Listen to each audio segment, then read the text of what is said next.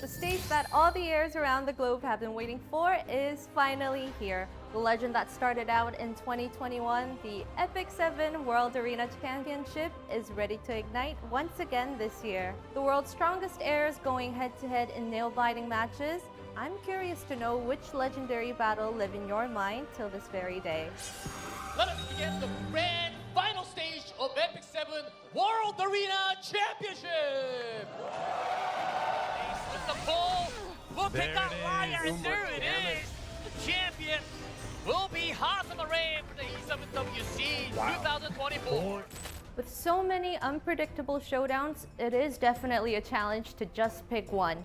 Well, the intense matches that you all loved and enjoyed are back. To get on level with the ever-growing skills of our heirs, this year's EpicSeven World Arena Championship has also leveled up.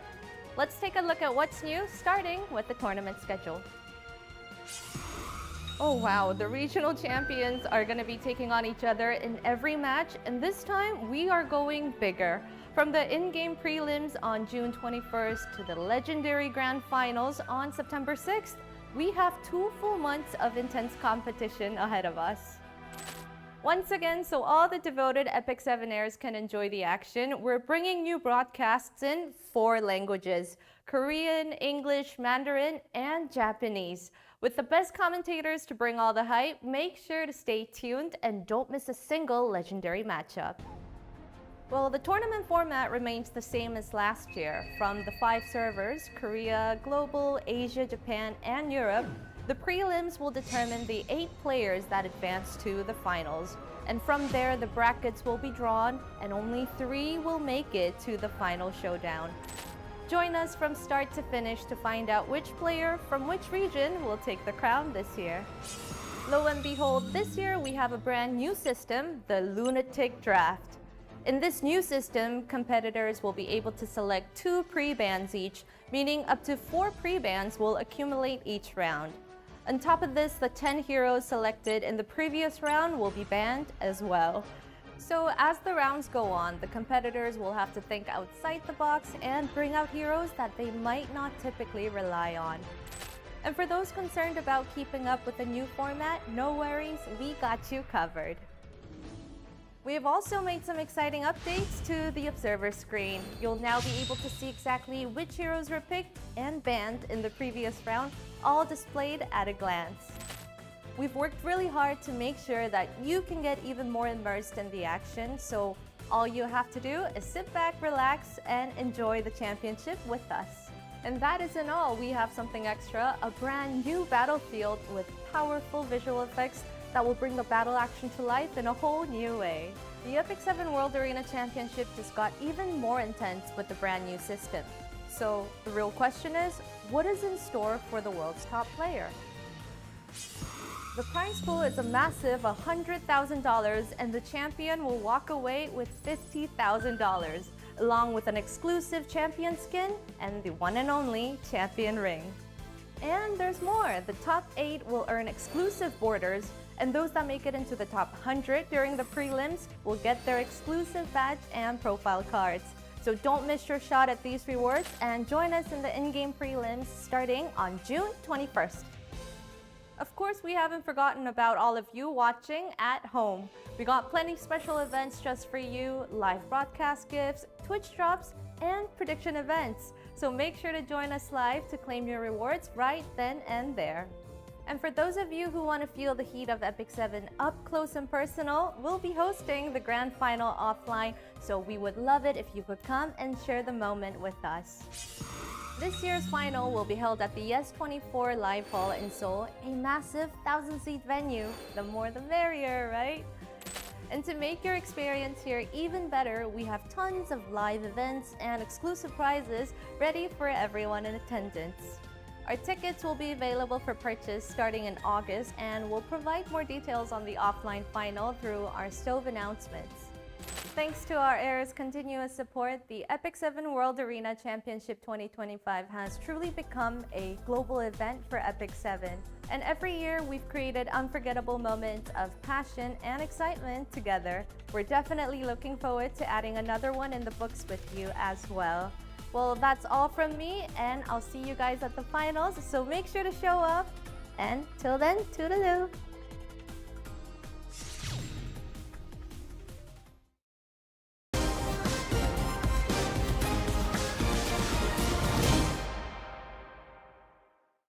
이건 첫 번째 레슨. 좋은 건 너만 알.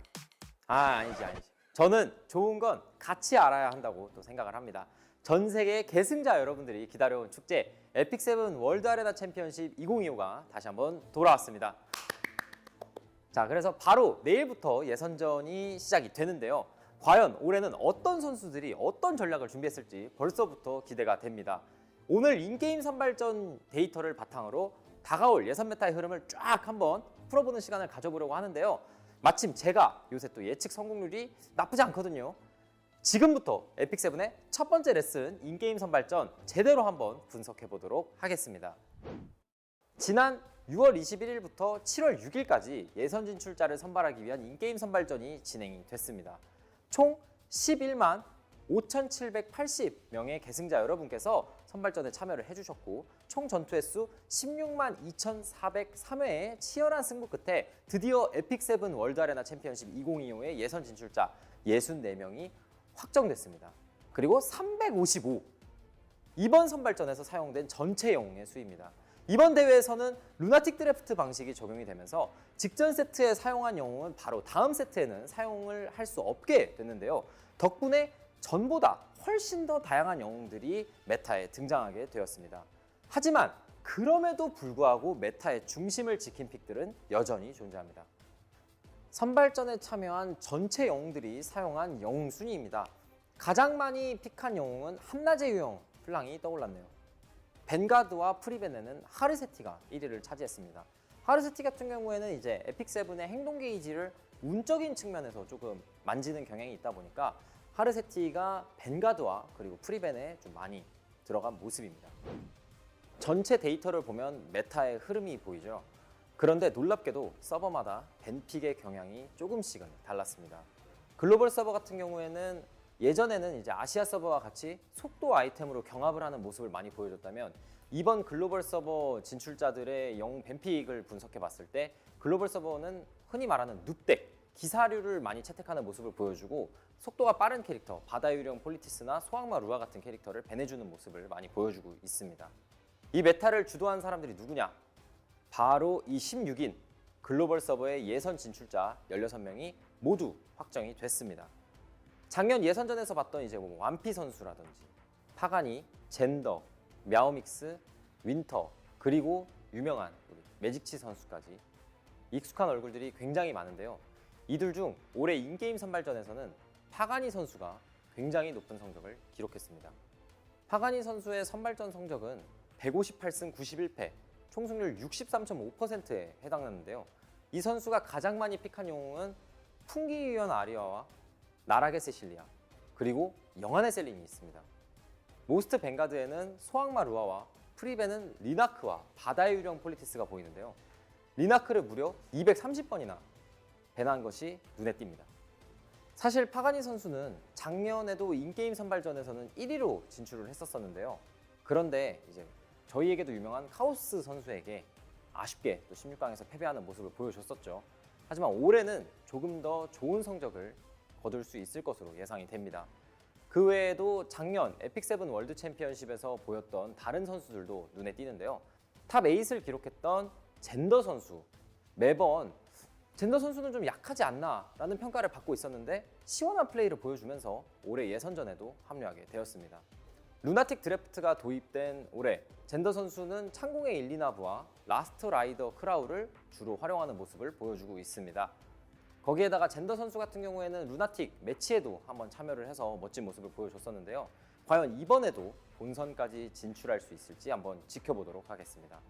다음으로 방금 소개해드린 젠더 선수를 16강에서 만나 탈락의 쓴맛을 봤던 우리 윈터 선수도 예선전에 합류를 했는데요. 윈터 선수는 플레이한 게임 수는 많지 않지만 승률이 굉장히 높습니다. 나락의 세실리아를 가장 많이 픽한 것과 동시에 벤가드의 지정환의 수도 가장 많습니다.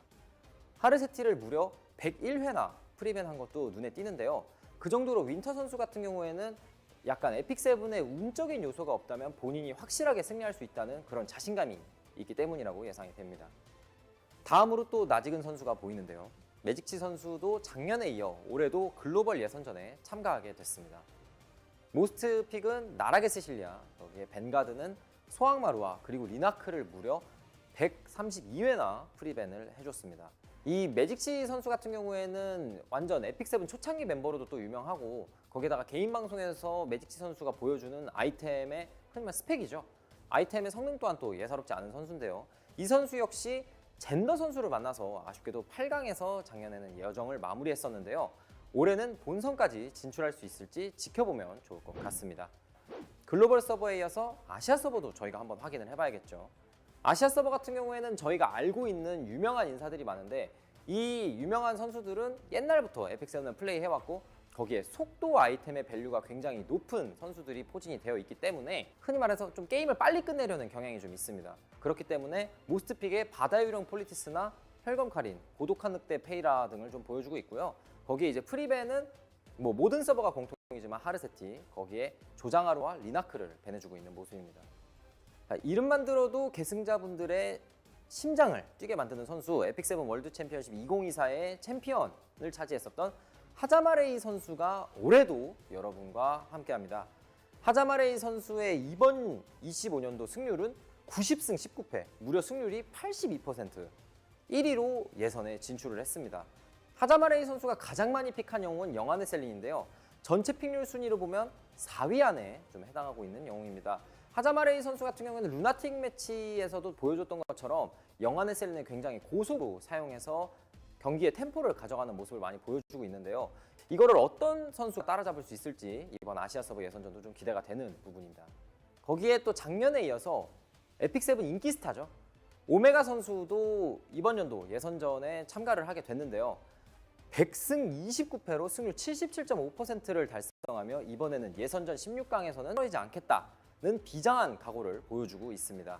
시너레 루나를 104회로 가장 많이 픽한 동시에 벤가드로 지정을 하는 모습을 보여주고 있는데요.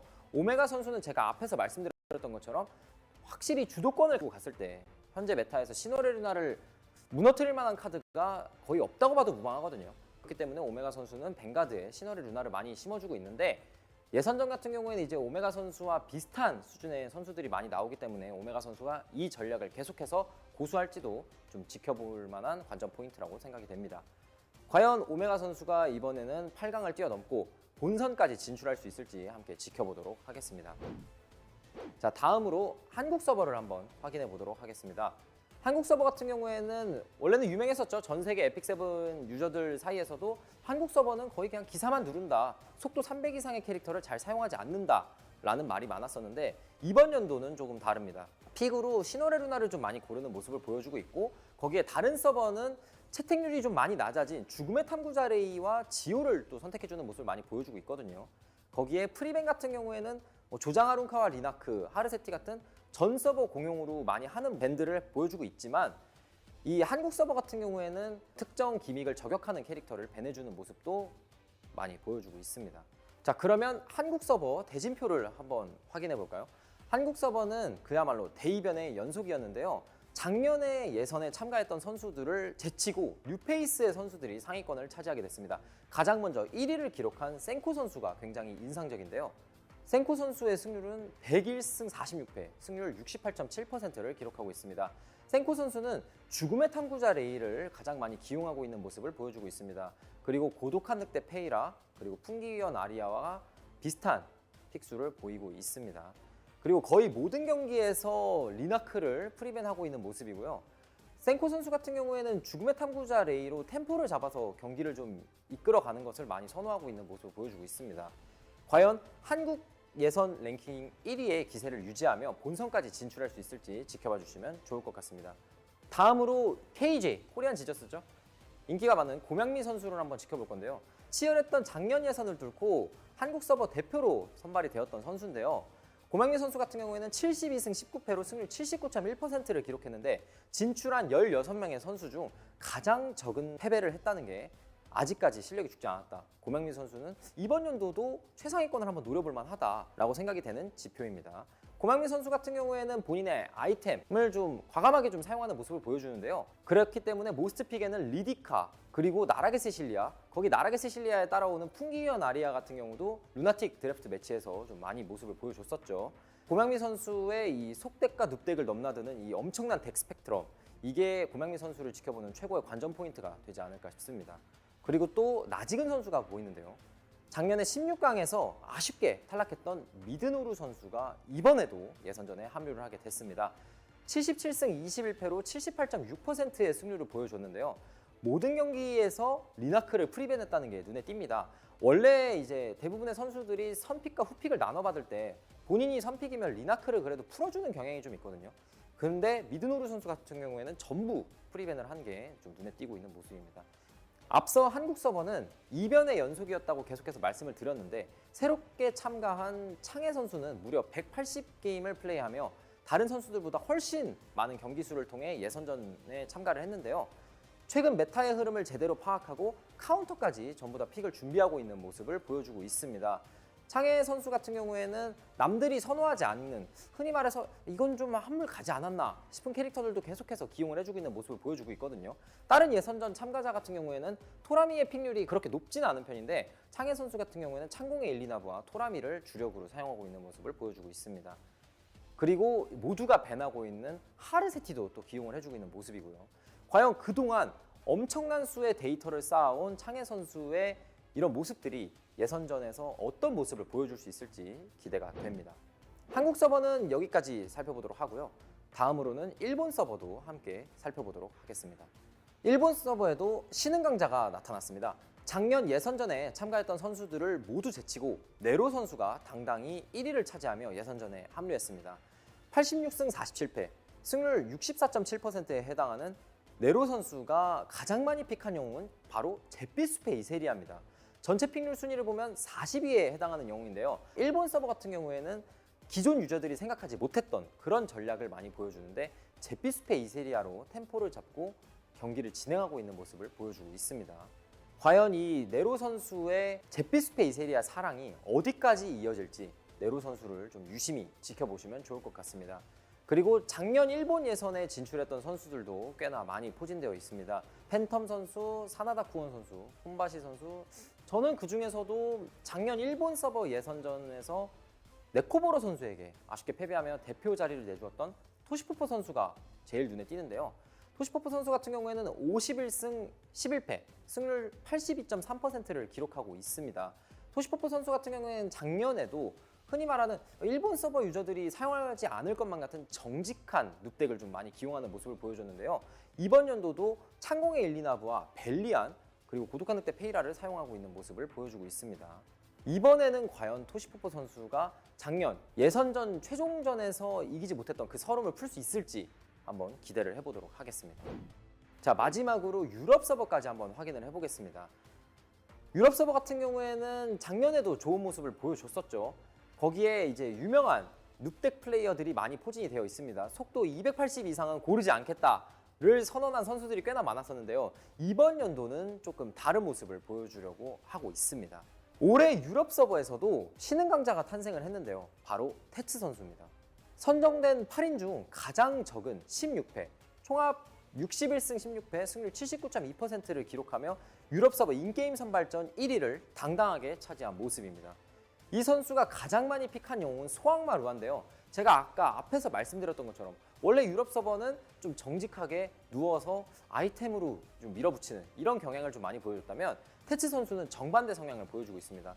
소악마 루아와 사막의 보석 바사르, 영안의 셀링 같은 게임 템포를 빠르게 가져가는 캐릭터들을 많이 기용해주고 있는데요. 거기에 벤가드에 모험 가라스를 넣어놓은 것이 또 하나의 특이한 포인트라고 생각할 수 있겠습니다. 자, 과연 이 테츠 선수가 뉴페이스로 등장해서 단 한 명의 선수만 진출할 수 있는 유럽 서버에서 생존할 수 있을지 지켜보면 좋을 것 같습니다. 작년에 사무라도 선수에게 아쉽게 패배하며 예선전 파이널 티켓을 놓쳐버린 크음 선수도 보이는데요. 크음 선수 같은 경우에는 뭐 유명하죠. 벨리안, 사막의 보석 바사르, 설국의 솔리타리아를 픽하면서 벤가드에는 소악마 루아를 좀 포진시켜주고 있는 모습입니다. 크음 선수 같은 경우에는 65승 19패, 승률 77.4%를 기록하며 현재 메타에 대한 엄청난 이해도를 좀 보여주고 있고, 올해는 꼭 예선전을 통과해서 유럽 서버의 대표가 되겠다는 의지가 느껴집니다. 과연 이 엄청난 선수들 사이에서 최고의 자리를 쟁취하게 될 유럽 대표는 어떤 선수가 될지 정말 궁금하네요.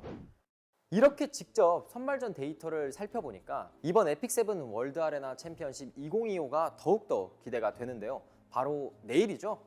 7월 19일 글로벌 서버를 시작으로 20일 아시아 서버, 그리고 26일 저희가 가장 많이 기대하고 있는 또 한국 서버, 그리고 27일은 일본 서버와 유럽 서버까지 치열한 예선전이 진행될 예정입니다. 또 선발전을 통과한 64명의 계승자 여러분들 중 어떤 선수가 본선에 진출할지, 또 어떤 픽이 메타를 흔드는 변수로 나올지, 그리고 처음 시행되는 루나틱 드래프트가 이 64명의 계승자분들한테 어떤 영향을 끼칠지 또 엄청난 재미 포인트가 될 것 같은데요. 저 쾅준 또한 해설로 함께하고 계승자 여러분들을 위한 다양한 시청 이벤트까지 많이 준비가 되어 있으니까요. 많은 관심과 시청 바랍니다. 그리고 내일 첫 방송에서는 다즈비님의 또 OST PV가 최초로 공개가 될 예정입니다. 그래서 절대로 방송을 놓치시면 안 되겠죠. 방송 시작부터 끝까지 꼭 함께 해주시길 바랍니다. 그럼 저는 내일 12시에 다시 한번 인사드리도록 하겠습니다.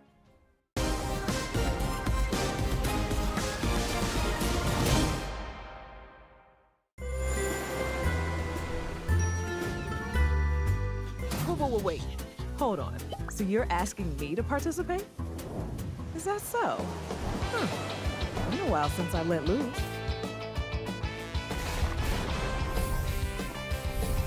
EpicSeven 7th Anniversary Festivities, Part 1.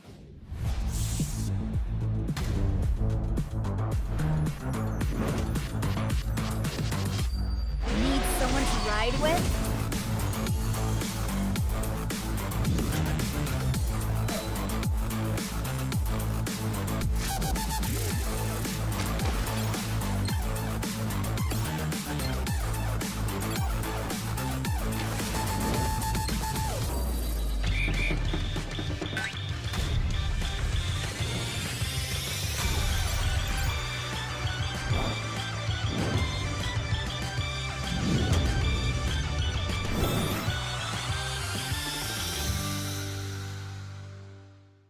The hot summer and impromptu boot camp, when the waves roll in and whoosh us away, what awaits us is...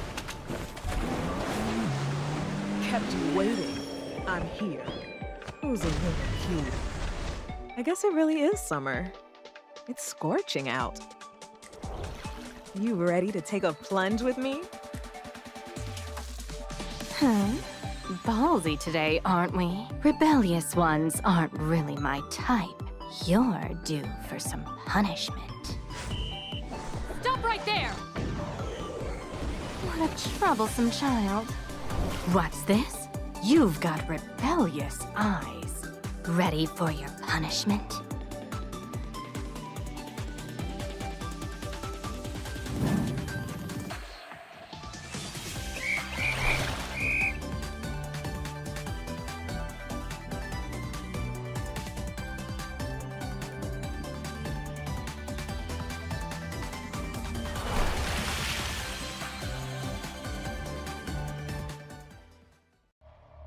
I knew we'd meet again.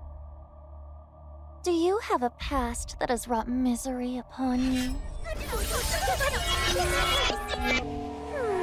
The desperate struggling of the defeated never ceases to amuse me.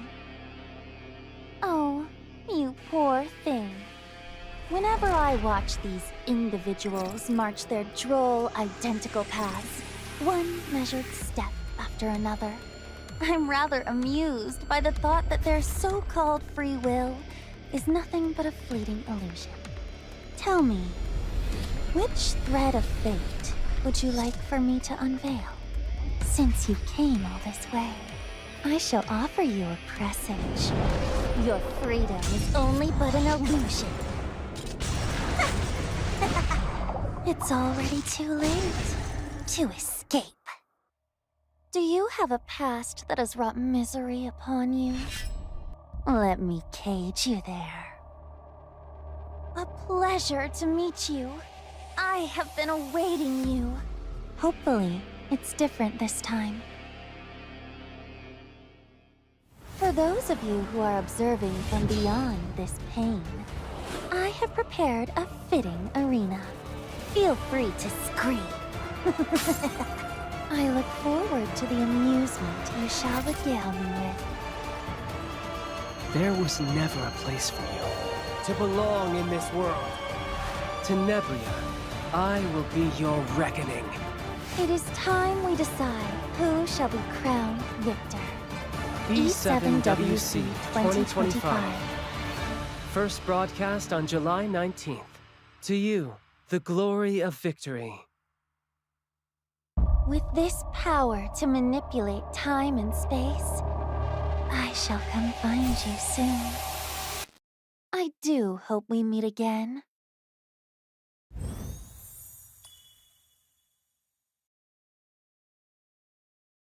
사람들은 당신을 이렇게 부르더군요. 마신을 쓰러뜨릴 유일한 존재. 성약의 계승자라고. 하지만 지금 당신이 할 수 있는 건 소중한 이들의 죽음을 그저 지켜보는 것뿐. 여신의 대리인이여, 어디 한번 덤벼보세요. 이 6번째 세계의 운명을 넘어설 자신이 있다면 말이죠. 2025년 7월 운명을 넘어서는 순간 새로운 전설이 시작된다. 에픽세븐 2025 월드 아레나 챔피언십.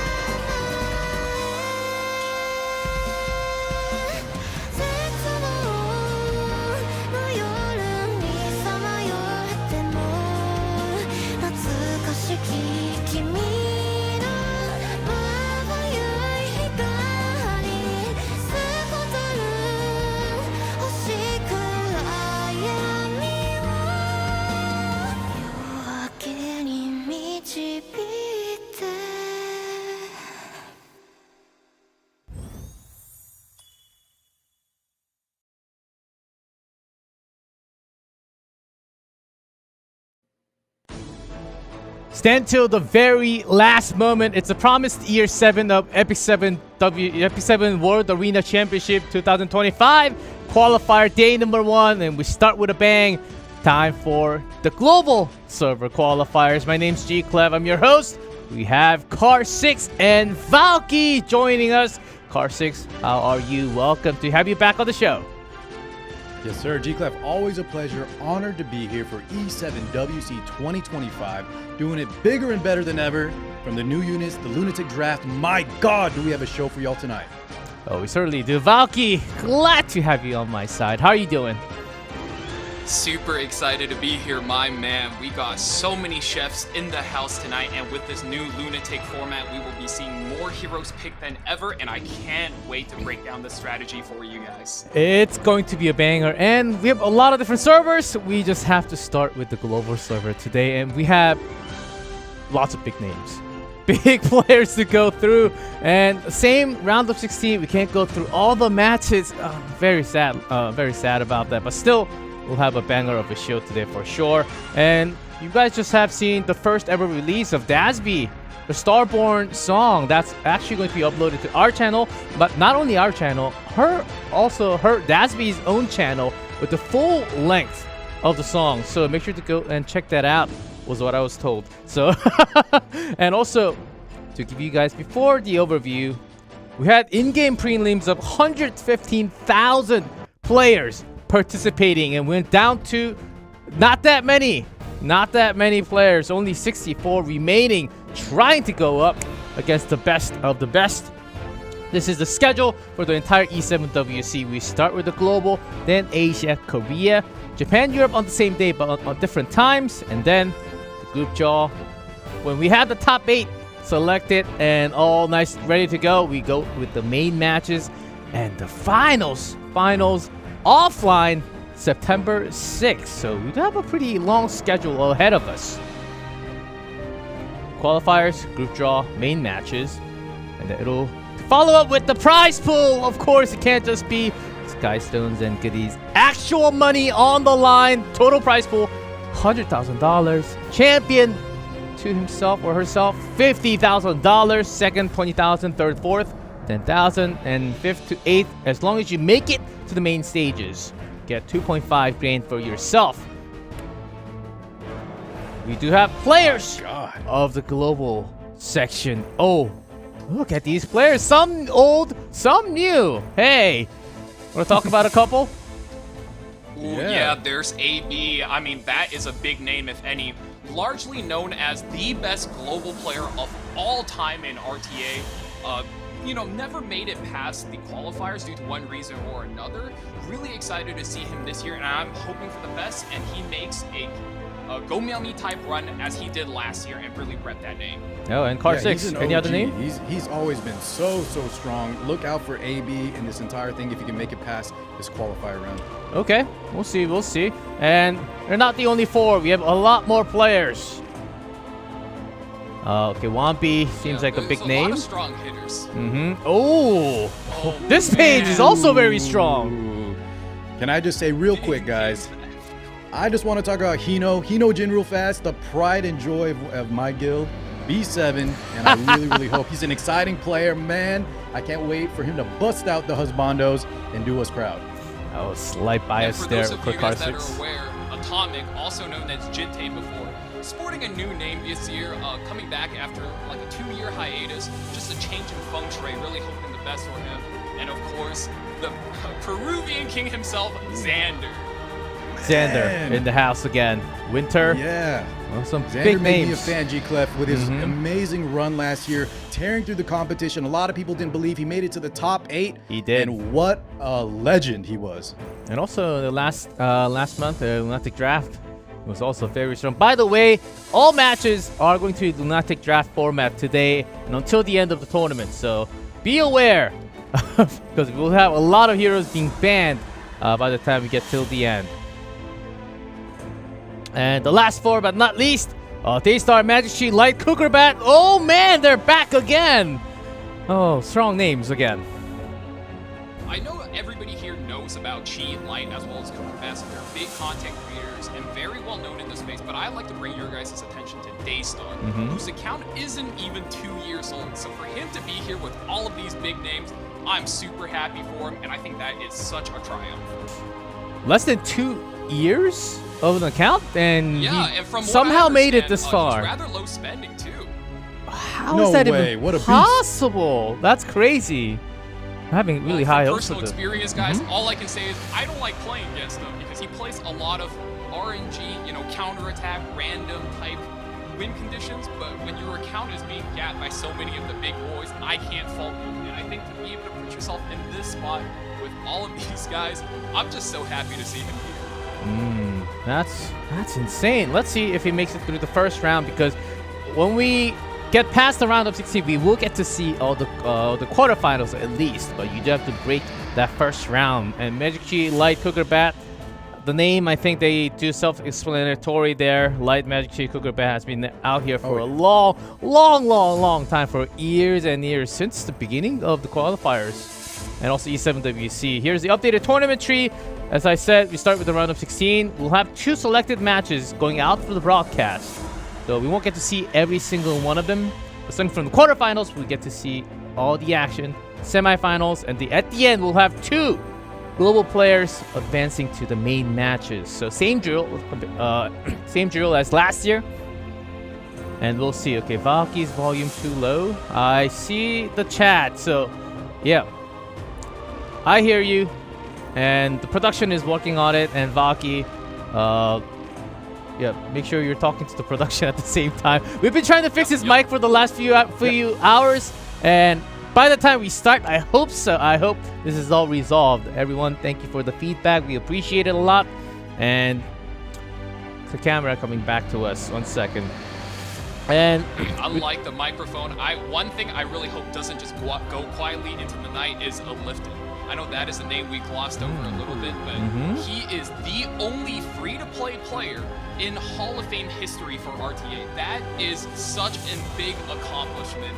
And it's often said that if he had a whale account, he would potentially just be the best player ever. And I really, really hope we get to see some of his matches tonight. Val, is this some kind of generation of miracles? If this guy was born or started playing a little earlier, he would have just taken it all? Is that what you're saying? That's what I'm being told. I mean, look, I've played against a good chunk of these guys, and normally I would say, hey, versus some of these guys, I'm like a 20-80, maybe 30-70. But versus a Lifton, the only time I can recall ever beating him was I got a lucky dual attack. So I can back that up. He is very good. Look forward to some Hellion Lua aggro drafts if it's not banned out. So I think it'll take some time. So Lifton has to go up against Winter. That's a pretty big opponent, first of all. So all throughout the preliminaries will be best of 3 for now. Not like the best of 5 we had from the Lunatic match event. The qualifiers will stay best of 3 until we get to the main events. Main matches, I mean. So let's see if he breaks through Winter, or Winter just comes up from that side. And if that's possible, it'll be either Paganii and Light, the winner from that, going up against either Lifton or Winter. So they have really big name matches. Sadly, we don't get to see all of them again. It's a stacked bracket for sure. My God, all those names you've been listing, G-Clef, like all of these guys have been here many times. Some of them have so many accolades to list, and then a lot of these guys are just monsters in their own right. Yeah, I think more than half of them, 60-70% are names who just came back or from 2 years ago. But some new names kicking, I think that's a really good sign. And somehow these players just keeps on making it in to the qualifier. That just proves that they are already still pretty high up and really good. Not just in terms of gear, they can still follow the meta and lead the meta in their own way and catch up. Because I do want to talk about the recent heroes that's been out. Everything except for Aram will be available through the qualifier. So Aram and her artifact, except for those two, every hero, including the new Tenebria, everything will be allowed. So let's talk about some of the heroes, because the new heroes are bursting the meta right now. Every single time you have a hero, bam, bam, slash, that's the new Hwayoung. That kick shouldn't be allowed. It's a little too strong. Oh man. Yeah, way too many heroes. I think we can attribute a lot of that power to one thing. It's Ahmed and her exclusive equipment. There's been such a big meta shift, because ever since Boss Arunka came out, I think Tankdown just kind of had this iron grip on the entire metagame, holding it down. Everybody's got to play Knights, everybody's got to play slow, because, you know, if you don't play slow, you will get outvalued by Boss Arunka. If you don't play slow and you don't get Renak, well, you will get bursted. So everybody was playing Tankdown. The moment Ahmed came out, you got the Summer Hwayoung as well. Suddenly the meta just exploded. Everybody has all kinds of creative, aggressive strategies. Suddenly you have people bring back Blue Kisei, Judge Kisei, Strays with the exclusive equipment. It's kind of crazy. And that's part of the reason why I think so many people are just so big on EpicSeven as a competitive format, because oldies always get brought back and get turned into goodies. Exactly. The reason why we're talking about the newest, latest heroes is, boom, right there, the new Tenebria emoji. Everyone, get that emoji. It's a long coupon code, so make sure to write it down. E7WC 2025 _EMO _coupon. I think that's one of the longest coupon codes we've ever had. Yeah, don't mess up typing it. Yes, let me write that down too. So can we keep that up for extra 10 seconds? It's a pretty long coupon code. 25 EMO _coupon. Why do we have to include the coupon? It's a coupon already. But there we go. You get a free Tenebria emoji. Yes, everyone's got it on chat. Copy paste. Thank you, everyone. And with that, I believe we have another one. Oh. There we go. Leaves, gold. Can't forget about them. But also charms. E7WC on their dash opening 25 will be the second coupon. It's in-game event tab. I know the event tab changed from, since we had the UI being all mixed up, not mixed up, cleaned out, I should say. You can still find it on event tab. Go all the way down. Coupon. If you don't find it on iPhones, you have a separate page where you can put in the coupon code. So just Google it, EpicSeven coupon iPhone, and then it's one of the first things that pop up on Google. So, everyone's got it copy paste on chat. Thank you, everyone. Love to see it. Thank you, everyone. Yeah, make sure to get the second one to E7WC on the dash opening 25. So, with that, I think we are ready to go with the player matchup. Here is the first ever player for the global server going against the next. First player we have is Meowmixxed. Oh man, getting hyped. What is this player all made up of? Car 6, you got some explanation about this player? Well, Meowmixxed has been around for quite a while. I want you to take note of the Last Rider crowd in both the most picked and the most banned protection. We were talking a little bit earlier, G-Clef, right? Last Rider crowd has always been really strong, but I think Meowmixxed is really going to highlight his potential between the damage mitigation, the immunity, and yeah, I can't wait to see what he busts out for us. Yeah. Yeah, Valky, do you have any comment about Meowmixxed? I think one impression a lot of people have for EpicSeven is that in order to play aggressive to bring the high damage, you have to be fast. And Meowmixxed is known as one of the most aggressive turn 2 players. So he often hits his opponents with switch-ups on including effect resistance unit, and as you see here on screen, he's got the Empyrean Illinap, the Last Rider crowd, so a lot of defensive utilities that try to help him flip that turn dichotomy, if you will, up against his opponent, who I know for a fact is a faster player. Oh, lots of chat rooting for Meowmixxed already. I can see the hype behind this player going up against Xander. It just has to be this matchup in the round of 16. Meowmixxed versus Xander. Xander will be our first televised live matchup. Yeah. Oh man, what about Xander? We talked a lot about him already. I know, I can't wait to see what he has here, but Xander, such an amazing run. We kind of talked about that in last year's E7WC, but this time he's up against an extremely tough opponent. He may have a speed advantage, and Xander's a very flexible player. Do not underrate, and I don't think anyone is going to underrate him this year especially, but you do see a little overlap, I think, in a little bit of style between the crowds. The Illinov, they both like these kind of tanky, a little bit safer options. And you see him most ban protect is that Solitaria, potentially either for her control or the prevalence of the fire flan that's been coming up a lot. And Valky, what about Xander? Got anything for him? He's known on Twitch chat as the Peruvian King, and boys, what do kings love? Of course, it's their knights. Gold. Look at how many knights are in his most pick. Double crowd with Empyrean Illinap. He is actually, I think, taking a similar path as Light E7 did. They used to be known as extremely fast and aggressive players, but now I think they're kind of taking the slow and steady path into these tournaments, pick a lot of knights, play that stable game plan, and look to outvalue their opponents in the long run. That being said, though, he did kind of bust out that Specimen Says last year, and that was one of the standout, most hype moments of E7WC 2025. And if you didn't see the balanced patch notes, I think Xander's going to be very happy. All right, we have the matchup. Top 8 in the qualifiers for Meowmixxed. That's global qualifiers, but top 8 in the main matches for Xander. So it's not exactly the same top 8 we're talking about. Yeah, quite a difference there, G-Clef. Top 8 of the entire thing versus top 8 of just the qualifier. So Xander did make it a lot farther last year, but both of these guys, you can't count either of them out. This could be anyone's game. Yeah, Valky. You know, as far as I can see, one important thing I like to point out is aggressive players usually have problems versus two things. One, heavy knights, and two, faster players. I think in Xander's case, he is not only faster, but he also brings a lot of knights, as we've seen with his most picked units. So if I really have push comes to shove, my prediction goes over to Xander. All right. Here we go. The very first match of the round of 16 qualifiers for global server. Meowmixxed versus Xander. Game number 1. Oh, baby. Quookerbat. Oh, Tenebria's open. You're going to see this a lot throughout the event, boys. Renak and Bossarunka banned out because Xander is going to be picking second. If he left either one of these units up, Meowmixxed would have first picked it. Oh and my fought it gosh, Oh she's my! here. We have the win, Tenebria. There it is. We were talking about First this. pick. First pick, first game of E7WC 2025. Are you kidding me? I hear she breaks the game. Are we okay? You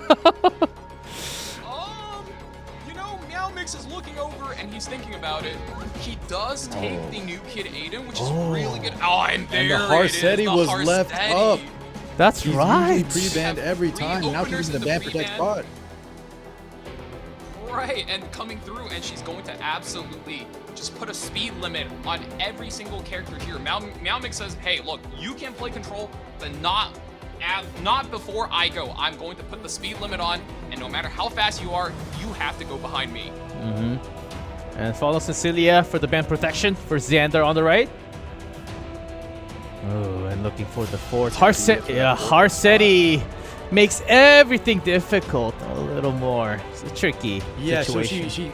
So her speed, she nullifies the speed and kind of turns it into a RNG fiesta where you're not sure what the turn meter is going to be. That's why you often see her locked away in the pre-ban position. But I think both of these players opted to kind of take a little spin. You know, the Bossarunka plus the Renak, we always see them. And now that Harsetti's in play, this is going to be a little wild. Everyone, Aram Ray is does come out here. Aram is disabled This for is the one qualifiers. Just letting you guys know. Not going to get a ROM, but we'll be getting Death Dealer Ray. And I think in Harsetti matchups, he is a force to be reckoned with. Able to strip a lot of buffs, put down just absolutely devastating debuffs like the Sleep and the Venom. And oh man. And I think especially when you have Harsetti in the game, it becomes such a mix-up because of the speed RNG inherently in the game. So you have no idea what the turn order on any of these units are. It's almost as if you're playing poker, and as the river card is being dealt, the dealer shuffles everybody's hands. So it's going to be a mess, guys, and I'm here for it. Yeah, EpicSeven players love some gambling, but I want to highlight one of the things you noted about the Death Dealer Ray. We do have the sleep effect, which if we hit it on an evasion unit like Aiden, we will get those, that guaranteed hit, the crit, and so potentially, depending on the turn order, that could be a nice little counter pick there. And there's a Solitary coming out from the side of Meowmixxed. Oh, I thought Solitaria was the most picked from Xander. Really important pick here. I mean, I think Xander, despite not having the Harsetti, doesn't look too bad. He has 2 hard controls, especially in the light Tenebria, who's going to be able to put down block, which means all of the debuffs that are following will stick. They will make an impact, and they will be impossible to get rid of. So all of these cleanse characters you see, like the Illanav, like the Designer, they will only be able to cleanse their own version of those debuffs. And Archdemon I Shadow like picked that up. last pick from Xander, the Archdemon Mercedes G-Clef, the seal, the dual attacks. She's really going to put Meowmixxed into a tough position. Instead, just gets banned out. We got to get that Solitary out of there if we want our Pirate Captain, the Fire Flan to get to play the game. And the Archdemon's got to go as well. With those 2 banned. Not surprising at all. This is something you'll see super often when good players go up against each other.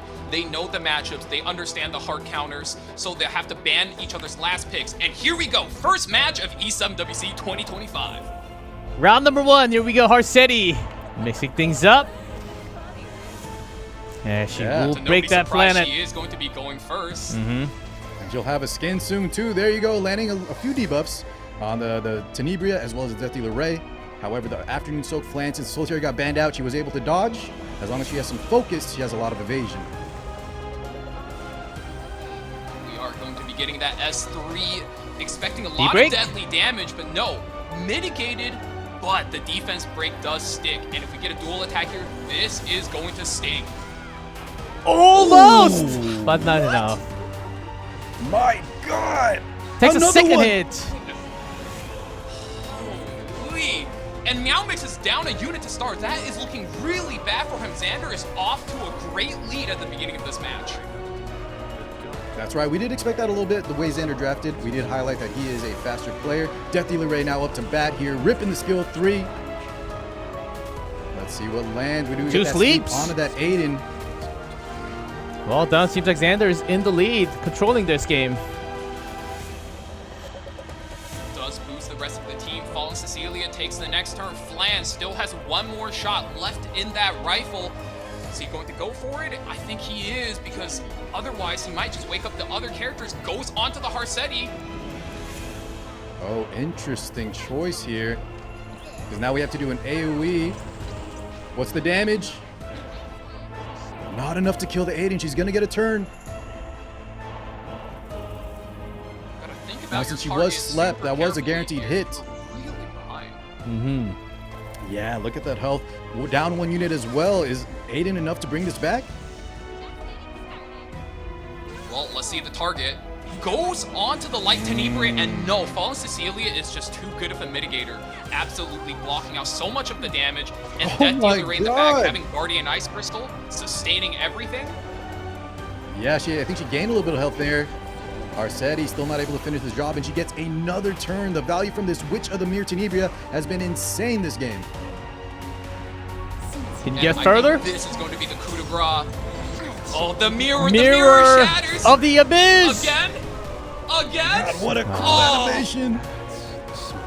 We missed half our debuffs, but I think the block on the new Kid Aiden is all he's going to need to close out this match. Oh, man. That is just so much from Tenebria coming down. Oh, Meowmixxed. The barrier's gone. Sleeping on the Defense job, getting... debuffs present. The opponent is so healthy. What does Meowmixxed have here? Is there any outs? I don't know. Unless new kid out, it Still can have do that something Focus else. I don't think he has an out. I think Afternoon's so flying with how much he's just, how much free turns she's been getting. She's just going to take over this match, and she has. Auto attack comes through here, and There just knocks it out both is. units. Xander takes game one. The veteran. That's GG. Xander was ready for that Harsetti, 100%. Willing to let that go in the Man, what a background. Vanguard. I know, it almost seems like Harsetti tilted his camera a little bit to the left. Good game, thumbs up. Thinking about Yes. game number 2. Just has to win 2 games and you move up to the next round. That's right. I was really curious to see how normally when Xander he kind of plays, brought it I think out we this see game him 1. laughing and kind of like waving his plushie around a lot. But in this match, I think he's absolutely locked in. You see him putting up the fingers. Players in this tournament is forbidden to take notes, so he's just keeping track of every single pre-ban. He knows he's got that victory, which means Meowmixxed will have the ability to dictate whether he goes first or goes second. And in a good player's case, as Xander is doing, he's got to have the best draft prepared for both first and second pick. That's how he's going to be able to clutch this. Xander looked great there, taking advantage of the speed that Tenebria just putting in so much work, and also not dying either, protected from the Guardian Ice Crystal, then Death Dealer Ray, just getting insane value. And Meowmixxed, ever since she took that first turn, just could not recover. Yeah, we will see. As one more game for Xander, he does move up to the round of 8, the next round. And some players were already asking and seeing, haven't pulled Tenebria yet. Do I pull? I think you've seen the answer a little bit. I think we're about to see a lot more answers coming through. Well, what a showcase, G-Clef, on game 1 if you should pull and use Tenebria. I think that definitely answers it. Certainly, yes. We have the ban pick for the second game, round 2. Can Xander just have a 2-0 and Lunatic format? If you are not familiar with it, all the heroes used in the previous game are banned out, as you can see in the middle section. So you have to come up with a new strategy. Are locked Wow. out. And this is where the second stream, Yeah, I the thought one backups of kind of these come guys through. would be opting for some aggressive openers, but in this case, look at that. First pick by Meowmixxed Litica, a very strong cleave and aggro initiator. That means he's going to want to play fast and put out a lot of damage. And with all of these other openers banned out, you've got Sea Phantom Politis, Heli and Lua, Ahmed, as well as Knockwall all knocked out.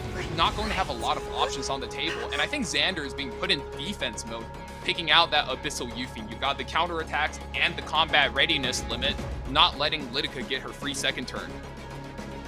When those premier openers are kind of locked out, you see units like Conqueror Lilius a lot of times, especially this Lunatic. Oh, there it is, the last Rider Crown. Oh, already? Both of these players love this guy, and here he is. second pick. That's a little AoE early. nuke coming out from his ultimate every time he goes, and you know, buffed a while back to every time he uses that ultimate, he decreases the cooldown of his allies such that whenever you're playing against a lot of AoE that Meowmixxed might be bringing, he just really starts to ramp up that damage and snowballs the match out of control. Yeah, that's why you might see Meowmixxed here now. Be very, very careful. Laya comes through, Premier Cleanser, a blue Crow guy. These guys really, really draft similarly. You saw them both highly picking both Crow units. The blue Crow going to have that built-in mitigation, have an S3 Siegfried that can true damage nuke a lot of units in the game. So between the Crow and the Laya, expect a lot of single target threats. And that is a classic matchup, Car. I'm glad you recognize. Whenever Last Rider Crow drops the AoE, Blue Crow is here to absorb that damage and then swing it back. And sensing that threat, Xander is going to be locking in Disciplinary Prefect Arya, one of the newer bruisers released into the game. Her ultimate, as you can see, will send her opponent flying off again and leaving behind a little bit of injury as well. You definitely don't want to see that when you're supporting the Crow or the Laya. Yeah, she's a Dark Warrior for sure. Card 6 a little, as we always know. Every time, G-Clef, every time. But yeah, like Valky was saying, G-Clef, the Arya, I think she was underrated big time, but the ramping damage, you saw in the Lunatic draft. Oh, there's the Conquer list I was talking about when the premier openers. But real quick on the Arya, guys, a lot of people underrated her, but we saw the likes of Elvmage, the likes of KJ in that Lunatic tournament really show how good this unit actually is. Yeah, Silidius. I mean, in a format like this, especially when both players, look at the pre-bans, are just banning openers. You have to dig deep into the bag, and Conqueror Lilius just happens to be a soft opener when all of these OP ones are banned out. And speaking of OP, she is getting a buff, and, you know, no comment, but she might become a little bit OP. And, you know, speaking of that, you do get the Urban Shadow Shoot picked up into all of these HP scaling units. That, her and her fixed damage into injury will be a devastating effect to have. Oh, man. Oh. I think Tori's my favorite unit to be released this year. She's just so fun to play. Now we're all talking biased, right? She is very like strong. Yes. We have an Arya favorite and a Tori favorite. Oh wait, Greenlandy from Xander. Yeah. Really highlighting I the think damage that might and just gonna even brute force telegraph it. that he is looking to ban out the Litica. Greenlandy is really good against team compositions that like to ramp up with buffs, like versus Blue Crow, versus the Tori, and you know, you can't play this character through the Litica, so maybe Xander just bans her out. Right on the money. There it is. Yeah. Both players identifying that win condition. Yeah, if the Landy got through there, a lot of times you'll see her damage can be mitigated via the use of like anti-pen units, think DN, think Ilinov, but in this one, she would have done so much throughout the match. So both the favorite of the commentators, Tori and Arya, going through, of course, Arya in the band protection. But here we go, round number 2. Xander on a match point for the next round. Meowmixxed, can you bounce it back? We're starting with Shu. We're starting with Shu? Shadow Shoot takes the first turn. Yes, you're right. Immediately counterattack. Not going to be too much damage here, but Xander doesn't care. He's just here for the fighting spirit, and Conqueror Lily is walk and talk. We're going to put a bigger buff for the entire team. Attack downs, and this is why she is so good in these bruiser matchups. It's just so much value across the board. You're buffing up your team, you're debuffing the enemy team. What else can you ask for? Yeah, just always a good unit. And Having fun? Are we back? Okay, I can hear you now. I hear clicks. Oh, I hear you now. Hino beat Paganii. I was watching the Korean cast. That's a great look. that's really good. I am also watching the Korean cast, and the match is still happening. You know, remember when we said it? You know how we said AB is considered the best player and that one was nothing. You remember when we said that? Did he first round exit? I am told he got 1% win condition by Cookerbat. He got 1%, like he lost to a 1%? Yeah, it's like a dual attack into a Guys, counterattack. we are back. We are back on broadcast. Sorry. I have to apologize big time to everyone. We are finally back. We had a sudden power outage on the entire studio. Except for the Korean casters. I don't know how that works, but we got it all fixed. We booted all the computers we have. at least 20 plus computers just on this floor and production on this other side. We do apologize big time, as the matches I think still going. I think the match is still happening though. Can we go into the match, please?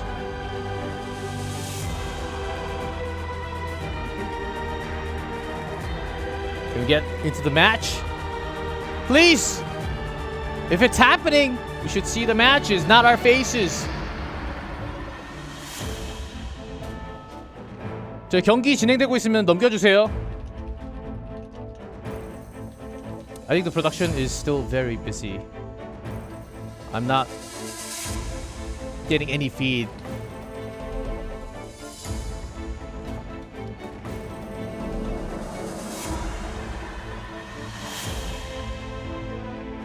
You can't hear me? Guys, hello?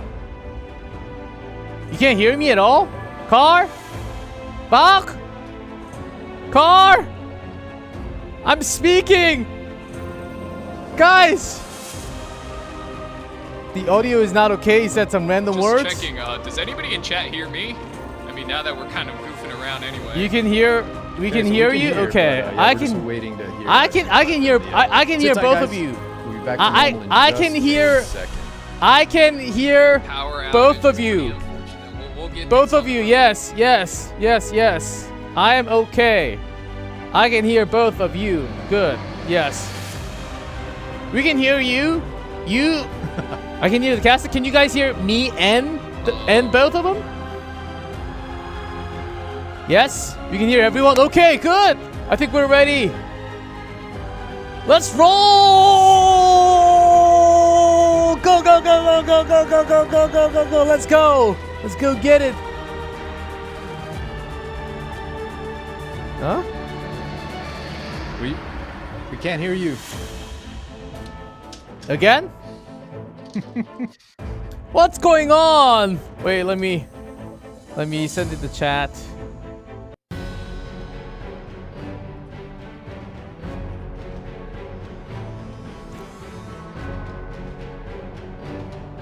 Okay, 1 second.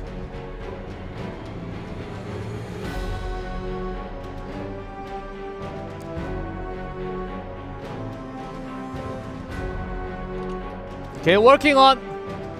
Everyone, Oh, we we're are very sorry so working bad. on it. My Okay, D+, now I hope you guys finally. are power outage. I was so alone, guys. I was so alone. I didn't know what You're to trying to say communicate. anymore. I almost cried on screen.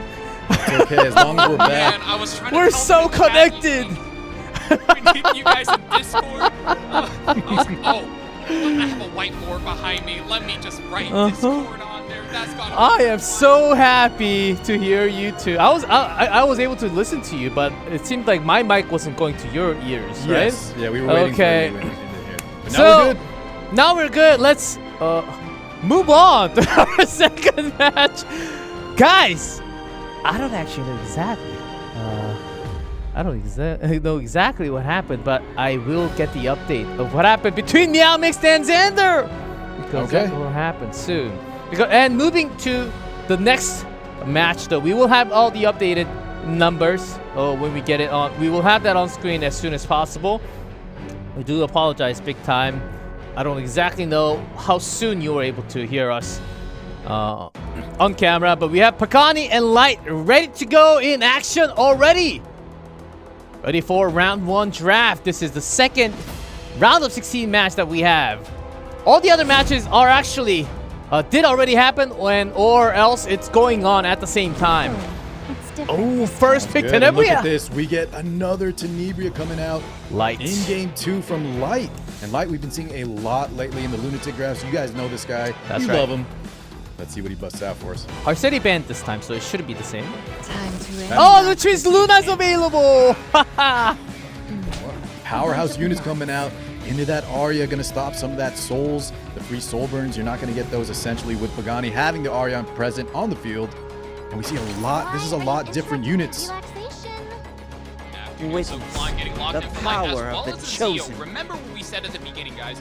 Paganii got to this point by playing a lot of ML Lua on 3 draft.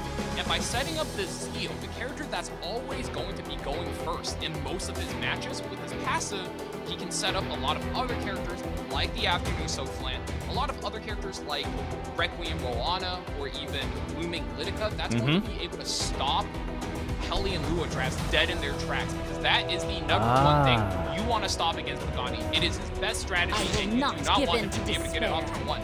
Paganii hitting the pivot here, knowing Light past that Zeo. So the Empyrean Illidan. Don't be nervous now. And Yeah, it's a bit of a pivot, but you still see some strong like opening utility units between the Sea Phantom, that Luna. He does have that tank down between the Arya and the Ilinov, but you can tell the aggression is definitely on the side of Light. So Light taking some extra time. Ellie and Lua on hover. Ugh, Locked. I literally just did my nails.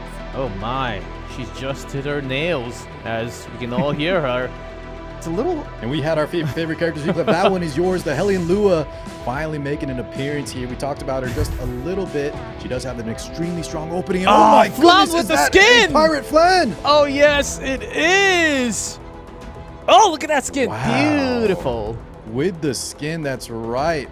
This unit can do a lot of damage. And on the other side, if you have some debuffs, you have some stuns, you got some bombs, well, we got the unit, the Hua Young, the bystander herself, ready to kind of fight back. Bruiser extraordinaire, cannot be debuffed, but also cannot receive buffs. Lots of Hwayoungs in the game now. We even have Summer Hwayoung. She's also available. Every character except for Aram, the newest, available for pickup, is not allowed during the qualifiers. Everything. Oh, Tenebria, it is the ban. And Yeah, for Tenebria. ban out the bystander Hwayoung. She's just so good versus debuff characters, and Light happen to have quite a many of them. Straight going in, first round. Paganii versus Light. Of course, we got Zeo going first. He's always going to be going first. That little brat with the passive, he will be looking to set up his teammates. So here, Light is going to be dropping the S3, not pushing the Afternoon Soflan. And does it go on? Not bad. Helly and Lua does take the turn here. Unfortunately, with the Ahri on board, you cannot soul burn her. And with so much effect resistance, does it even land? It lands on 2. That's not bad. Yeah. That is pretty good there for Light. It is. Now we lead straight into that Power Capture plan. She did activate that S2 earlier. S3 sending the ships. Look at those cannons. Flan. Ooh, lots of burns and the bomb on them. The 3 bombs is the important part here, fellas. That is what's going to lock down Paganii and lay down the pain. ML Luna now needs to be soul burning her ultimate. This is going to be what's flipping the entire match for him, sealing all of the passives. Afternoon Soflan no longer has sniper mode. She needs to tempo the match normally by herself. That's a lot of power down with the seals. Can Light take this? Defense break does land. Decent damage are coming out. 5,700 to the dome. Onto that Hellion Lua. No counterattack going to be coming through. The bomb? Stun! Oh my god, explosion! Deleted!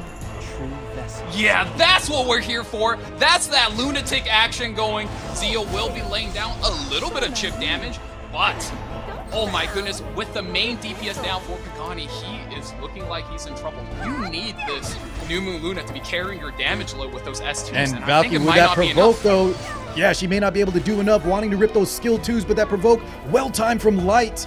He's gonna need every bit of help. Paganii has to come back here. He is taking so much damage now in a 3v4 situation. Ah, that's And too now gone. it's 2v4. Every bomb seems to take one each at a time. Bomb stun. Politics loses her turn. Double the With flan, those double the steals trouble. gone. Oh my Afternoon goodness. Soflan is in takeover mode. The She passives is going are to back. run them absolutely through. Zeo with a little bit of chip damage. One character standing for Paganii. And Light closes out the first match. Lights out there for Paganii. Pun definitely intended. Sending the crane game. Knock him out. What a commanding lead, I should say, from Light. First win for Light. Paganii down 1. TV continues to deliver. That Tenebria didn't really do too much because it was post-banned, but still. G-Clef, Let What's me up? say, I think Valky brought this up with Xander. Now he's usually a lot more lighthearted. We saw Light smiling, laughing in the Lunatic, you know, the little more low-key, more friendly tournament. Look at him here, locked in, no smiles. He's ready to go. And we're so Also focused. pretty fresh shape, so he's looking extra sharp today as well. Oh yeah, I was about to say that too. He looks very sharp, ready to go for the main stage. Maybe he's got to go through a lot of opponents before that, but he's up 1. That looks like a very solid draft. Pirate Captain Flan, is that the? It's not the most common pick, even with the Lunatic draft, is it, boys? No, it isn't, but with the Zeo first pick, I do think it fits exactly what he's trying to go for. And I think that is such an important win for Light. He is in such a strong position. I know he's just up 1, but not only did he take away Pagani's strongest strategy, but in the Lunatic format, Helly and Lua is now completely off the books for Paganii. Paganii needs to find another team, another draft, another composition that can hold him down and flip the match on Light if he wants to stay in and keep his world stream alive. That's a tough opponent, though. Can you really bring it back after that big loss? It's a best of 3, so Paganii needs a 2 straight win. Round number 2. Light on a match point. Lunatic draft, so all the heroes used previously in round number 1 are banned. So you do have to come up with a fresh new ban pick. Let's see what happens. 2 more pre-bans will also be added from each. Pera, Aruka, Harseti, Vinok. And on top of that, 4 more. Thinking really hard. I don't think we have a frozen screen. Okay. Got DDR, ADS, Politis, and Tori. Ooh, okay, yeah, the Tori Politis on the side of Light there. And DD Ray, Archdemon, Mercedes. Very interesting free bans from both players. Yeah, lots of snipe Paganii bans, now in the I can first tell. pick position, driver's seat, as they say. He's really gonna have to figure out a strategy. Blood Moon Haste is definitely a take. First in First pick, E7WC Blood Moon Haste, 2025. super stable character. I mean, Empyrean Ilanav is out of the game. There's no safer spot. And then Light, you know, goes for the Abyssal Yuffie. So we're looking for a carry, we're looking for utility, and Spirit Eye Celine. So you have Light, which has 2 damage characters, versus Paganii, who has a tank. So Pagani's kind of defaulted into this defensive position, and Light stays flexible with 2 DPSs. They could go fast, they could go slow, and I really like the confidence he's showing right now. Yeah, and let's just talk about Spirit Eye Celine real quick. My goodness, did they give this unit so many buffs. She can bring back the team, she can cleanse, she can rip some souls. She does so much damage, has utility, and like Valky was saying, between the Abyssal Yuffie and the Spirit Eye Celine here, he can go in a lot of different directions with his draft. Yep. Well put, Car. I mean, look, Spirit Eye Celine committed the grave sin of all bad characters in EpicSeven. She does nothing on her first turn. So all they did was give her an exclusive equipment that lets her soul burn for the extra turn, and bada bing, bada boom, she's fixed. And now she's one of the most terrifying characters in the game. Bellion as well as Dragon Price Senya. That's some Connie's tanky really units from coming back Paganii. to the basics here. Amit? That's a quick pick. Amit is Yeah, one Rebellion. of the strongest openers as far as aggressive strategy goes. Not surprised he picks it up here. Like, kind of going back to his roots, maybe swing a little bit into a cleave composition. Going to be tough hitting into the Blood Moon Haze, Dragon Price Senya, but you do have the knock wall disarming all of these true damage nuking tanks. Oh yeah, that bind and that knock wall. And I think you said something really interesting here. I think maybe after the first game from Light, you know, he does shift to kind of standard, sometimes tank down. He used to be one of the best cleavers in EpicSeven, and now we're kind of seeing him pick up that aggression once again, that amid that knock wall. The Bellion was going to be a kind of nice pick into things like Spirit Eye Celine if she's on the no crit, maybe the 3F build to kind of knock her out. But that knock wall is going to be very, very debilitating. Lytica picked up. The Lunatic pickup is pretty interesting here since Light does sport a lot of cleansers, able to get rid of those debuffs, but maybe she's just looking to go first and just be a force of disruption, not let Light get those chain turns through, since Light does look like he's posturing to play aggro, and there it is, Moon Bunny Dominion, picked here specifically to counter the knock wall and essentially hit the reset when knock wall lands all of her binds and stuff. Oh, okay. The Fairy you see Tale. this in the last pick spot a lot. That Fairy Tale Tenebria bringing some of the craziest debuffs in the game. You have to respect it. If you don't have answers ready for her, she oftentimes takes over the entire match herself. And that is the deep bag we're talking about. In a format like this, when all of these broken characters are banned out, you have to reach real deep into the bag and put the fries in because, oh my goodness, bans out the Lunatic, and I do believe Paganii is stuck in a rather awkward position versus all of these debuffers. You're right. Yeah, We it's gonna likely be starting with the Fairy Tale as we have the bans. Is Paganii ready? Light about to take the match. If he wins this one, starting with a mid. There's still hope. Please, have faith in me. Extra turn, and Moon Bunny Future gets an only extra buff. shall flourish once again. So pretty. This is fun. Cry in this beautiful illusion. Paganii's got to put up his best defensive stance because all of these debuffs is going to run him over. Oh! That is just too much! Fairy Tale! Hang on. It lands a stun on the Dragon Pride. Case's defense broken. You do not want to see that. Paganii! You're about to see so many debuffs on the side of Paganii. He's not going to be able to breathe right now. Binded! Look at how many debuffs is that? Like 18 altogether? Extra It's a bunch seal! left, and that bind means no more counters from the belly, no more counters from that Blood Moon Haste. And we are taking some damage. The seal also Oh, gonna the stop sleep. that Bright Senya from proccing. 18 debuff versus 1 debuff. Oh man. The Bunny Dominion finally Oh! breaks out of the gauntlet of debuffs and gets sent home with one stroke of that brush. Oh, this You're is just bored. painful to watch, Valky. My heart is beating so fast. You feed. Another counter too. She's almost full with the stacks too. Yeah, And this that's just the looks risk so you run when you play a one-sided. 3F belly into Vissel Yuffie. You're not hitting her super hard. Haste and down. You're feeding her stacks. Oh Blood no. Moon Not Haze only that, goes we down as banned well. the Spirit Eye Celine and we left up the Fairy Tale Tenebria, and we just got ran over. Another Bam. seal there, complete control from Light. Not letting up any bit. Extra poison. Tenebria still stands. Dragon Bright Senya and Finally Belia get a just for turn 2. from Paganii. But The game seems like it's almost Coming in. over. Look, Car, you gotta Counter click that attack button, again. okay? Well, that's a mean counter. Look, if he landed that kill right there, he only lost by, I don't know, like 3 units. Otherwise, you're losing by 4, and it looks bad, okay? you know That's what? I respect GG. it. But there it is. Light wins Only lost by 2 2-0. units. It's not the worst, guys. It's not the worst, okay?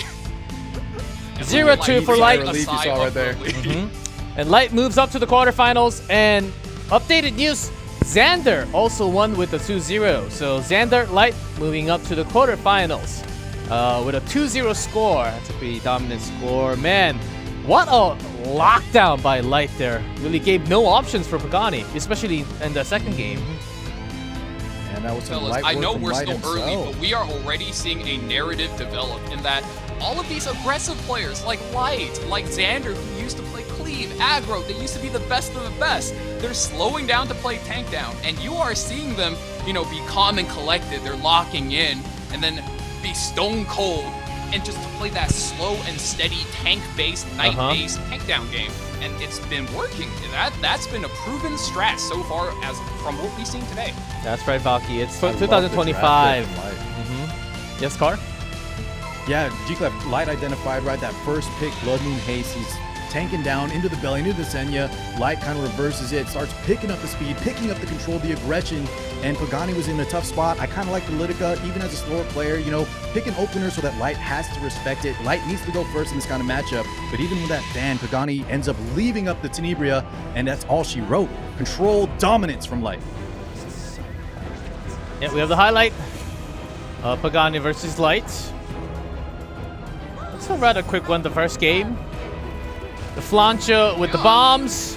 Yeah, it was pretty much control I in game was 1 and believing 2. the fact that Light is a really good tank down player, but looking back at the replay, he did just play 2 games of aggro, huh? We really He are did. seeing Light return to form. Oh man. I This think we is just a say good he's a day, good I'll player, tell you guys period. what. He can play it all.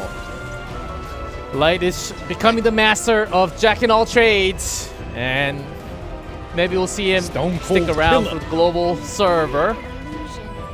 And I think that's something you absolutely have to respect in a format like the Lunatic, which is that these more experienced players, these older day 1 players like Light, like AB, they just can hold it down. They have so much experience and they have so many just interesting picks and pocket text in their bag. And Fairy Tale Tenebra right there is another OG unit that absolutely used to destroy Ladder and being used to carry him into the next round again today. Oh, what a set of round of 16s. And I think as soon as we have the update, we'll see the updated tournament tree from all the other round of 16, because round of 16, other matches were happening at the same time. So when we have that update, we'll have that ready for you. But to update you guys once again, Xander did win against Meowmixxed 2-0. So we had two quick 2-0s. Sadly, we had to miss the second game, but it's also not available on our channel because we lost the power. But if you really want to check that out, you can go to the Korean EpicSeven site, because they somehow didn't lose the power. And their studio is literally right next to me. Literally right next to me. And they were still screaming when I had the power edge, and what's going on? So they had power. So if you really want to check that out, the match is available on the Korean EpicSeven YouTube. So we can get one more view if you check that out too. So what you're saying is, while you're sitting there in the darkness, all you're hearing is this hype. Just Korean casters like hyping, like, oh, wow, boom. Like, they didn't lose power? What's going on? I lost all the lights. I lost everything except for my phone and iPad. That's why we need batteries, guys. It's 2025 and we still need batteries on everything. But guys, before we head into the quarterfinals, it seems like we need a little bit more time to update all the scores and what happened exactly in the round of 16. We'll have that screen when we come back. We'll take a 5, and when we come back, quarterfinals of the global server.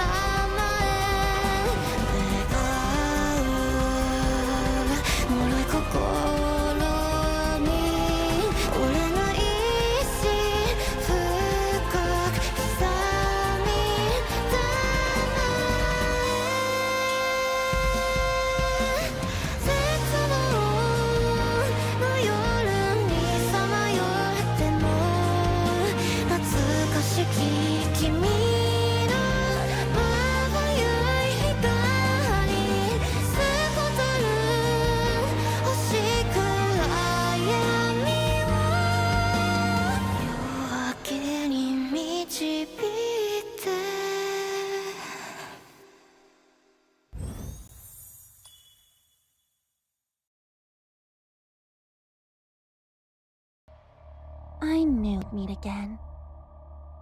Do you have a past that has wrought misery upon you?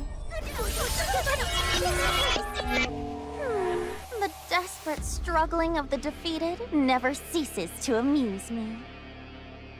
Oh, you poor thing.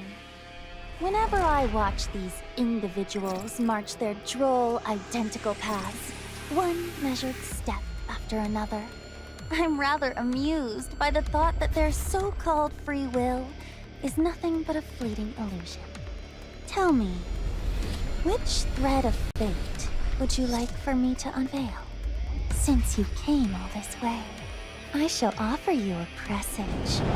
Your freedom is only but an illusion. It's already too late to escape. Do you have a past that has wrought misery upon you? Let me cage you there. A pleasure to meet you. I have been awaiting you. Hopefully, it's different this time.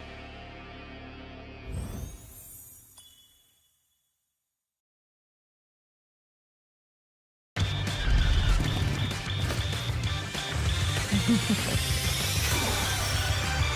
hot summer, an impromptu boot camp, when the waves roll in and whoosh us away, what awaits us is... Fresh blood?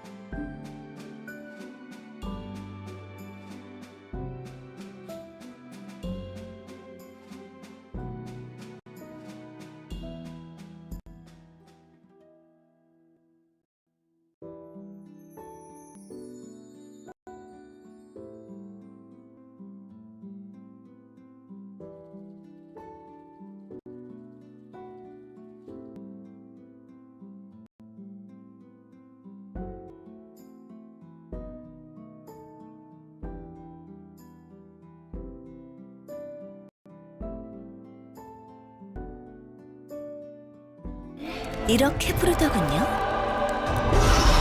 마신을 쓰러뜨릴 유일한 존재. 성약의 계승자라고. 하지만 지금 당신이 할 수 있는 건 소중한 이들의 죽음을 그저 지켜보는 것뿐. 여신의 대리인이여, 어디 한번 덤벼보세요. 이 6번째 세계의 운명을 넘어설 자신이 있다면 말이죠. 2025년 7월 운명을 넘어서는 순간 새로운 전설이 시작된다. 에픽세븐 2025 월드 아레나 챔피언십. That's right. It is time for the quarterfinals for the global server now. We are back. We are so back. I want to apologize once again what happened during the first quarterfinals. We had a big power outage, but we're back, ready to go now. I believe we also have the updated sheet from all the round of 16. But man, we're flying through things. We already have Tenebria, the newest character, out. And also, lots of big things happening. So guys, when we have about a minute, let's talk about the 2 pre-bans. Do we need more than 2 pre-bans each these days? We have a lot of strong characters. I want to say we probably do. Just for the very first game. Just for the very first game. Potentially Yes. 3 each? I mean, like it that would be idea. nice. I think on top of what we already see, it would add more strategic variety to the matches we have been seeing, which could make things go even crazier. But taking into consideration players like Daystar, players like Lifton, I think this is already a very tough format for them. So It is. maybe for the sake of fairness, we keep 2 and then just maintain what we currently have and move forward and see if it's working for us. Yeah, you're right. Because Lunatic forced a lot more players to have a bigger hero pool, because you just cannot use 10 extra heroes for the next game. And we're doing best of 3s now, but when we get to best of 5s, the pre-ban stack up to like 16. Dang, it gets really hard if you don't have a hero, right, Car? Yeah, you could just add a Harsetti pre-ban though, and I think we're all chilling. Yeah, no, like, let's just. I like that for an idea. event, let's just vote up some global bans. Let's take out Harsetti. Let's take out Renak, Bossarunka. Those characters are going anyway. And then we let the players design their strategies around those global bans. Why not? Hey, those are all good characters. And I pulled all of them. I want to use them. They shouldn't be global They're ban. very good. That's why you yes. see them pre-ban. Yeah, that's why you need them pre-bans, but only 4 slots. And also you can overlap because it's blind pre-bans too, right? So Aram still not available for the entire qualifiers, for the entire month of qualifiers. So we expect Harsetti to pop up whenever she is allowed. But she's not perfect. She just lost a game. So far, 0% win rate, Harsetti. So let's keep it at that, okay? Yeah, a little surprised she's sporting that goose egg, but we'll give it over to Xander. He played extremely well against it, and I think that's definitely one of those picks you need to prepare for if you plan on letting her out of the cage. So I heard, like for Dilibet, there are specific builds in case of Harsetti, in case there is no Harsetti. So people having a lot of good players having like 2 different builds just in case there isn't Harsetti. There isn't on Harsetti on the other side. I bet Valky could talk all about the multiple units. You see people have 2 different skins. G-Clef, keep note of some things like this. All these players probably have different types of builds. 2 units each, maybe more, right, Val?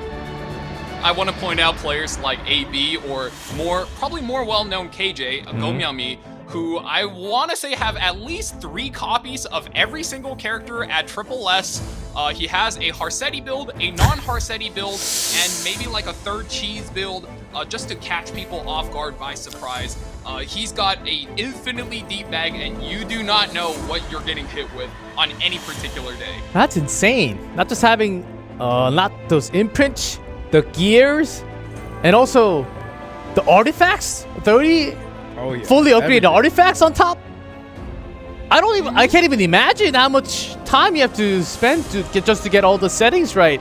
And man, do you even have enough gearbox and artifact? You do if you actually leave them on your character. This is actually a bit of almost like a secret whale tech, which is you can actually cheat out a lot of gear slots if you just leave your unused gear on unused characters. And each character is essentially the equivalent of 6 gear slots. Oh yeah, you're right. If you just put the gears on if you just put those gears on like 3 stars, they go off of those numbers. Yeah, we all know that, but just in case you're running out of equipment, and also the storage, which we never check back after putting our gears in. Yeah, I always find it amazing how many crazy gears I kept on storage that I never get it back from. You can always save your slots. I think especially with the new system now, with the equipment score, and when you have a unit, it tells you your average equipment score per character. It's become easier than ever for newer players to learn, like, oh, wait, that's actually a banger. I didn't know that. And knowing, like, having high-end knowledge about gear is much more readily available.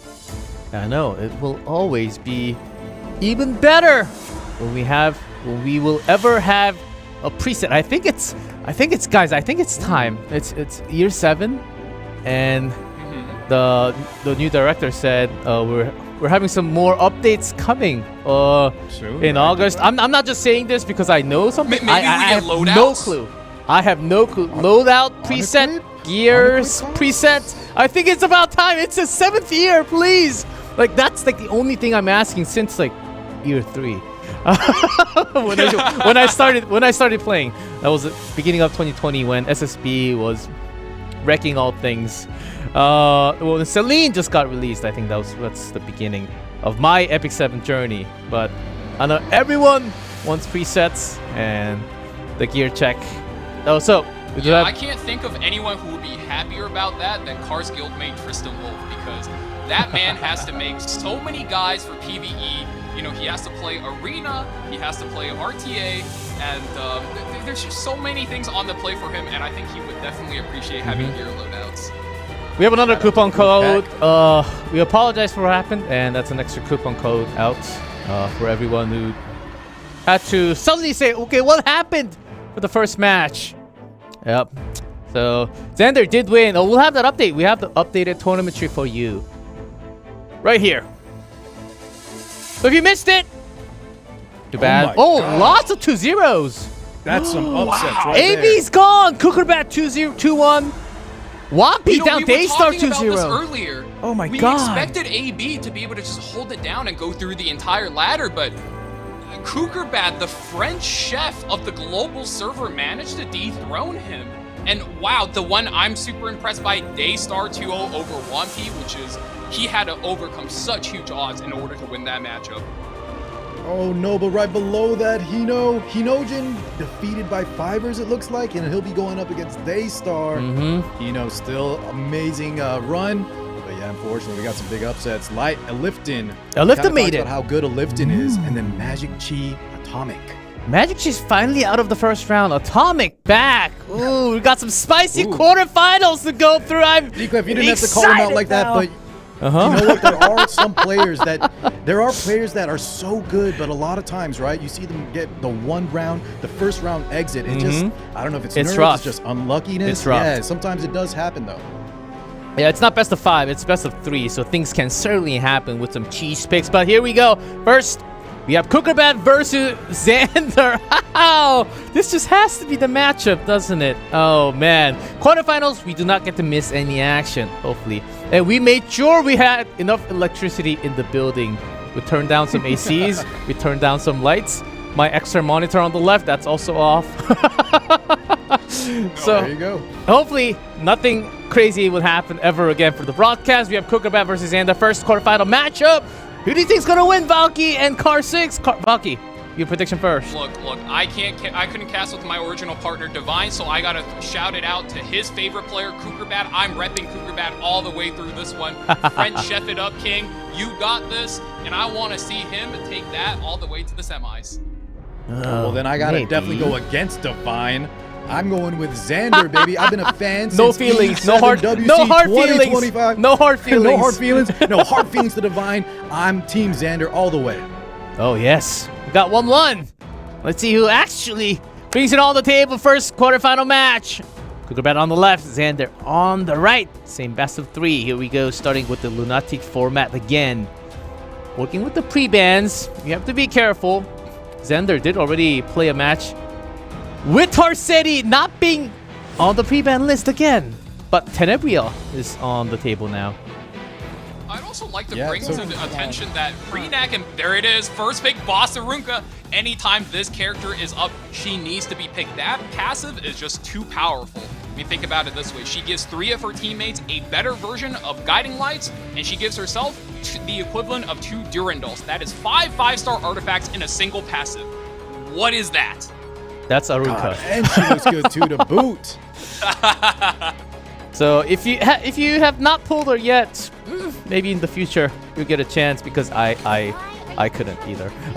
Flan, oh, and look back at that. We see an afternoon soak Flan with the Solitaria pre-ban. So now we don't have to worry about, you saw Xander, one of his most, he has that kind of Solitaria ready to go to stop these Flans. But let's see what his game plan is going to be, since that's not on the table anymore. Cookerbat. One thing I'm super surprised. Renak was available. Giving them both That's of these right. units. I forgot about her. Wow. Yeah, and then Valky, let's just say real quick, he takes the Fallen Cecilia too, which is one of the best mitigators against the Renak. Uh-oh. I think it's not the worst for Cookerbat, since he did get the Empyrean Illinaf, so you're kind of splitting the really top-tier tanks 1 apiece. You're right. But this is the exact type of shenanigans Cookerbat would pull. We call them the French chef. He does like the out-of-pocket creative strategies. And I would say letting your opponent have 2 of what's seen as the best characters in the game, the best tank character in the Boss Arunka and the best speed character in Renak, is definitely something a French chef would do. I can't wait to see how he wraps his strategy. Time is running short for him. What does he pick on that 3rd pick ban protection that's going to lock in his Dras identity? Listen, chef or not though, if you cook too hard, you're gonna get burned. And man, Barunka plus the Renak, let's see what he's got. Requiem Roana. Requiem Roana does come through. He's looking to drop down a lot of damage, take first turn with the Zeo, maybe hit the reset on the Renak. And I want to say this is almost like highly telegraphing a Boss Arunka post-ban. He still does have room for 1 more damage character to kind of bridge into the Zeo and just rain down either damage or debuffs against Xander. So Xander needs to think super carefully about his next pick here and not put himself in a corner. So, Valky, you're saying that Cookerbat's likely going to pair up that Zeo with something else, and that's SSB on the other side with Abyssal You Feed. Yeah, Seaside Bologna, since he doesn't have that Solitaria ready, I like that pick there. Going to be an answer into the AoE, going to do a lot of damage out of order, and then that last anchor in the form of the Abyssal You Fiend.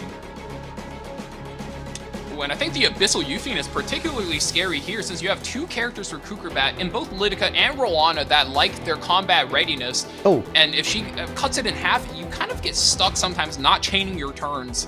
And that, let's just say, you don't want that to happen as an aggro player. Hey, Get hey him outta boys. here, both. Hey boys. Yes. No Harsetti. Yes, sir. Oh. Right, Harsetti What is not being happened? touched at all. Harsetti is not banned. Not touched. What's the SETI? Let's go to round 1 and find out. Xander versus Cookerbat. We start with Zio, of course. Here we go. Zio is going to be taking that first turn, and a little bit of a surprise. You do leave the boss Arunka in, which means you are stuck dropping the S3 here. Oh, and the counter. Arunka! Ouch! That hurts. Yeah, that rocket punch adding a little extra damage to boot. Broken Rowana with the pair. This is the gear check. How good is it? Does a good Oh chunk my of damage. god, this Arunka is awake right now. Another rebuttal from the Seaside Bologna as well. D-breaks everywhere. Oh, the extra damage. That hurts. I want to bring your attention to the Renac. You would think she's on a speed build, but actually, GG oh not reset. That's- Xander takes the first match. That is Cookerbat completely Arunka's gassed out. power. She will definitely be pre-banned in the next game. Xander 1-0 Cookerbat after taking those hits, 2 D-breaks, and he's just out of there. Oh man. I think Listen, this I is like boss the chef. Arunka. I like the chef cooking, but sometimes you can do a little too much. And I think, you know, that Barunka, we didn't even get the Renac turn. That was just too much to handle. Yeah, that was just well done. Definitely We fried like the it fish rare. We like it rare. I mean, the important thing here is boss Arunka, yes, she is good, but she's not invincible. Unless you put a tier 0 tank behind her like Fallen Cecilia. Like, I mean, what are we doing, man? You got the boss Arunka, you got the Fallen Cecilia, and look at Renac on a tanky build behind the Fallen Cecilia as well. So 0 damage taken. If it actually had made it to her turn, she was gonna wreak havoc You're right. against Cookerbat, and he does not want to be in that spot. So quick FF, we move on to the next match, and he's thinking quickly about what he needs to do, because now he doesn't have to worry about the Renac and the boss Arunka. 0 figure versus 1,000 figures on the back for Xander. Let's see how Cookerbat comes back into this best of 3. All the heroes again used in the previous game are banned. That's the Lunatic format, where we add 2 more pre-bans from each. Harsetti, oh, the Dragon King. And speaking of the Lunatic, how do you say it, G-Clef? I like how you say that, Lunatic format. G-Clef and I sat through 9 hours of this Cookerbat guy. He can stay in it if he wants to. Not count him out right now. If he wants to come back at this moment, you better believe it's in his potential. First pick's the I lead. like this posture he's taking too. You ban the Mort, and then you start building your strategy towards these counterattack characters. You got the Spirit Eye Celine, and like you said, in the last Lunatic showcase, we saw him play a lot of Navy Captain Landy, which is a character that's been largely abandoned due to all of these hard counters coming out. And I can't wait to see what he has prepared for us today. There it is. There it is. There it is. Conqueror Lilius as the default gear score opener coming out right now with his favorite character, LRK. Yeah, I know Carl was getting a little excited for that Judge Kise for a split second. I caught that.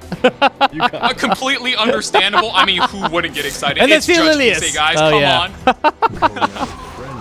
Oh, the Desert Jewel Bazaar got a little bit of glow up. Very, very strong utility unit. Oh, and then pair we up have together. the Para. Oh, the pair up for the barrier protection. Ooh, Cookerbat actually going a little bit vintage here. I think time traveling maybe 1.5 years, 2 years following the Faintless draft. A DPS, DJ Bazaar into Blue Para on 3 is such a strong combo here since Xander is so reliant on his buffs. Conqueror Lilius with those figure buffs and Last Rider Crowd with the immunity. And when you have Para blocking everything out, Xander's kind of stuck in a spot here. Do I want to go for a damage dealer on 3 because that's what I posture to pick, or do I want to go for a cleanser and not have to deal with the annoying debuffs? Yeah, well said, Valky. Another nice little combo interaction is that when you have the Blue Para, one of her weaknesses is actually getting her barrier inverted, and that's what Desert Jewel Bazaar with her is going to stop that from happening. But there's the Navy Captain Landy, and it's actually coming on the side of Xander. Yeah. Captain I Landy do on think the that's protection. very cheeky. It's one, it's a takeaway, and two, I do think into the Payra and a little bit into Spirit Eye Celine. That is not the worst pick. And you do also still get the Cleanser in the draft, Infinite Horizon coming out. So if your team eats the full debuff package from the Payra, she'll just be able to swing the ultimate and turn it all into buffs. Arcades with the CR boost and the Infinite Cleanse. You can reverse the debuffs into your own random buffs. And there's the haste from Cookerbat. Yeah, that Blood Moon Haste are going to provide a lot of sustain, probably on counters. Celestine going to be a threat in his own right if he's not handled correctly. And a lot of AoE damage here coming from the side of Xander, between the Last Rider crowd, between that Navy Captain Lanny, behind the bigger buffs. This haste could be, could be putting in some work. Yeah, lots of revives Hovering ready the to Lone go. Crescent Bologna right now, and there it is. She's locked in. One of the original hard counters into Navy Captain Landy. And, not bad into Last Rider Crow as well. Xander quickly goes for the green Celine, the meme beam machine herself. Shout out to my guy Divine. And, is such a strong counter pick into the Payra and into the DJ Bazaar. So, a little bit awkward, but I think Cookerbat does have it held down with 2 revivers going for him. So, there's a lot of margin for error on his side. A whole lot of damage ready to go on both. Haste and C. Lilius. Oh, opener getting banned. So plenty of Celine damage. is going to make it through here. There's going to be some interesting choices from the side of Cookerbat, how he's going to navigate her activations there. Because if she gets going, Lean Green Machine or not, right? We got to watch out. Here we go. Second round. Xander in the lead 1-0. Speed, you name it. Payra's got the speed. She's definitely going first, but here's the real question. Do you go for the S2 to potentially debuff all of these characters? And honestly, do you even go for the S3? Goes for the S3 pressing. almost immediately. There's the activation. Secret Dark Storm Sword hitting into the Celine. crit. Of course, she has the mitigation ready, so Still not too much damage. Celine can break a Escort lot buff of on the things. Payra, protecting the Spirit Eye so that she doesn't just die into 2 hits. This gives her 3 lives and a little bit more room to play the video game. But now Infinite Horizon Arcades will be slowly creeping up that combat readiness bar. So if he does decide to do so, let's see what the target goes. Into the Spirit Eye, we get the evasion buff. Damage limit won't be too much damage, but this does put Spirit Eye on 1-hit range. And if she gets taken out, Cookerbat is in a lot of danger, especially being down 1. Ooh, hang Was on. it enough to cut those? Yeah, the Desert Dribbles are coming in right on time. Barrier inversion. Gonna lead straight into another turn. Some and good now damage. Press S3. He needs to save the Spirit Eye Celine right now. Will that be enough to cut? It is.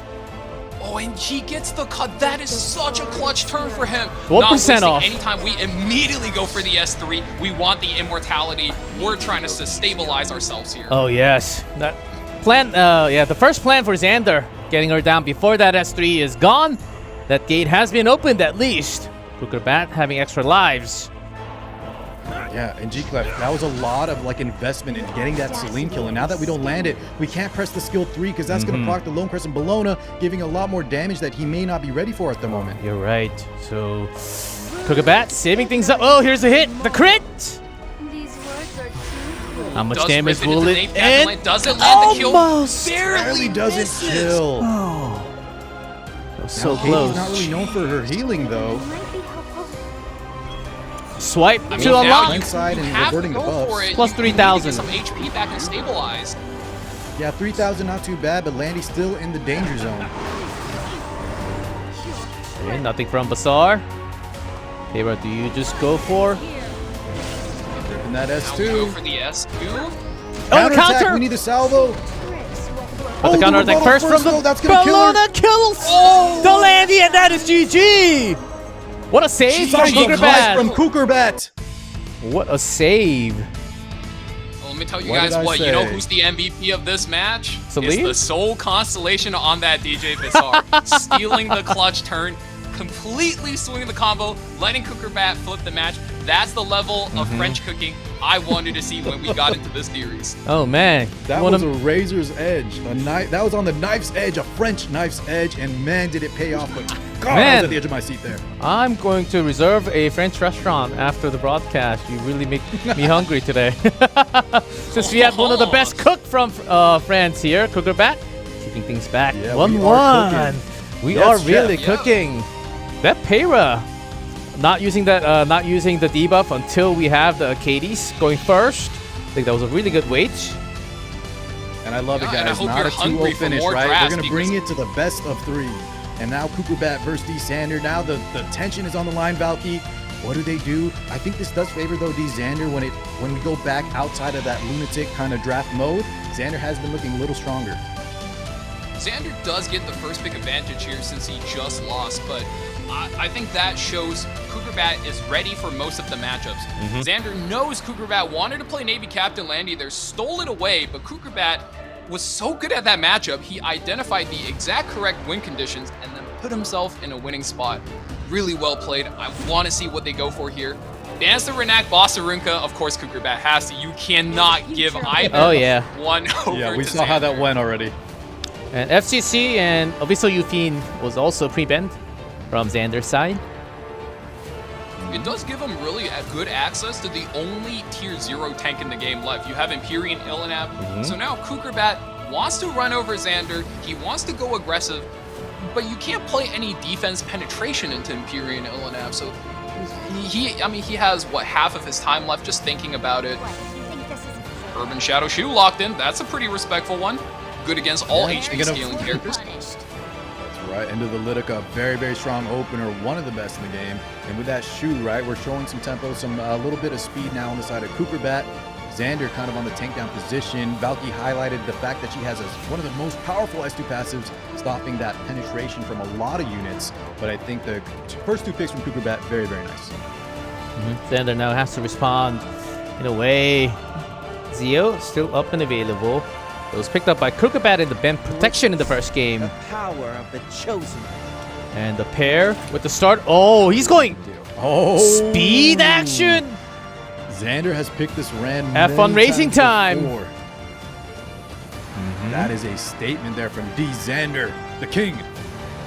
I think Cookerbat here looks a little bit surprised.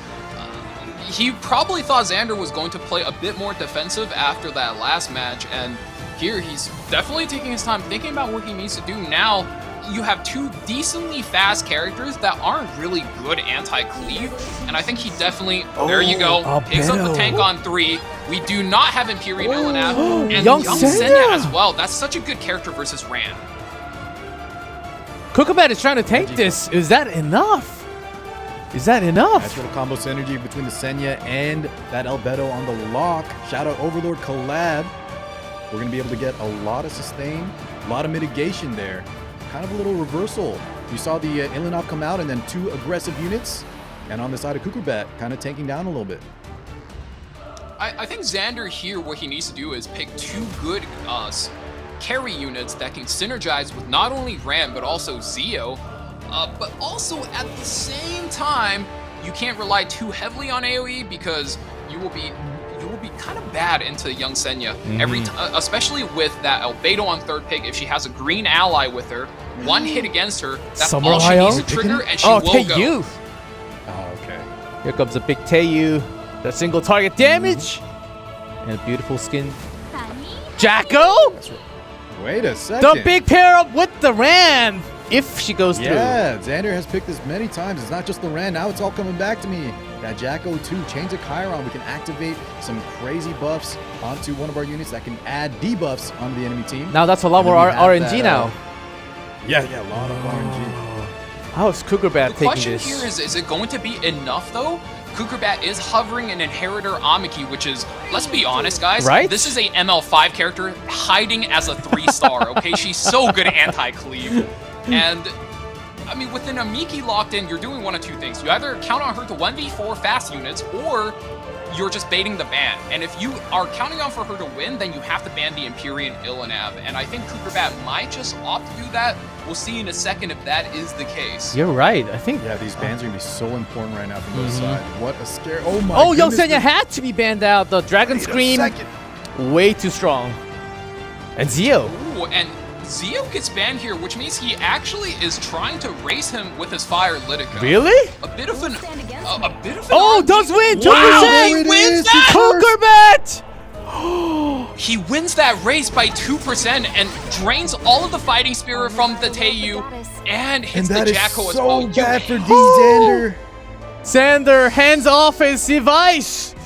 Yeah, look at his team. This is a team that needed to go first. And the fact that Cookerbat hands in the air, he's saying this is already a done deal. Already celebrating a potential win. Well, here we go, the Chains of Chiron. We could get some buffs. However, that is a lot of skill nullifiers on the field from that Litica. Let's see. Whether you win or lose. Ran Gotta go here. with the Maybe get some buffs. value out of the Chains of Chiron The here. randoms. A better counter. The passive comes in.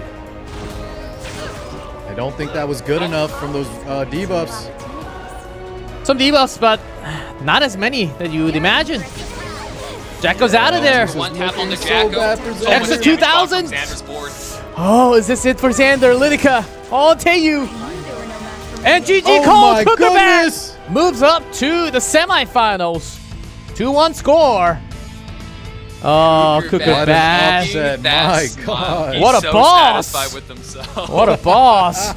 Oh, the challenge from Xander. Zio ram pickup and an immediate switch into Albedo. That was incredible.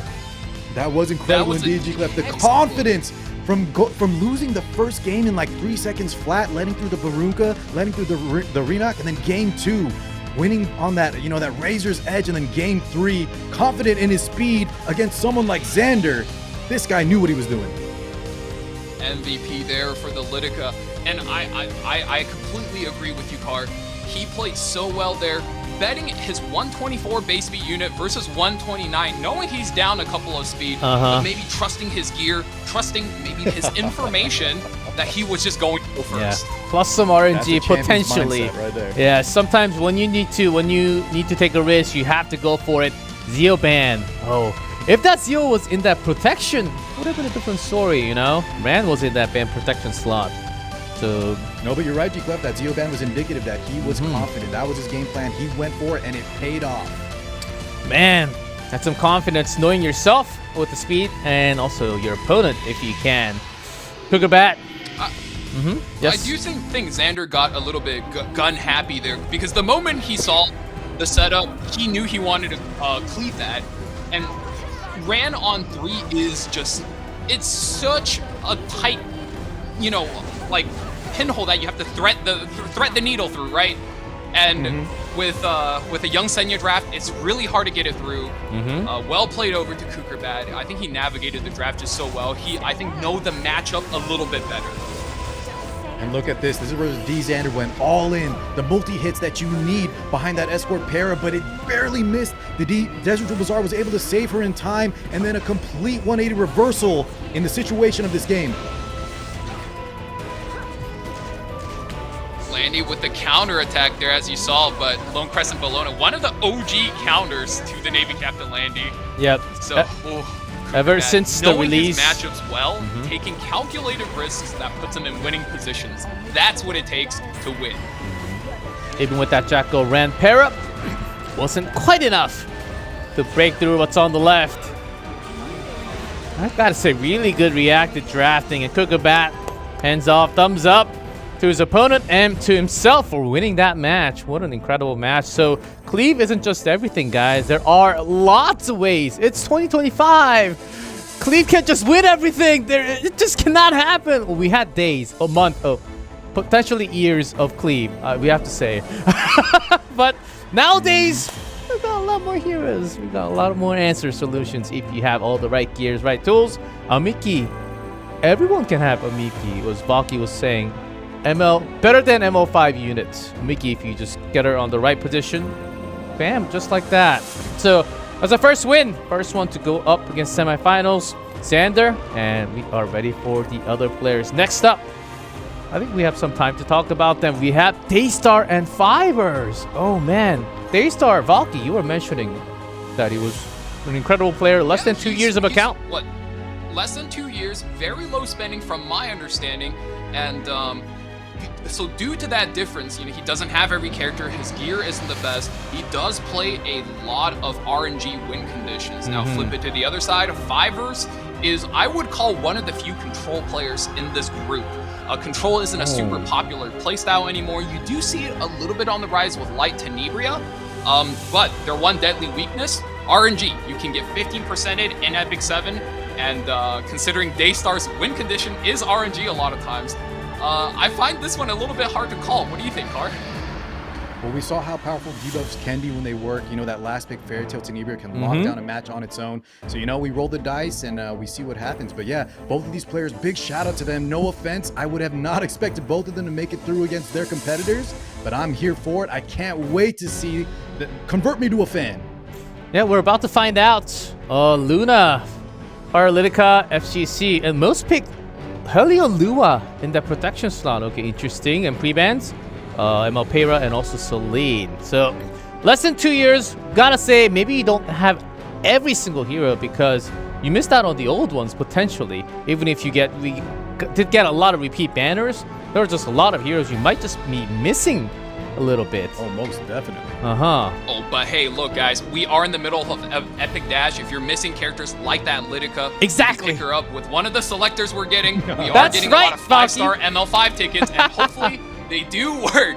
And here we have Fivers. I do believe he's one of the more innovative players on the ladder, and I mean, look, we talked about him being a control player, which thrives off of debuffs, and I think Heliolua is going to be one contested unit in this matchup. You're right. Look at that most ban protected slot. Both players. Yeah, I love the Heliolua in combination with the New Moon Luna most pick, as well as Arya there to make sure your opponent doesn't have it. Those are some soul burn heavy units.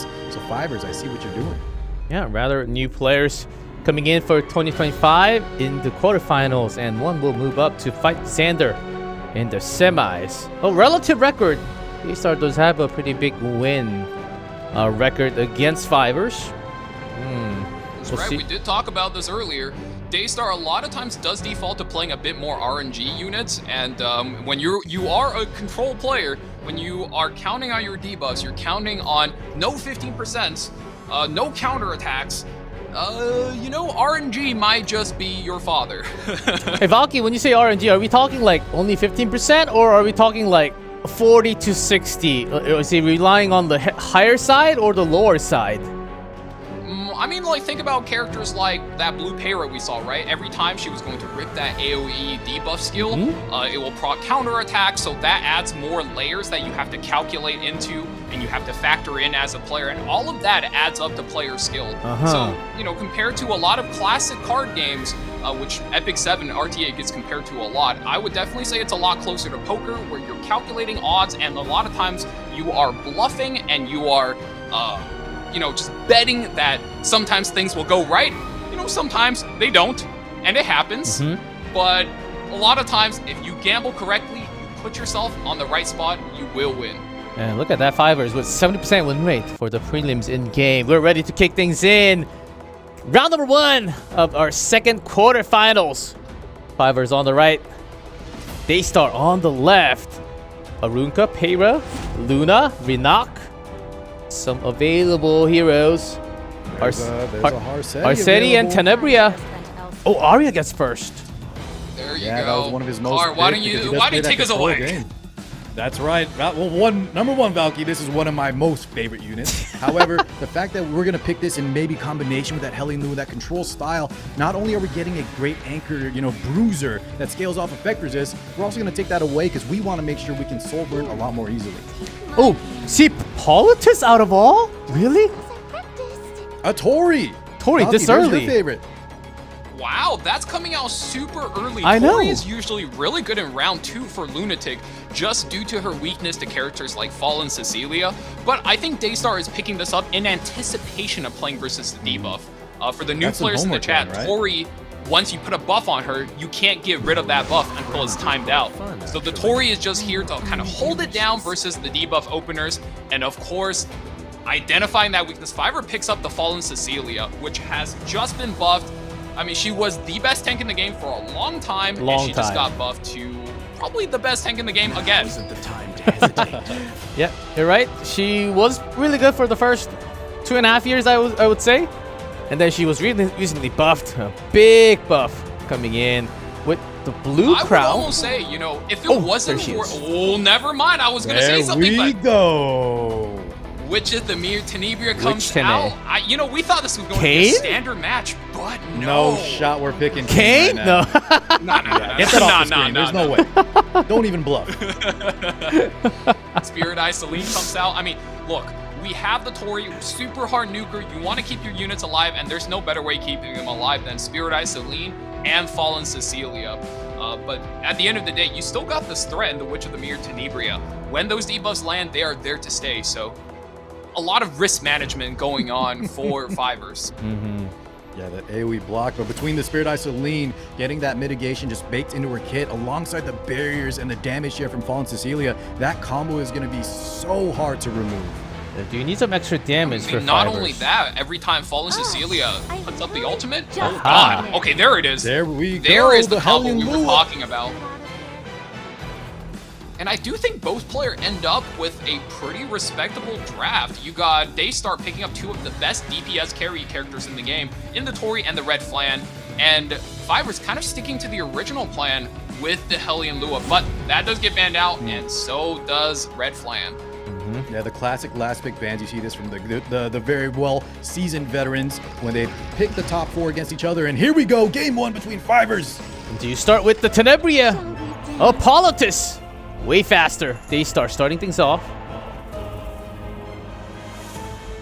Now, this is a bit risky here since Politis usually wants to set up her enrage buff for her entire team, but if you press S3 versus Desert Jewel Bazaar, we saw that earlier with Cookerbat, Soul Constellation could just steal your match. So just go through the auto attack. We're going to play it safe, skip our cooldown instead. And we are sending it. We're going all in here. Look at the damage dealt. She is Oh, out of there. oh! Wait, I blinked. What is that? I blinked. That is and called Spirit Eye Celine, Valky. That's the buff we talked about earlier. Uh-oh. That exclusive equipment in tandem. My God. Oh. Fivers trying to run away with the speed. Yeah, the Tori does have that, you know, same type of mitigation, so she can't get knocked out in one hit. So Half now HP we are gone. down a man. Daystar not looking good. Man down. We might be more down after this. Paula Cecilia goes through the S3. This is going to be so annoying for Daystar to deal with. We put up so much insulation for our team and the little bit of damage going through. Tori looks like she's not long for this world. If you knock her out here, Daystar might just be out of win conditions. Punched Send out her of to the detention, building. and by detention, I mean delete her from the game files. Get her out of here. And GG called. Fivers takes game number 1. That deletion. Sends Daystar blasting off Oh, boy. again. Look, man, all of these guys are just locked in today, calm and collected. Oh, breathe out a sigh of relief, thinking about their game plan for the next match. Oh man, I can still see the kitchen and the stove and the fridge. You got good eyes. I couldn't make out what kind of setting we got in the background here. These Xander had some nice figures in the background. Cookerbat, maybe more clean setup. Was that a kitchen? I think it was the kitchen on the right. We are definitely cooking. And Fivers cooking well so far. 1-0 on top. Yeah, Hellion Lua getting banned, but Celine definitely brings the damage on Tenebria. Is that really common? Tenebria going out in one hit? I would say she's not the Tenebria fastest is team in the usually game, a character so- that's built around 270 speed. Yeah. More so as a closer to the draft than as like an opener, as you would see with like a Hellion Lua, for example. So it's not the craziest thing in the world for a Spirit Eye Celine to be built above 270 speed. Okay. Easily, but right? that Yeah. definitely would have caught Daystar, by surprise, because otherwise he would have banned the Celine for sure. Tenebria, I believe, has 120 base speed, so you can only get so high. You can only get too high. Oh, Zio, Lunatic, Well, thank God, G-Click, because if Ross? she was faster, she would be a terror. Ross band. All right, the And I Lunatic suspect this portion is in just effect. Fivers doing his research. He knows Daystar has a limited character pool, so you take out the Empyrean Ilnav, the best tank in the game, you don't let him tank down, and also you remove the Rats, which is a free tank that every player has access to. I think Daystar knows he's on the defensive. You remove the Zio, remove the Lunatic, stop any right, Captain ability that Fivers has to cleave or control you. First pick Urban Shadow Shoot, I would say that's pretty respectful. Yeah, we've seen that come out a lot in this Lunatic draft. And talking about the Raws, a lot of times you see him with the Tori. Valk, his favorite character is the Tori, and that is a match made in heaven between the mitigation, the barrier, the dual attacks. I'm surprised we didn't see that as often today. Yep. When you can be lacking some hero pull, you can't be sniped like a Ross that you just see from Fivers. First pick Shu though, pretty early. DN. Wow, this is the first time we're seeing the DN. Wow. Really, really First strong pick unit. DN. We talked about the Ilanov with her anti-pen. Now we had the DN. One of her newest changes is that she has anti-penetration built into her kit alongside all the utility she brings to the table, between the healing potentially from artifacts like Rod of Amaryllis, the barriers, the anti-crit. She's got it all. The attack up. Yep, she's got it all. She did get some changes, and Albedo, some different style of drafting coming out from these two specifically. And I think Fivers knows he's in the driver's seat being up one match and with a better account, so he wants to keep it steady, keep his standards. Support and a tank is very hard to pick out a weakness from. Death Dealer Ray looking to strip those buffs from the DN and lay down injury to HP scaling characters like the Albedo. And you got Ambitious Tywin, likely as his default tank, his Aureus carrier, and he kind of just tossed the ball back over to Fivers. So he's got a very standard setup here. You got the Bruiser and Shu, the support in Ray, and the tank in Ambitious Tywin. A lot of debuffs. DN only has one cleanse in her ultimate, which is on a fairly long cooldown. So Fivers need to think about, okay, maybe I bring in Immunity Provider. That is probably the number one thing on his mind.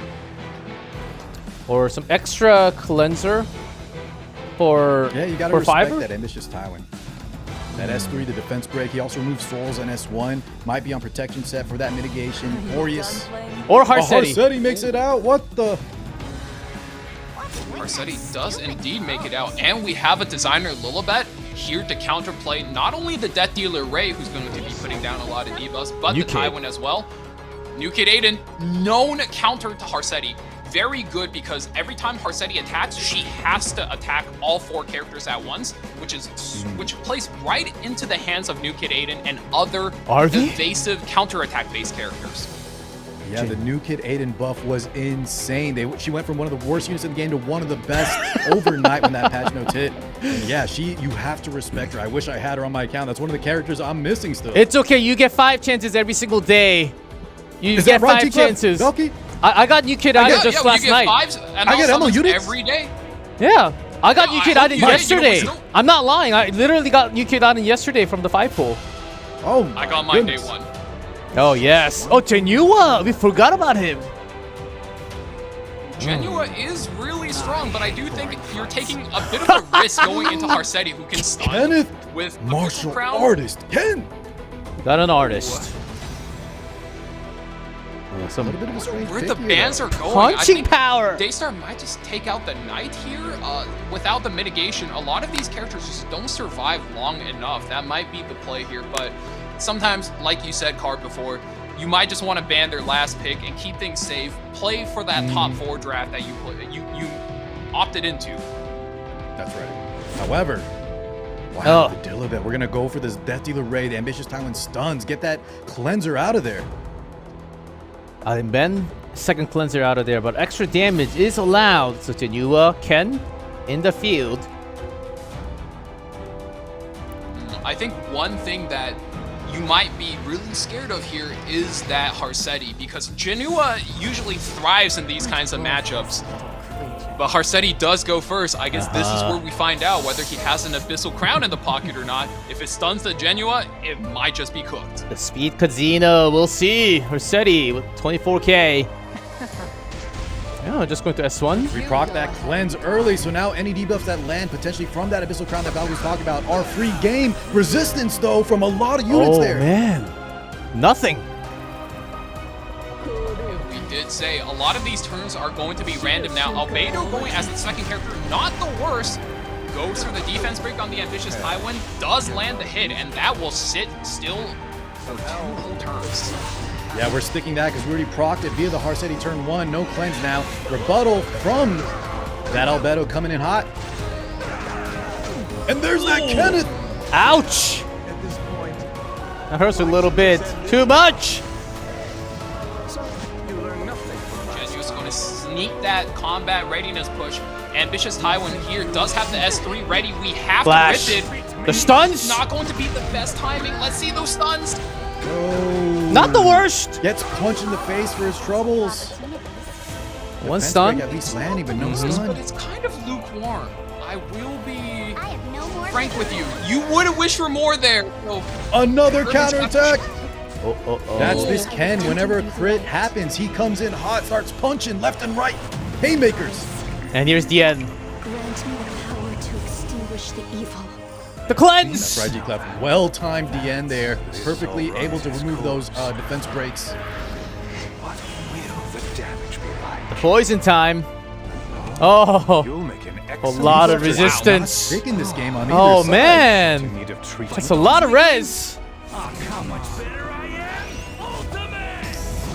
I love that voice line. and drops the S3. Genua gets their turn now. Only strip the buff off of the Harsetti.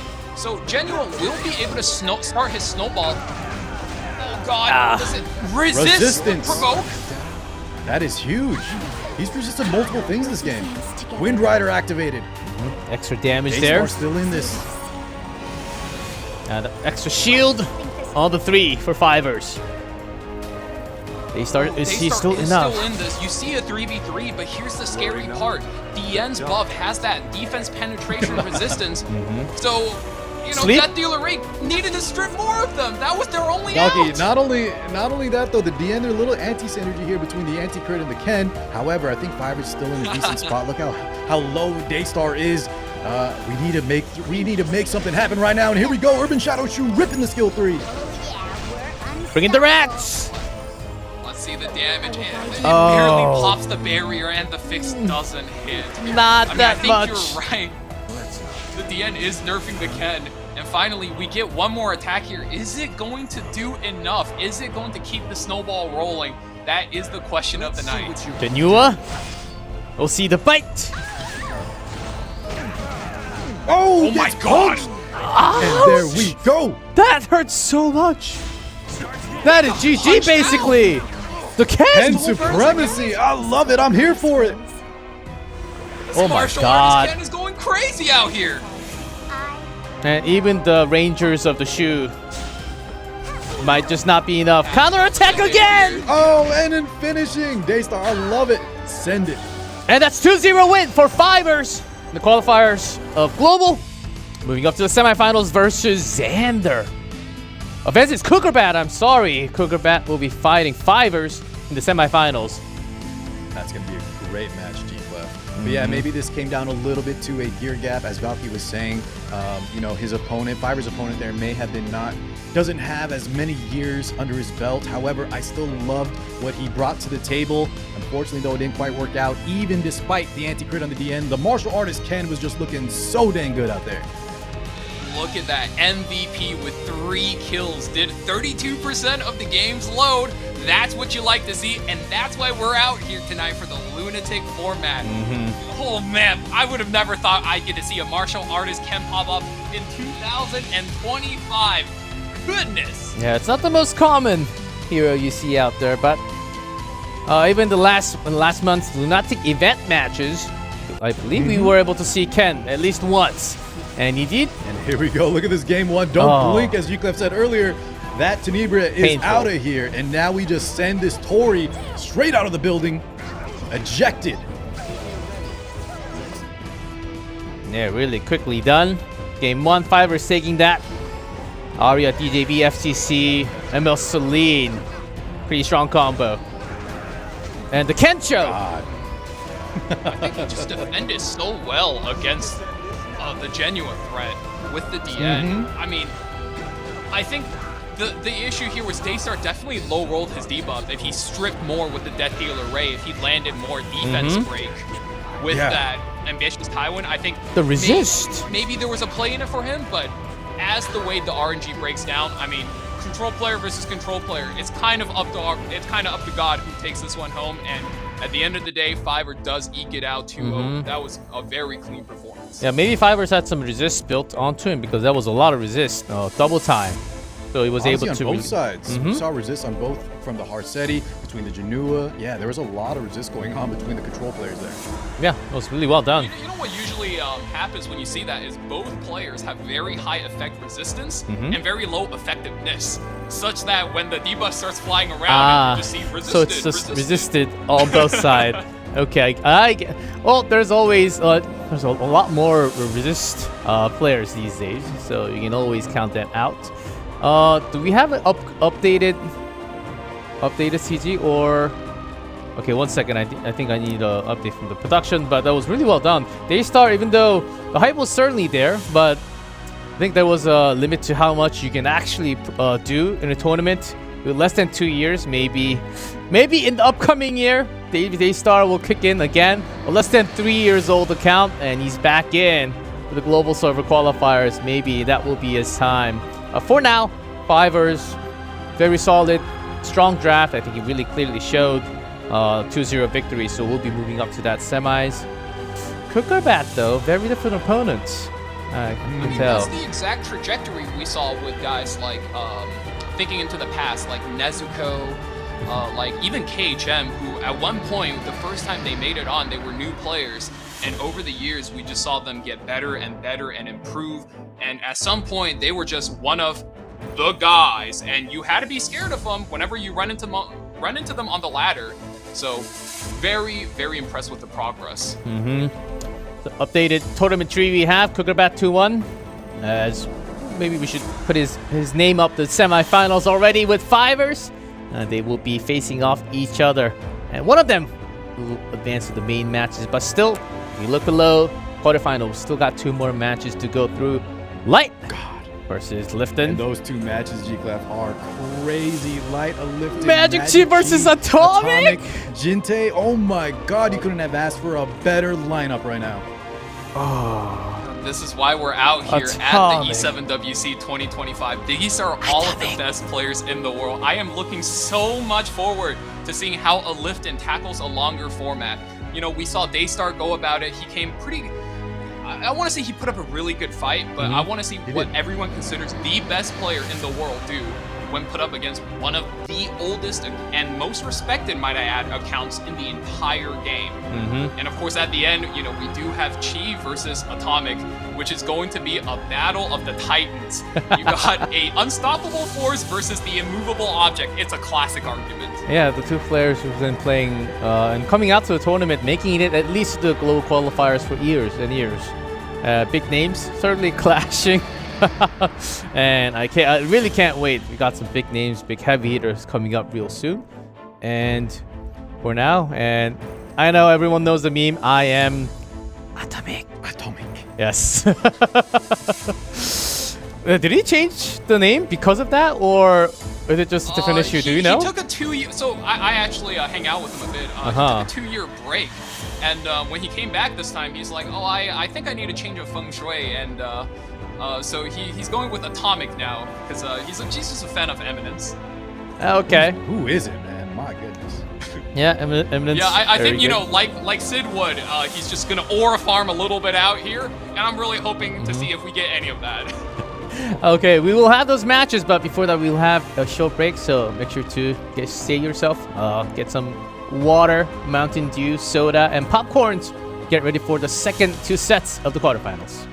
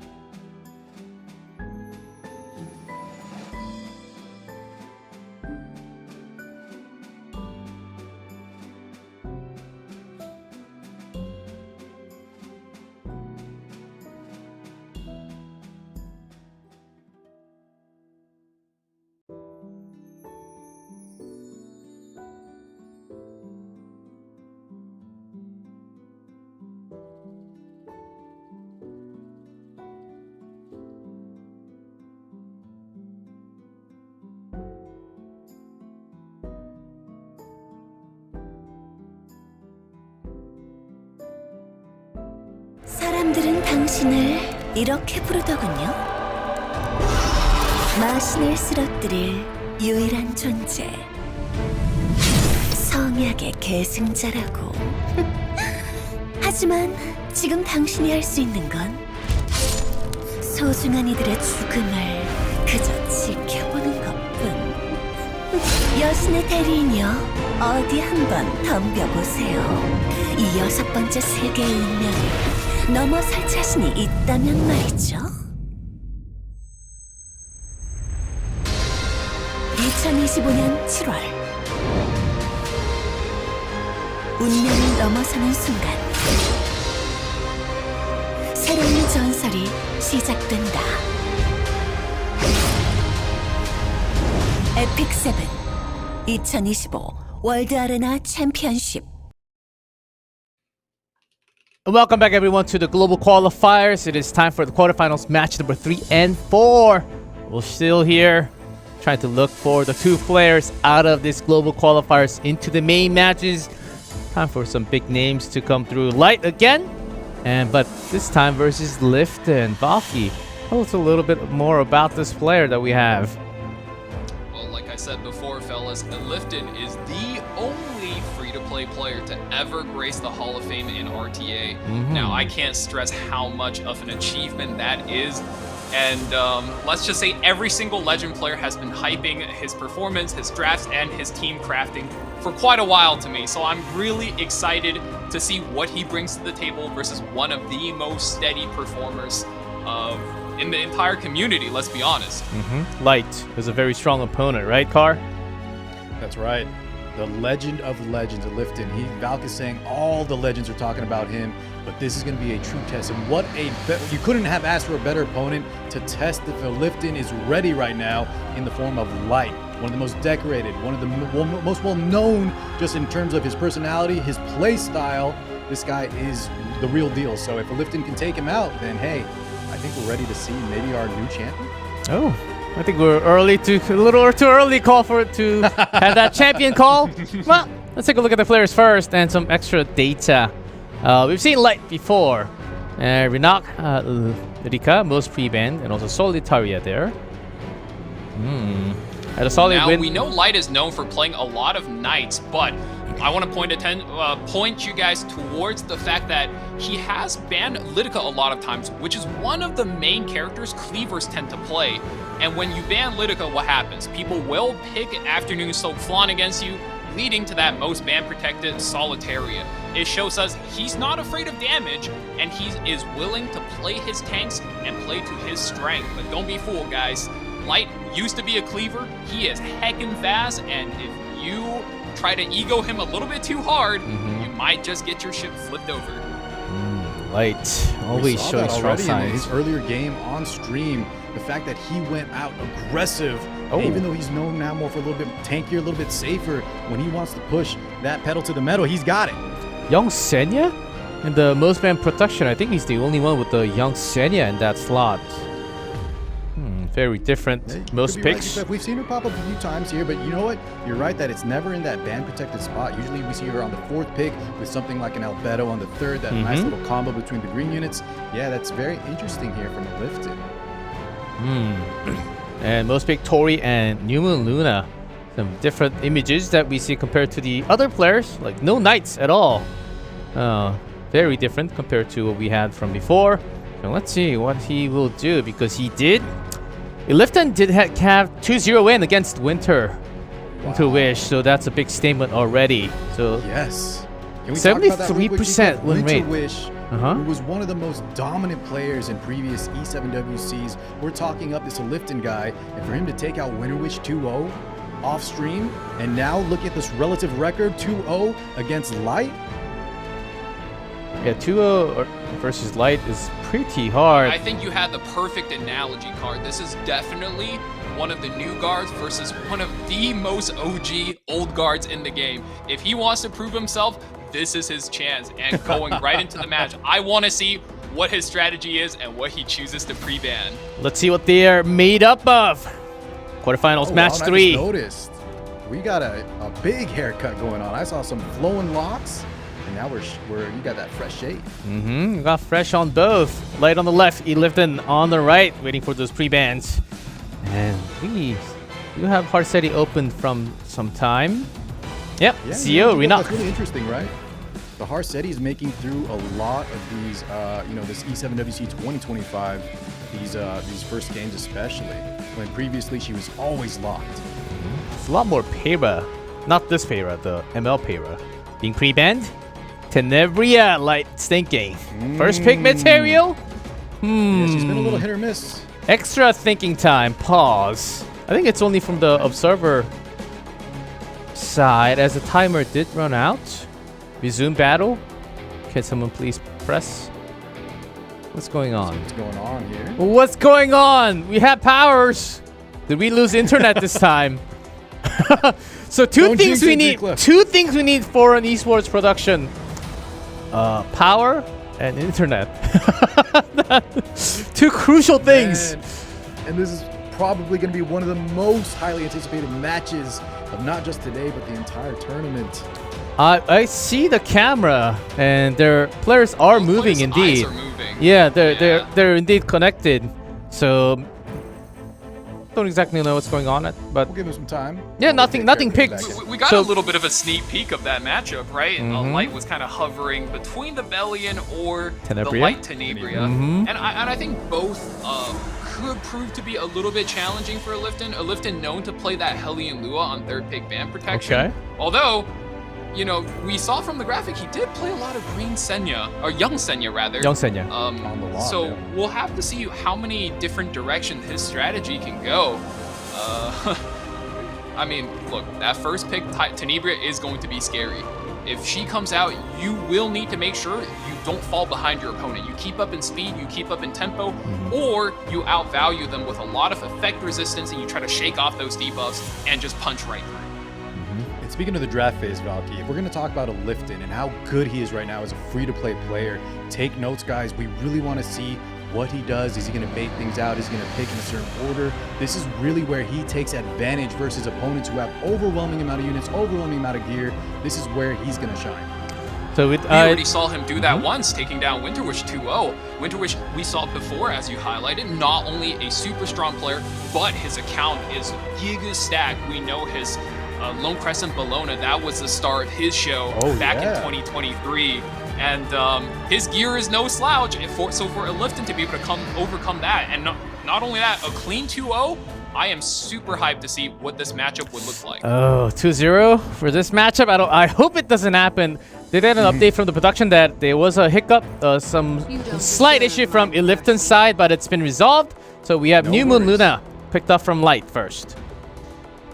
New Moon Luna, I think both players are kind of going into this playstyle with a high value first pick, right? You pick the strong characters first, you figure out the rest of your draft later. And speaking of strong, Witch of the Mirror, Tenebria comes out once again with another tier 0 knight in the game, Imperial Illinap.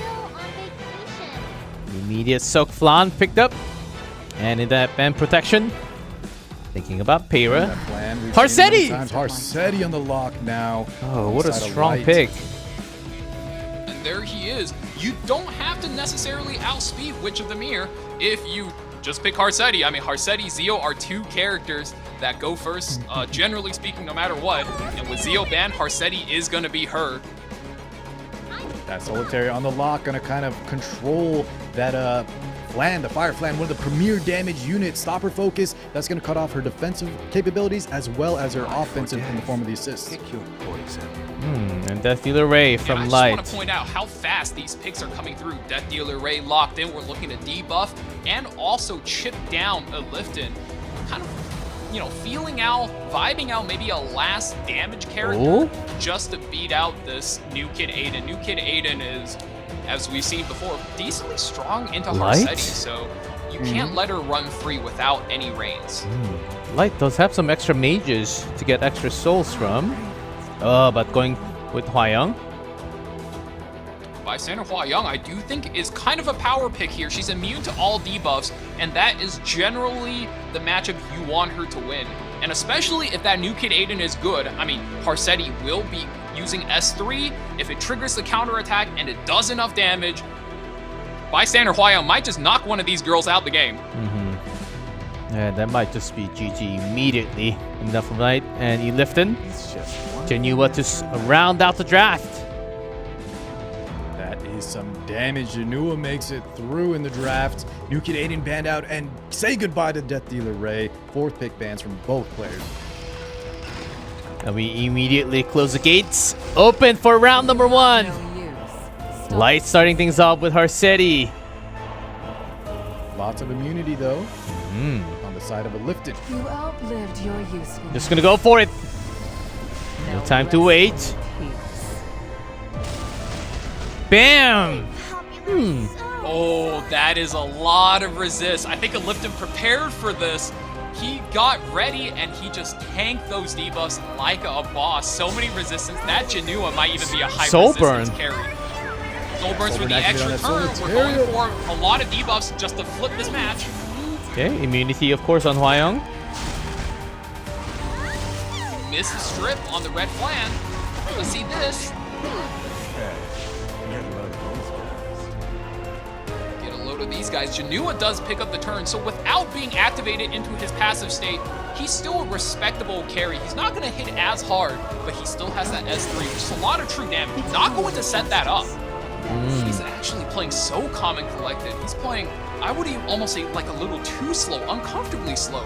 But you gotta trust him. Everyone says he is the best player. Yeah, that's right. No bites. Taking notes right now. I'm analyzing everything he's doing. It's definitely unconventional. But he looks so calm, so confident. Here we go. New Moon Luna. Hyper-powered. And sealed. Oh, up good. Goodness. That's a quad seal, quad unbuffable. And here's Tenebria. Yeah, breaking the mirror. The glass ceiling is shattering. It's time to rise up. Oh, that's everything. Except for Hwayoung, of course. Control the flan. Does it kill our Janua? Our Janua needs to live. He lives. That's not huge. Even close. Yeah. That is a Lifton counting his turn so well. And now I think he has the absolute advantage here. Going to be getting rid of those seals and other debuffs. Cleanse comes through here, Imperial Illin out with the cleanse, and I think he's good. Lifton. That's You're important. seeing the magic happen in real time. Perfectly lining that up. Now we have the Hwayoung though coming out from light. Doing Little bonus Tenua? damage versus light units. Extinction! Oh, this You is take GG. out Witch of the Mirror Tenebria, but you still have this Genua to worry about. And look at his HP, fellas, 60% right there. A little bit of a scratch, and he's ready to pop off.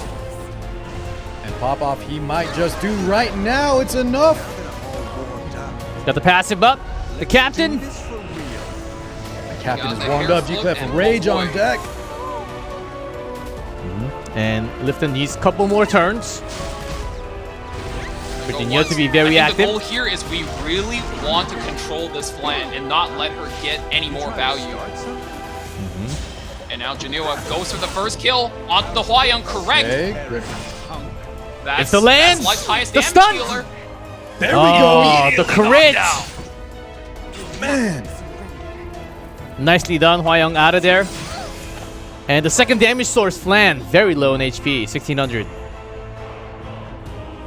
Yeah, Flan no finally focus, get a chance to unbuffable. play the This game Flan well. is just being controlled, can't do anything. Lifton might have just Light's have in big this. trouble. Does Soulburn the S3 for some extra damage? We're guaranteeing the defense break right into Empyrean Illinav, and is this going to be enough? I mean, if the Harsetti is on Abyssal Crown, I think he does have a chance there. But, oh boy, even with the defense break, she is not hitting at all. What do you know? Oh, still the damage. Do I It's scare you? pretty effective. S2's coming out. It's gonna hurt. That little pop damage proccing that Genua. Flan taking another turn. But Genua can still Down goes the solo. take all the Terran. hits. It's a solo Genua game. 1 This HP is versus the key. world. He needs to have the perfect target selection. Harsetti Goes first. for the Harsetti. Oh, it doesn't kill though. She'll get closed out right here. Splash damage kills the Flan. Oh Luna my solo God, it versus was the enough. Genua. Does she Luna? have it? Luna. Oh! She She laughs! Oh my god! The New Moon Luna does end up getting a win for Light! The speed Down and to the control! wire. Oh, Light barely wins the first game by extra speed. That was close, and you a little too slow Yeah, that to lap have the was extra so turn. close, G-Clef. There's going to be no 2-0 from Lifton, so, you know, this is it. Can you take out Light? We're talking you up. You got a big game going, but if you can't surpass Light right here, one of the OGs, then maybe it's too soon. Oh, that was indeed Boys, very close. That matchup is exactly what I was talking about. That's what we signed up for. These close matches where you got hits being traded left and right, debuffs being sent your way, my way. And finally, after everything breaks down, Light does clinch that first match, and look at that. Balanced contribution across the entire team, almost for both players, I would say. That was such a tight game. It certainly was. As Genua, one of the rare games where Genua gets picked up in game 1, usually gets picked up in game 2 or later. That's the type of matchup we have. Whatever you need to pick it up right now and bring it. Light does win the first, but Lifton was very close. It was almost a win for himself too, so shouldn't be too down as we go into the draft of round number 2. Light only needs one more. Lunatic match, so all the heroes used are Ben, Helion Lua, Politis, mid, and FCC on top of that. Helion Lua, Politis, amid getting taken out with a fallen Cecilia. I mean, Show me these, the first these pick here, guys Lifton. are the best of the best. They were paying attention to their opponent's last sets. Ahmed removed from Light, as well as ML Lua taken out for Lifton. We are going for most likely a standard game. Abyssal Euphine already being committed. Swiss Army knife of bruisers right now. I mean, she's got AoE, she's got damage, she's got big pop-offs at the end, and she's got counterattacks, but Spirit Isoline is one of the biggest counters to her, since every time she eats a crit, and she will counterattack and hit quite hard. See Politis, who maybe as an opener with the speed. A very, very strong See, standard even Politis. opener style unit. Also has the resource And you reduction always right have that Valkyrie annoying against that passive Abyssal that's going Euphine. to Guys, I know you also both want to talk, but keep your turns. We are turn-based game, okay? That's right. We're trying to My bad. I was letting my speed gear creep IRL, but there it is. Desert Jewel, Bassar, and Conqueror Lilius. We are setting up the turn initiative. I don't think Lifton is keen on letting Light go first with that Spirit Eye Celine, so he's doing everything he can to take back control. He showed this Pirate Captain Flan earlier in the day, and man, it was looking good. But I think it's too early. Yeah, in that Band Protect spot, we're going for that para. Tried and true. Just saw a strong utility unit in this Lunatic format. Requiem Ruana in the house. Normally, Requiem Roana isn't a character you like picking into Abyssal Euthene, since she's 100% relying on her combat readiness game for her to work. But with Payra as your third pick Band Protect, you always feel comfortable taking that, since Payra can just take 2 turns and she's going to get to play the game eventually anyway. And Light is so confident doing so because he banned the Fire Politis. There is almost no way for a Lifton to counterplay that. He needs to think of a strategy where he's either not relying on cooldowns or he has a character in his pocket that lets him get those skills back. So let's see what he pops out from. Savior added a different Auden. Lifton with the normal Aiden, the light Aiden? Well, free to play, certainly yes. Look, now man, he's get, low on that options, dodge. We get that attack up rebuttal. So Ron? that Requiem Ruana into a Ren. Last pick for Lifton. What a is statement. this draft? God, both of these players are speeding up against each other, and I think they're vying for that first turn control. You know, almost in saying that, hey, I can't let you go first. You might be a little bit too strong here. Summertime Iceria does get picked up for Light, and quick bans as well.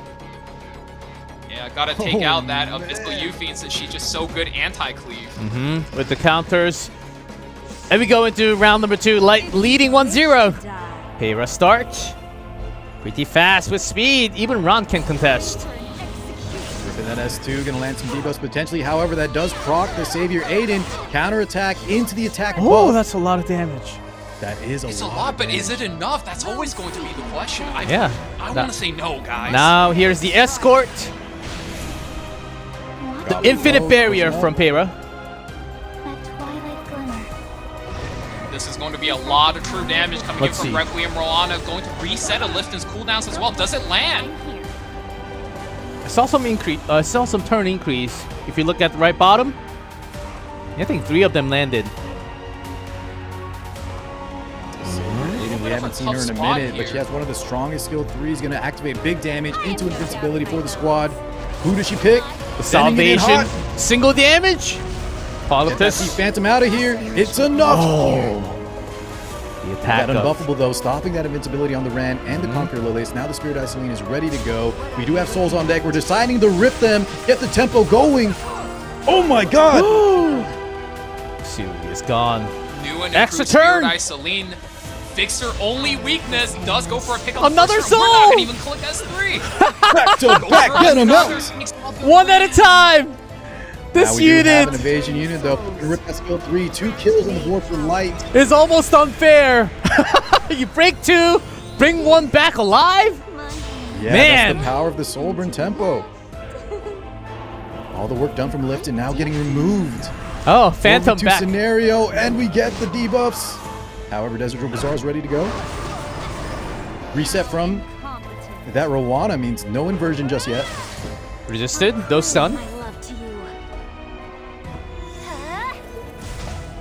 And a quick damage. As much as I'm cheering for a Lifton to take this, This is I GG, think Light's got Lucky. him by the chokehold. Uh-huh. I mean, you're It's not punching looking down good. more character versus 1 against the Aiden. If she could get another Oh my counter- god, Oh, she that's a gets hit! That's a Never mind. crit!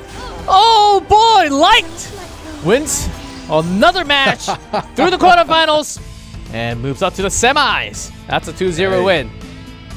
Light saying it's too soon, little bro. I see you out there, but you know what? I'm the OG. I got this. And wow, what a play from Light. He's looking so dang good. Hey, I thought think that is exactly what you would expect in this format. You have a Lifton who is a really decent standard player, but the problem is when you get all of your characters, your main draft, your main strategy banned out, you got a guy like Light who's like, hey, I used to be a cleaver, so I play aggro as well, and I'm one of the best tank down players right now. Square up, little bro. And I think Lifton just got put in check way too early. You saw him pull out the Savior Auden. As much as she put in work this game, I don't think it was enough. And I think Lifton needed better answers to what Light brought for game 2.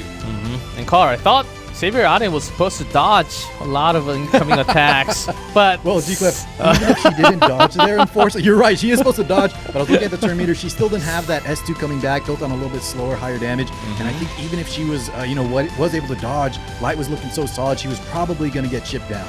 Oh yeah, eventually. It was also, with 3 members down already. Then Light, that Spirit Isolane, certainly the first peak material, as we have seen, against lots of Soul Burns, extra turn, and also bring back the Phantom Politis from the graves. That was really well done from Light. 2-0 win. And we'll see him again in the semis. Here's a little highlight of what we had. Man, this game 1, guys, might be just a beautiful play in terms of the unit variety, back and forth, debuffs landing on both sides, Light openers at the front, and you just see a back and forth between the damage carries, and it came down to the wire. The bystander Hua Young ripping that S3. We're going to get an extinction, a deletion, and then Lifton is going to be answering back later on with his Janua, the bites activated. And I love the way you put it, Car. This was a match of 2 players of extremely high skill, trying to dance around each other, playing through all of the RNG created by the Harsetti, and then clawing their way down to that last turn. I mean, look at this. Janua almost clutching the game out, goes through the extra attack, splash damage, not land, puts himself into that 1v1 at the end. Yes, sir. Oh my goodness. If he was just a little bit faster, he could have taken it home. It came down to it, the lap. I remember G-Cup going, she lapped, and it was it. That was it right there. That was insane. I mean, Janua isn't the fastest character, so and Luna is usually very fast, so things can certainly happen. Here's game 2. We saw this Aiden doing some decent damage. However, look, that's turn 2 cooldown. The Rowana here landing on everybody else. The debuffs, the unbuffable. It's going to stop the Aiden's invincibility from landing on 2 of our units. And the Aiden is just not enough here, unfortunately, from the side of a Lifton. She was really putting in the work, but watch this Spirit Isolane. These buffs were unethical. Look at the reversal. So, we're done with buffing Spirit Isolane, right? Are we sure? we're done touching her balance, right? Yes. After so many touch-ups for Spirit Isolane, I think about 5 in the past 3 years. Both Selines are like up there for some of the most buffed characters in the history of the game. But guys, she's finally at a point where not only is she pretty decent, she's pretty strong. Anyway, it was also the exclusive equipment though, Valky G-Clef, right? It was the buffs, and then they added an insane EE2. My god, it was just too much a little bit. Yeah, usually that's a way of buffing a character with an EE. Big time though, these exclusive equipment recently especially has been just very strong. Literally just giving another passive to some of these characters, and that's exactly why everyone likes Selene. You just have to use her. So that will be 1 to go, and it's time, boys, to talk about the final quarterfinals. We have the screen, we have the players. It's none other than MagicQi. He's back! He's back, and his opponent is Atomic! That's the thing! I mean, this is a classic case of a defending player versus an aggressive player. Even though MagicQi is known as a very heavy tank down player, I want to bring attention to the fact that he is extremely fast, and those are the hardest type of people to aggro down, to cleave down, because they have options. They can hit you with the mix-up. When your opponent can hit you high, maybe kick you low, you don't know where they're going to go, and if you punch wrong, well, you're going to get counterattack, and you will get hit in the face. Man, speaking of the tank down, Valkyrie, I remember watching MagicQi way back when. This guy was the tank down player, super innovative as well. I'm talking like tanky, effect resist Rimuru. He was playing things like Seesaw Bologna when a lot of players kind of wrote her off. And then this guy got a lot of speed gear, and he kind of started shifting into more, more flexible player like you're saying. But yeah, this guy is absolutely a legend. Oh yeah, it's Lunatic 25. You have to be flexible. You just can't play the same thing twice or more.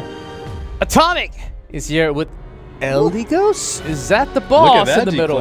And protect Eligos. Most pick Eligos. Some speed. And as you said, Is that what we're way back, expecting? I'm sure, Car, you've seen more of this than I have. Back in the days, Atomic was the original gear lord. Had every unit, the best gear, the best build, and whenever he pulled up to the tournament, what did every other player do? They go, oh man, why did he have to go up? Oh man, let me tell you what, this guy is not only the best in EpicSeven. Whether you're flying through space in a train or racing horse girls, this guy has everything ready. So we're gonna have to see Titan versus Titan. Let's go. I'm so hyped. Valky, you mentioned he came back from hiatus and he's still maintaining a 74% win rate. So somehow, oh man, get ready to get a little scared in game. Top 8 qualifiers from last year for MagicQi, of course. Atomic took a break, but he is back. Man, what a really good win rate. Yeah. Both of these players, the accolades, just how long they've been playing. MagicQi in it last year. Atomic still in it. He's in it to win it. And this guy has been here for a long time. All right. Last quarterfinals. We're ready. MagicQi, Atomic. In best of 3, we are ready to go. Let's see who wins. And Arceti, we're not. Oh, blind bands. That's right. So we have a lot of heroes open. A lot more open. Arunka. And Peyra immediately picked. Yeah, that's a little bit scary. Whenever Boss Arunka is available and you have first pick, you know you're in for a comfortable ride. Your opponents are just so limited on options. Atomic here, I mean, he has to pick up the Lone Wolf Peyra, one of the most flexible units in the game. She can support, she can cleanse, she can boost your team, she can even DPS a little bit if you give her the room. This is truly the Swiss Army knife of Epic7. And since you cannot choose your target against Boss Arunka, not a bad idea to pick up Abyssal Euphine since she has an AoE attack, letting you, at the very least, chip damage the units that are hiding behind that Arunka. Looking for those Speaking counters. of the Swiss Army knife, you've seen Sweet Miracle. That was a lot of what people were using on that Lone Wolf Peyra. But she can do so much between the utility, between the damage. I've seen some Barious Tooths coming out, and she can clean up, opponents on her own as well. That's right. I mean, she has that scaling attack, so every turn after turn, she just ramps the value, and she not dropping a single beat. We take the Disciplinary Prefect Arya, we get the Sea Phantom Politis, and now we're looking at a standard match with these bruisers and openers. Thinking about Lidka, Hover, Lua. Player is back on screen. All good to go. Atomic versus the Prefect Arya and Politis. Don't frown. Lua lock-in for the provokes. And this is one of those drafts you'll see a lot if you've been playing the ranked ladder or watching a lot of streams. Peyra into a DPS, into that Hellion Lua. And wow, we are really going all in with the debuffs here with Lidka on 4 as well. I think he really wants to establish the fact that, hey, buddy, wake up, I'm going first, you better play defense. That's right. You can't ban out one of his openers because he's got 3. So that's going to put him definitely in the driver's position. However, the Boss Arunka, that Arya, right? MagicQi is still set up in a very nice position. He has his opener on the lock spot as well. So Jintae's going to have to watch out for that just in case there's a little speed contest action. I'd love to see what MagicQi here picks in his 4th spot. 3 openers. That's a lot. So how do you really react to it? Can you really take all the debuff? Or do you have to bring an extra cleanse or like a Dilibet? I think that really hinges on one question. Where is MagicQi's fastest set of gear sitting? What character is it on? And looking at the designer Lilibet, I'm willing to venture a guess that it's probably sitting on one of the characters Atomic currently has locked in right now. And Seaside Bellona. I know you love this one, Nicola. Why don't you tell us about her? Oh my god. Seaside Bellona, that is a classic pick, especially when you're versus so much AoE damage, like with that Euphine, like with the Lidka. She'll be able to strip a little bit of your stacks, but over time, that Euphine will keep your damage going. This guy got a glow up. Oh my god, that is some damage on the side of Atomic. That is not just AoE, it breaks. This one out, right? You can't let him through. Almost no way. The way MagicQi kind of drafted, yeah, between the Boss Arunka, you're protecting things like the Arya, the Seaside Bellona especially. We gotta get him out of here. You're right. Dilibet, the strays out of there with the post ban. That was just given. You have to ban that. Oh, it does have 3 openers though. Let's see if Atomic has enough against all the members of MagicQi on the left. Here we go. Round number 1. Heretics will be punished. Lytica Now, starting, guys, of I love course. the Seaside Bologna pick from MagicQi for 2 reasons. 1, I mentioned he's been known to play Seaside Bologna. 2, we're going to get so many counters here depending on the... However, we get the miss. Okay, that's one of the things that he needed. The Fire Lytica could add some debuffs on their Wither exclusive equipment, but now that he missed it, blue versus red, the Seaside Bologna is going to be a huge threat moving forward. Getting a Runka. Strip on the boss Runka as well, so not going to be landing any defense breaks here. And SSB batting back, clearing the skill nullifiers, but that's good. in Oh, turn, 2 pushing that D-breaks. Heli and Lua. And here comes the Swiss Army knife. We're getting rid of those pesky defense breaks. Not going to be too bad until the next round. All cleared out. Good to go. Geared up. Atomic. Okay, resisted. Not well done. This turn is going to be huge. Yeah. I mean, I think this could be a make or break moment needs to here. go for the S3 there, fire up the stream, and we're gonna pull in some haters. See how many of those provokes we land. Oh no! Oh. And here we 1. go. Resisted, that's big. 2. Oh, okay. 4. Eats a rebuttal though. Attack break though, so this is not going to do too much. Not a lot of damage bounce back. A 4 stacks again on the Seaside Bologna. However, with the attack break, is it going to be enough? Needs to start landing these defense breaks.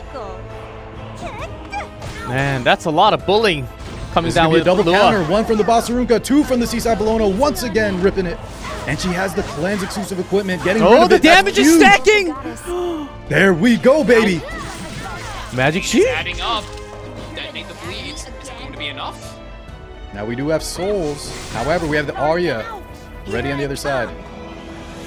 The Arya gives her entire team effect resistance, Oh and it's my been God, so another one useful back. in We'll pulling rip back them. these defense breaks. Ho ho! Another one gone. You're in full stack though What now. did I say, ladies and But gentlemen? that That's is it. Seaside Bologna. Tapped out. It came down to that first turn with that Fire Lytica, and she took over the match. That is so iconic for MagicQi. He was one of the first innovators of Seaside Bologna, and now that she got buffed real recently, man, he's looking good with her. Looks real good. SSB in the house. Well done. And Atomic, even with that opener, was just not enough. Oh, See? look at I'll this. tell Another you what, kitchen she is stream, by the definitely way. feeling good. Yeah, What's up? kitchen with the mobile Another device. kitchen stream. Yeah, perfect. That's a setup I love to see. I mean, it is the best place to cook, I'll tell you what. But to be perfectly honest, when you get a first pick and you get Bossarunka, I don't think you have to try too hard. Yeah, Bossarunka doing a lot of work. Good counters coming through. Now Atomic down 1. He has to pull it through. But all those heroes will be banned from the Lunatic format. So we'll see what happens in round 2. Still, because we had 2 mirror bans to start off with the pre-bans, we still have a lot of slots open, by the way. Like Lua, some other heroes that we oftentimes been banned. It's only Harsetti and Rinak. Okay, so that's going to be a very interesting game too then. Atomic's going to need to do some aura farming, as we said. Kind of channel that Shadow and Eminence and pull off some main character energy, because he is looking like he could be out of this entire tournament. So, And look, I think we kind of talked about this a little bit earlier, but nobody emanates stronger main character energy than Elagos. And with Bossarunka out the way, I don't think there's a better opener for him to opt into. Spirit Eye Celine does get picked up for the first pick. I think we had this concept for a long time in EpicSeven called anchors. You know, it's like the anchor of a ship. You have a character who can counterattack, who can 1v4, and maybe do a little bit of damage with the rest of your character as you're dropping all of these aggressive combos. And I would say right now, Spirit Eye Celine is one of the premier anchors who's able to do it all. And MagicQi, sensing that damage coming in, we're hovering the Fallen Cecilia. Look, if you're trying to stay safe, Nobody is going to keep I you will more not chill. give in to despair. Empyrean Well, Elon, you know, that's just the other as one. good. That's the other. Valk, there's That's two, the other one. That's two the other towers one. on the game. Yeah.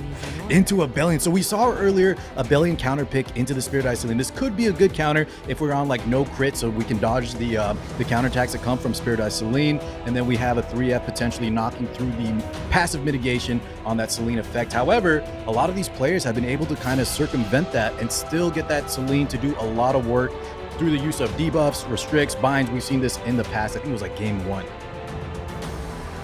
First with Celine. What else do you respond with? Okay, Bazaar. Against the Bellion. What else can you really do? Look for that soul. As long as I'm holding this spear. And we see the players taking a tank trait. You got Fallen Cecilia versus Empyrean Illianav. And I think this is probably what's going to make Atomic a bit more comfortable going into this Bellion. Car said earlier, 3F Bellion is the build right now, and she absolutely shreds characters like Spirit Eye Celine, and Fallen Cecilia just makes it really hard for her to do her job. That's a really early pick of Bellion. Interesting coming Just down from definitely counter pick MagicQi. there, G-Clef. And look, we got the Zeo. So G-Clef, what are we thinking here? The MagicQi, he was looking so good game 1. There's a lot of bans though. No way we pick a Zeo right here, right? Unless we're just on top of our 2 tanky units. He's hovering. MagicQi does have some extra I room. would say it's doubtful because I think Chi is feeling super comfortable where he's at. He's dragging Atomic down to his level, which is to play tanks, to play standard, maybe even tank down, and then beat him with a wealth full of experience. 5 For him to seconds. speed up now, I don't think it would be his best play. So, He wow, he go does into lock the it in. rock. I'm And wrong. I'm sorry. Eligos! Oh And my he goes God, for the wait! Eligos! He does go G-Clef, power he up. stole it! You said no way, and there is a way. Well, guys, I'm we saw this sorry. in... listen, unfortunately, this doesn't always work out, right? We saw these players do homework against each other, and sometimes when you counterpick or steal your opponent's units, you know, we've seen it. I don't think it has a high success rate. However, MagicQi, is this going to work? The Eligos? Oh, I'm the not sure. Bloodblade Corinne. There are some options where you just take the hit and bounce it back. Is Atomic I ready owe you for an this? apology. I was not familiar with your game. Now Atomic's stuck in a spot. He has no pivots out, You don't and if he deserve stays my turn 2, I mean, Luna's good enough. You're going to lose that Soul Burn versus Bellion, but not a bad pick. And it looks like we're hovering the Urban Shadow Shoe. Going to be looking to tank out Eligos' damage and then chip down those high HP characters. Maybe switching, I don't want to do drafting into that wall. Man. So Doesn't with this feel kind of comfortable. lineup, he is a little risk, G-Clef, of having lower damage if in case that Spirit Eye Celine gets Yeah, banned. you're right. However, he still has some, you know, Luna, the Fallen Cecilia, Knockwolf. If he gets a lot of control tempo, he could still, you know, chip down his opponent. Yeah, MagicQi does have a lot of damage, including that extra Hua-Young, if she ever so gets banned. Yeah, love that last pick there from the side of MagicQi. Has to get banned out. And look at that. You ban out the damage Spirit Eye Celine. Valky, what are we going to do here? There's at least no sustain. However, it's looking kind of rough. No Celine. Oh, I man. think he did the magic. He did the magic, guys. Picked up Eligos and forced Atomic onto a really goofy draft. There's not a whole lot of damage going. He does have the new Moon Luna, whose S2 does provide a bit of splash damage, but is that going to be enough to be racing against a Zeo, Yeah, you an can't. Eligos, and a 3F Bellion most likely? You just can't. Zeo always wins with his passive, man. She's starting game 2. What do you Silence goes in. Oh, man. The Child Emperor. And I think the real surprise here is it landed on the Desert Jewel Bazaar, so Atomic is down his cooldowns for the first turn as well. Going for the S2, we want to get all of our damage up and start splashing as soon as possible. Knockwall goes here. If you can land the S3 on all targets, this might be our window. Yeah, definitely don't count out Atomic just yet, right? see Even the though cooldowns? he lost his major damage dealer. If we get some good debuffs going, we can still control the match. It does seem like we missed 2 finds. Bellion stays completely cool and collected. We did reset the Empyrean Illianav, but that passive will allow her to get turns faster, potentially get her cooldowns back and cleanse. Oh, look at that damage. Not bad at all. Some extra from Bellion. And Atomic needs to shield up. Here's FTC. Ooh, wait a second. Look at that damage pop. Extra damage from... Oh, Oh, that's a 3F that 3F? follow Cecilia. No, Jinte. He was hiding a damage dealer all along. Atomic had a game plan. The Spirit Eye Celine, it looked like he was lacking damage. But look at that. No sustain, a little bit squishy on the side of MagicQi. Now he's suddenly in trouble. The Apocalypse. 31k HP on the Bellion, though. I don't know if that 3F FCC will be enough, especially with your DJ Bazaar locked into Silence Prison. Here's Zio. Extra DFI hit. Not that much through the shield. Does go for a hit on the DJ Bazaar. He wants to remove that as soon as possible. Here Esther we comes go. out. Here's Ellie Boss. Oh my god. Oh, Guardian Ice Crystal keeps So him tanky. Yeah. And Eligos really wants to land those kills and start getting going, but New Moon Luna now ripping another S2. The pop. Atomic? Takes one. Do we take a second one? No, Oh, we're yes, gonna close we out do. the Eligos here. We're playing every single. The stun! Stun to boot. That is huge. Atomic! Everything What a working his play. way. The 3FFCC, so deceptive. And sealed. This is what I was saying. Sometimes you steal your opponent's unit and you think you're in the driver's position, but Atomic had a game plan. He was ready for this, it seems like. Oh man, I mean, we said this earlier. Atomic was one of the original Gear Lords. He was the guy with the best accounts. GG. And this is that on full display. MagicQi throws out the GG. Atomic takes one equalizing game. Now Yeah. we're at one apiece, boys. 1-1 MagicQi. Thought, yeah, I think we were all on the same page saying, Atomic, where's his damage? It's just a lot of tank up and he might be lacking a few, but the moment when we turned into Knockwall, I think we kind of had an idea of saying, there's no way.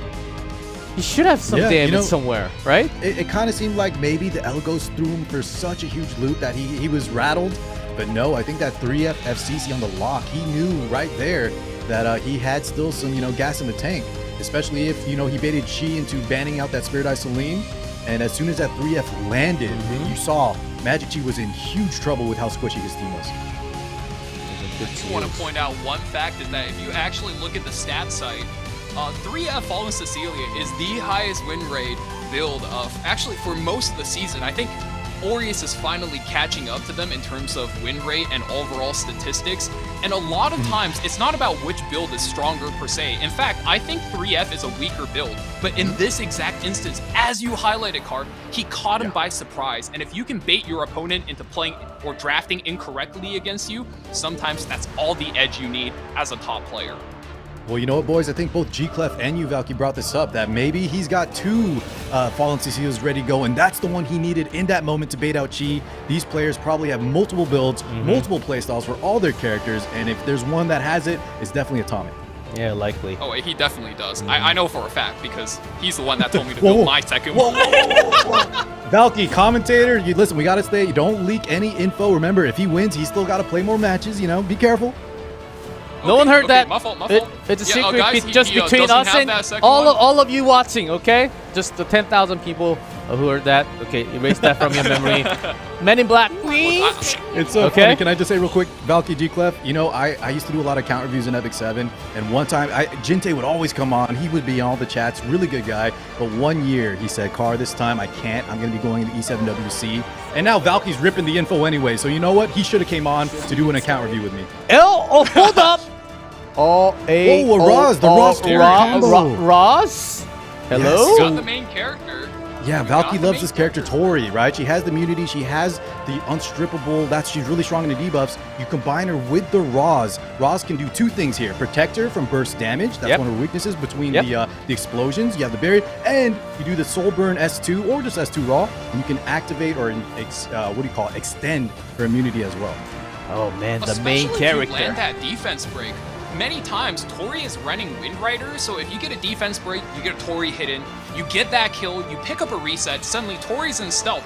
Not only is she protected by immunity, by a barrier, by a stealth, that is one of the hardest things to kill in the entire game. And when it comes to match number 3, Tori is one of the most consistent carries. And honestly, Hellion Lua might not even be able to bail you out here. Blood Moon Haze does get taken up by Chi here, and Urban Shadow Shoe.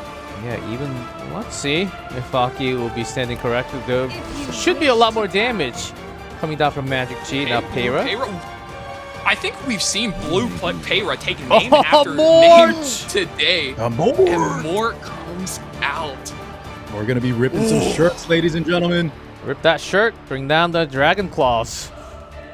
Look, being Magic Mike is one thing, but the main thing we take more here is to stop the counterattacks. Hellion Lua known to be able to be an absolute terror with those counterattacks once she puts up her challenge buff. Wait, Valky, I thought for sure you were gonna. I thought you were gonna say, you know, Magic Mike is one thing, but we have MagicQi on the other side. I thought that's what you were referring to. If he gets the winning draft here, we are definitely getting the MagicQi special because he's going up against a faster opponent right now. And extra I really turn, want to see Moon how Bunny he approaches this draft. Expecting extra turns from Payra, so Moon Bunny passive. We saw this as a counter pick many times before. With what? The last pick? Really? A lot of times we see that into The burn? openers like Fire Litica, but she's a very, very strong cleanser. If we can get those dodges in. And also some And burn. she goes for 2 cleansers on picks 4 and 5 just to hold back the blue Payra. And honestly, not the worst idea. He has Urban Shadow Shoe locked in that 3rd pick Band Protect slot, and that is something we see a lot of tank down players really favor. All their other picks, oh my god, utility, tank, oh survival, my god. and there it is. Does that mean we are Oh banning my for sure God. the Holiday You Fiend? The 'Cause if she lockdown? dodges, right? We get that cleanse. I think so. Yes, we You're have just to. gambling, banning the Holiday Euphine, Payra, and you're just dry ripping it, letting the Silver Blade Araminta fly through. Yeah, I'm this is thinking such a that game is of the game chip plan. here. Oh, okay. Wow. Bunny gone. And Araminta banned out. Ooh, okay. I guess he predicted that, bans out the Bunny Dominion, and now baits the ban with Silver Blade Araminta, and he gets to play a standard match with the Tori, with the Ross, and I think Atomic got everything he could have wanted here. Yeah, some players might have missed that. If you don't know about the draft there, I think Atomic, that last pick was really, really dicey. However, I think he came out on top with those bans. If you wish to die. Yeah, with the extra Lands turn. 2 out of 8 debuffs. You know, not the best, not the worst, but I don't think it matters in the grand scope of things. Now that Holiday Euphine gets to take a turn, we'll be able to cleanse those right away, put up a attack buff for the team. And now the big question is, does the Tori survive until the next turn? And behind a Ross, I'm inclined to think she does. I literally just did my nails. Lua, Peter, And Lua comes back, gets her turn. you're better off keeping your mouth shut. TikTok time. What, you think this is a joke? The challenge. It's on the eventual. Little buzz action. Oh, MagicQi trying to take down Ross first before that barrier activates. No steal. Resist though. Here. High resist Ross is going to be able to hold back the extra damage, and now Tori doesn't roll her Cascade buff. We're going to be putting up 2 more. She does get it on Rolls the follow-up. Cascade at 40%. Okay, Soul Burn. We talked about this how will much do some damage this character damage. does. Oh, still with Proof of Valor. Thanks up. We got the Ross follow-up. We talked about how good this combo is. What do we S2? pick here? Yeah, we have a lot of options, G-Clef. This won't be an S2's going in. Do we get the D-break? Defense break. Oh my god! Oh, it actually worked. No way, the defense break from S2 never works. Atomic. Maybe not for you, G-Clef, but this is Atomic. He is Atomic, and he is snowballing this match out of control. Tori just activated her Wind Rider, and as we covered earlier, she is now in stealth, and she is speeding up the bar, Another ready death. to make a comeback. Defense break on the Hellion Oh, Lua. yeah, just to make that bad is matters huge. worse. Still got 2 alive, but things going worse. Now we do get a small buff. However, there's so much immunity, these burns aren't going to be super effective. Yeah, it's not really going to do too much. Only few burns. Provoke. Okay, locking down the Para. Now we have a fully buffed Urban Shadow Shoe. We gotta go here, MagicQi. Now or never. Let's see the damage. Okay, the crit. Oh! still alive. Guys, look at this juiced up Tori. Oh, this Tori stealth, 5 buffs. And not only that, guys, we have the Ross coming up too, and he so has his much skill damage. 3, defense up and healing. We're gonna use this to flush the Urban Shadow Shoe out of her stealth, and Mort just goes for the Oh one. my. Lua's already defense broken. Take her out right here. Another counter, are you kidding me? Oh, this It's Mort is already going looking bad for Chi. Chu versus the world. He's not giving up though. Soulburn gets the kill on the Raws, but now look at this, a Cascade ready to go. Soulburn ready. This is why we love Tori. Bam! Look at this damage. 29K! That is it, Atomic! Moves up to semifinals. MagicQi will be down in the quarterfinals. And Oh, man. MagicQi, GGing, sending out the heart to everybody in chat. What a GG, good guy. talk And to my Jintae, chair. Oh, we've got a Look at puppy. that. We got the first Okay. mascot of Jintae's E7WC dog. You 2025. gotta bring back the dog. Come on, guys. The good luck charm. Always gotta bring one. Oh, what a play. What a round of 3. What a set, G. That was really Holy mama. a series that we expected, I think, delivered totally between MagicQi and Atomic. That was really, literally a really good match. Between the Lipton Light, now the Atomic and MagicQi, those were some of the 2 best sets I think I've seen in a long while. And that is exactly why we were looking forward to this exact point in the tournament. Look at that. Mort with 2 kills, Tori with 1 kill, but look at the damage. She dealt she was carrying. 68,000.9 damage throughout the entire match. Mort, Look at that. Mort just kill stole there. Tori was the real carry. Mort got some defense breaks in. Okay, guys, he did some work. Let's give some credit to the Dragon King. Oh, man. And Adventure Ross, Tori, that pair up, I think it always works. It just provides Always a lot works. more We've seen protection. it time and time again. And finally, I was wondering why they went they were picking other knights at the start of the tournament. Maybe electing for different knights to have other utility, not just for Tori, but you saw how good that combo is. Yeah, Mort, I think he, after the balance patch, he really became very strong as he gets a lot of D-breaks in, the damage with fear. Don't think he actually ended up using that S3, right? Don't think No, so. I believe so, you're correct. By Lua Oh, he was provoked the entire match. thing. Okay, that But it makes didn't sense. matter. He was countering and landing those S1s, leading the S2 passive. Oh, yeah. Handing those D breaks out. He sure And was. guys, He was this is going the game absolutely one. buck wild out there. Even though he didn't take his shirt off, hey, he was still being an absolute menace in that match. And look at this game, man. The Seaside Bologna stocks are up. My goodness. Ever since that Firelytica couldn't lock her down, turn 1, she just ran through Atomic. Man, SSB, that's some power up there.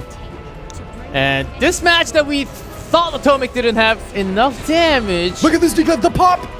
Bam! Oh my god! And 3F. Oh, man.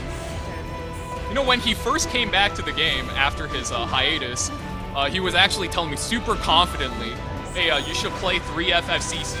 Only winners play this build. And I was like, are you sure? And now after tonight, I mean, I already believed him, but after tonight, I am going to become a 3FFCC merch. You better put that on a Allows shirt, you man. He really was telling you the future. He sure was. Man, I only have 3Fs. I think it's time that I need an extra one in there somewhere. And this game, Tori. Take it up the Dragon Price Edge. You don't need it. That defense. Dude, look at this break S2. really It got landed in the snowball Wind going. Rider procs. What a solid setup from Atomic. I don't think a lot of players at home know this, but many high-ranked players actually swap their Blood Moon Haste to a base HP, high defense build, and a lot of times they forego that effect resistance stat, and in that exact case, that's where it hurt him. Adventurer Ross got the defense breakthrough, got the Tori snowball going, and bada bing, bada boom, closes out the match. Right here, I am Atomic. 29,000 damage, sending the Urban Shadow Shoe home. Yeah, GG. big With Tori the doggo. win. The doggo. Maybe we'll see him in the highlight. Down to the 4 players for Global. Cookerbat versus Fiverr on top. Light versus Atomic is the matchup we have for semifinals. I think all big names in the semis. Only 2 will be going up to the main matches. Oh, what a day it has been. And I think this might be the best year of all the global server that we had. All the big names actually making it up to the quarterfinals and the semifinals. But G-Clef, if you ask me, Valk, I don't know about you either. If you ask me who's going to make it to the top 4, you know, maybe I would have picked 1 or 2 of these guys, but Fivers, Light, Atomic, I was thinking of Lifton. You know, we got Xander from last year. This is a very exciting top 4 situation. We got so many interesting matchups as well. We got Cookerbat versus Fivers, which is chef on chef action, and we got Light versus Atomic. I mean, funny name combination, but these are 2 players who have so much gear, so much history as well, and I can't wait to see how they mind game around each other. You know, I want to see if we have any unit takeaways. I want to see if they cleave each other. This matchup can go so many ways, and it's just so much fun being here with you boys. Yeah, I know. Cookerbat can also race. From the past, we all know how much speed that he can certainly bring. All these players have the potential to race if that is allowed, but there's so many ways to break that as a strategy. So very exciting day so far. But let's see, Cookerbat Fivers, we'll see what that is. Light versus Atomic, at least one of them will be going up to the actual main matches. So get ready for the big 2 last matches of the global server. We will take a short break, guys. Stay up because you cannot miss this last 2 matches of the quarterfinals.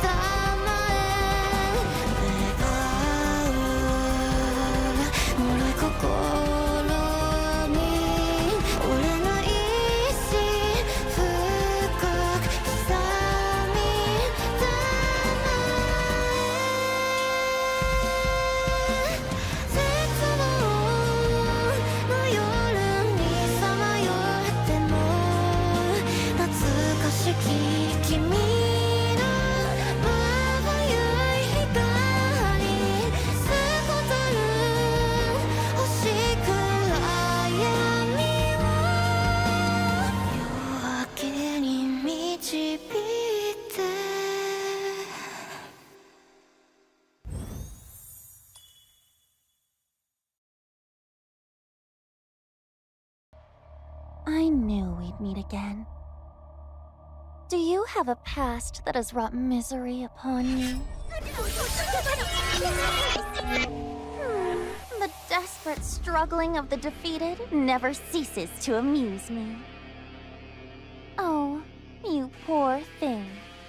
Whenever I watch these individuals march their droll, identical paths, one measured step after another, I'm rather amused by the thought that their so-called free will is nothing but a fleeting illusion. Tell me, which thread of fate would you like for me to unveil?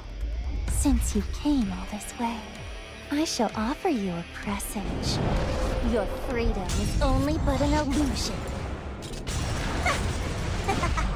It's already too late to escape. Do you have a past that has wrought misery upon you? Let me cage you there.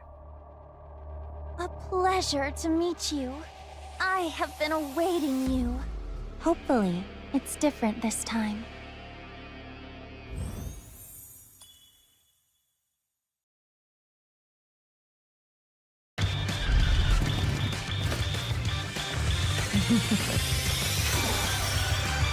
A hot summer, an impromptu boot camp, when the waves roll in and whoosh us away, what awaits us is... fresh blood?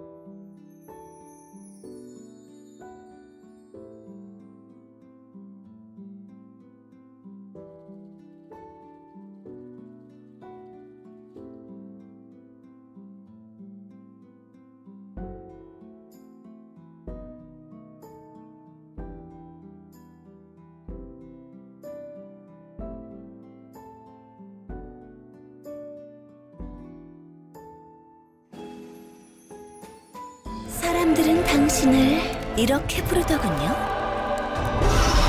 마신을 쓰러뜨릴 유일한 존재. 성약의 계승자라고.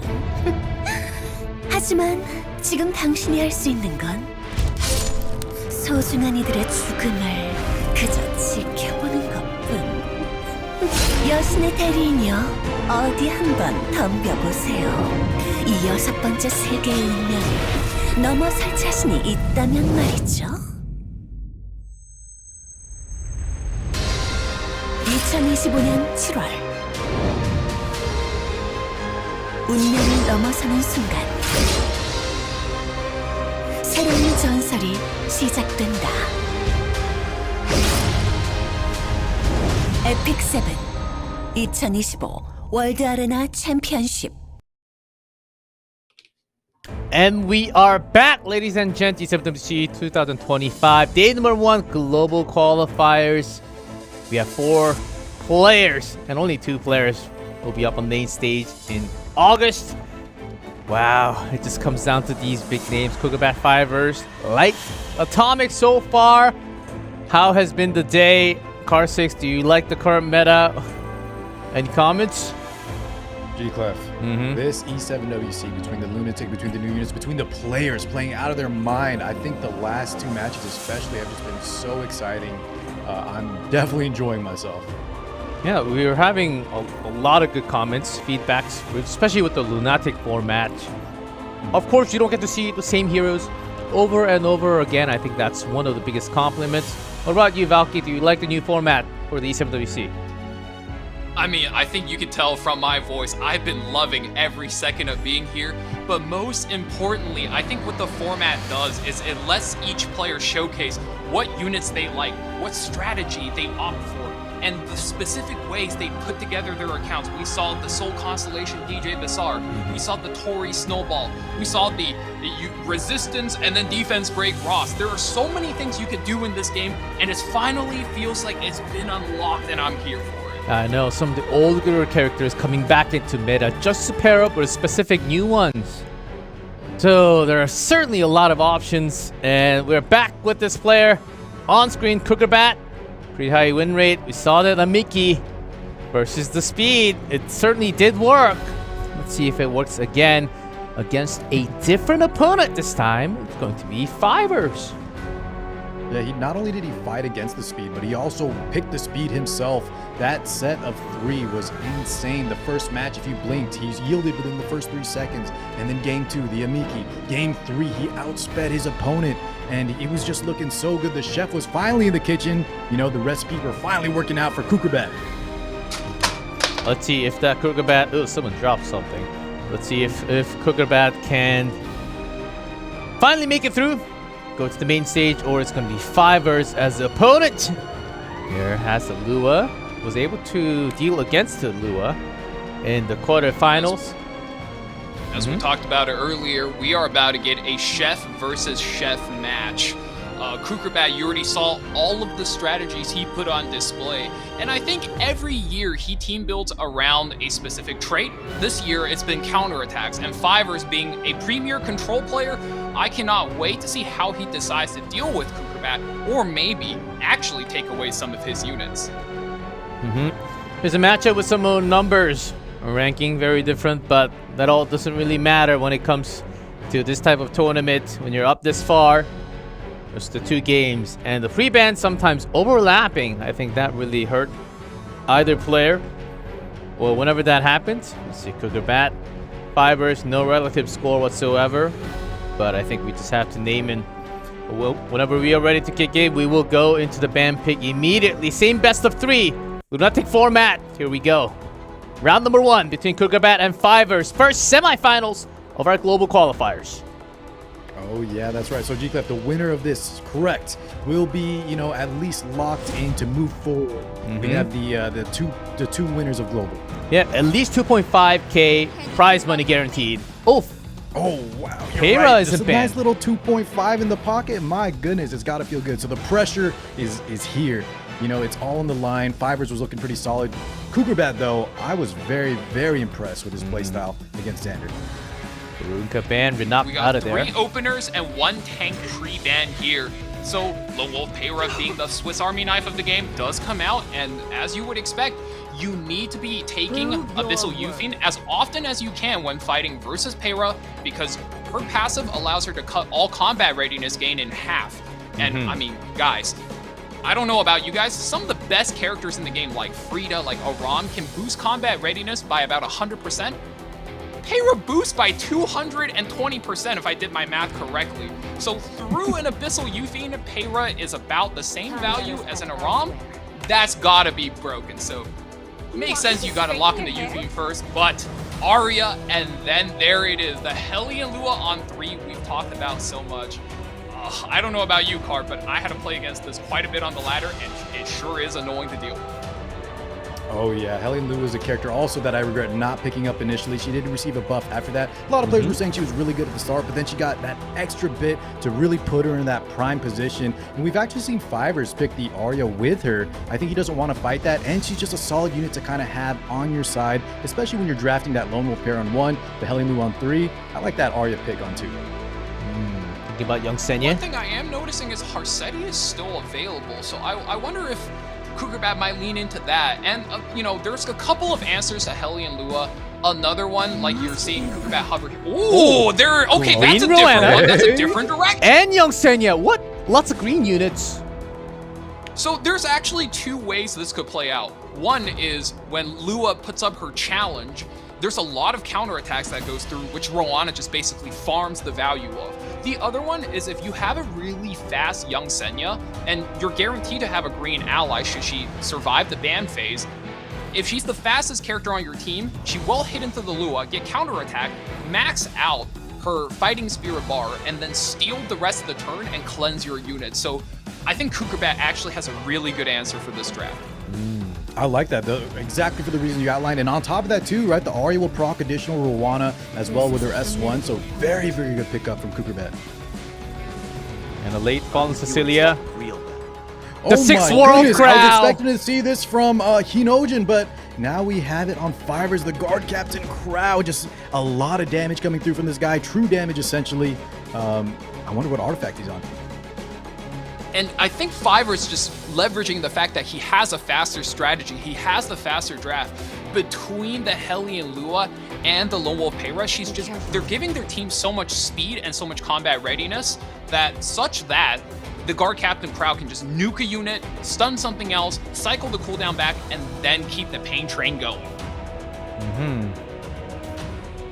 Celine, the crowd classic ban. out the last pick. We drafted for top 4. Just get them out of there. And let's see how this goes. Holy mama, the Rowana on that ban protect, I think is going to pay off big time here for Cookerbat. Yeah, couldn't ban that out. Lua still available for Fivers. With the 4, is that enough damage on the right side? We'll find that out. Round number 1 of the semis. I love your curls. They said what? We do take that first turn. Lua drops the S3, fires up the stream. Lua challenge. Land 3 provokes, that's all we need. And look at that. Cookerbat speed tuned his entire team. Young Senya is going to be the fastest unit, so Lua's not going to be getting that much value. Keira does rep the gears though, and now we're pushing up the rest of the team. I wonder what this Aria is going into. Because now, Ghost tries for the defense break on the Arch team, and we do miss here. And here we go. Watch closely, guys, because if you blink, you'll miss it. Young Senya. The help of Valencia. Most of the damage mitigated by the FCC. Another hit. One more from Aria. Not only that, right? The combat readiness is pushing up. We talked about how important combat readiness is in a turn-based game. Rwana just paying off so well.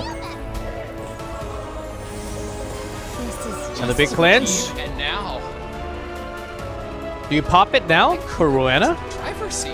May the light. Just gonna go for that big S3. Healing the revive buffs, topping off his squad. Extra barriers. Looking for that longer game for Cookerbat. And on the Payra. Dual attack comes in from the Yuffie. That's one of the buffs of the Archdemon. And look at that. Fivers is already down so much on the HP. Even with a tier 0 tank like Fallen Cecilia by his side, Aria does go though. Counterattack? No! Doesn't do enough damage. Counterattack goes. Fortunately, Aria high resistance unit will not be eating that seal. So no follow-up. Very, very, not important there. Negligible. However, the FCC now coming up. Those buffs, that means we can see some potential strips. Skill nullify for the team. Look at that. How many buffs were gone right there? I think that took away 9 buffs or something ridiculous like that. It took away every good buff from Cookerbat. I don't think he cares. Another dual attack comes in. Can you handle this? There's the proc. Fairy Tale for Nightmare. RC Machine. Yeah. Doing so much work. It's chipping. Look at the holiday you or not the counterattack. Counterattack. Hang on, we've seen this. Is this, is this 100% counterattack now? Damage is stacking. Guys, I swear this FCC is trying her best. She's to do so much damage this turn, but The I don't Fairy think Tale that's for a looking Nightmare like though. Defense break finally lands. She's provoked here, so at least she can't S3. Can you handle this? And the Oh, extra. look at the Yuffie, full fighting spirit, ready to go. Fivers is in huge trouble. They're so chipped. There's that S1. Down We're getting now. a little bit of healing from the Rwana. God, look how healthy they still are. On the left side, yeah, but not on the right side. That's the real problem. Oh! This ADS Cookerbat is having the best day of his life. He's laughing like a maniac. This couldn't be done. Oh, Fivers. Oh man. What else do you Fivers, have? I think he's doing a thing here though. You see a lot in esports where players would slow down. He does go for the soul burn. Okay, he does play a little bit slower. I think he's probably taking his time, slowing down, thinking about, okay, what went wrong? Pull Was that Rowena. more RNG or was that on me? Kind of gather your thoughts a little bit, especially when something like this happens and it feels like the whole world is against you. Sure, in a best of 3, right? Even if he does end up Counterattack? losing this, and look at that, another counterattack. Jesus. That Look Abyssal at. Yuffie. I'm just looking at Archdemon. Cookerbat's camera. He's smiling away. He doesn't care if they're provoked. He doesn't need to press buttons right I now. know. It's AoE anyhow, so it doesn't really matter. You have to Oh, AoE another here. Caius. Another counterattack. Another extra attack. Your Fallen Cecilia is down. This is doing the full damage. Even Cookerbat can't believe what's happening. Oh! Oh my god! Burned away. And that will be game. Cookerbat takes game 1. So many counterattacks, and I can't even say, I couldn't even count how many. Cookerbat looks so confused. Is he confused? how Is he just won surprised, that dude? game. He's surprised, like, what? Yeah, that draft, though, was amazing. Counterattack or not, right? The Rwana, I think, was perfectly situated there, and the counterattacks was just kind of that cherry on top. Now, that was a little ridiculous in the amount that happened. You can see that smirk coming on his face, but I think the draft overall was much more Cookerbat-sided. Yeah, as you can see, I Rowena. absolutely agree with you, Car. I think that's green well bar. analyzed since He has so many things going for him there. Even though he doesn't get the easy soul burn on the Archdemon, he has the anti-AoE with the Young Senya. He was able to stop so many of the counter and the extra attacks coming out from the Arya with the Roana, the extra healing, the combat readiness. It somehow just let him outpace and outvalue a Lobo of Pera and Hellion Lua team, which is, you know, considered to be one of the highest tempo, highest speeds, highest value character combinations in the entire game. I cannot believe he pulled that off. Oh man, let's see if he can continue to do it, or will he be allowed to pick any other counter characters? One up, Fivers felt that counter to his heart. He certainly Straight to did. his soul, G-Clef. It might have burned his soul a little too much. Ooh, yeah, a reverse soul burn. I see that. Yeah, so we'll see if Fivers can kick it back. 1-0. Mort. Cool bands coming through. Mort. Politis. Zio. Lidica. Some openers banned.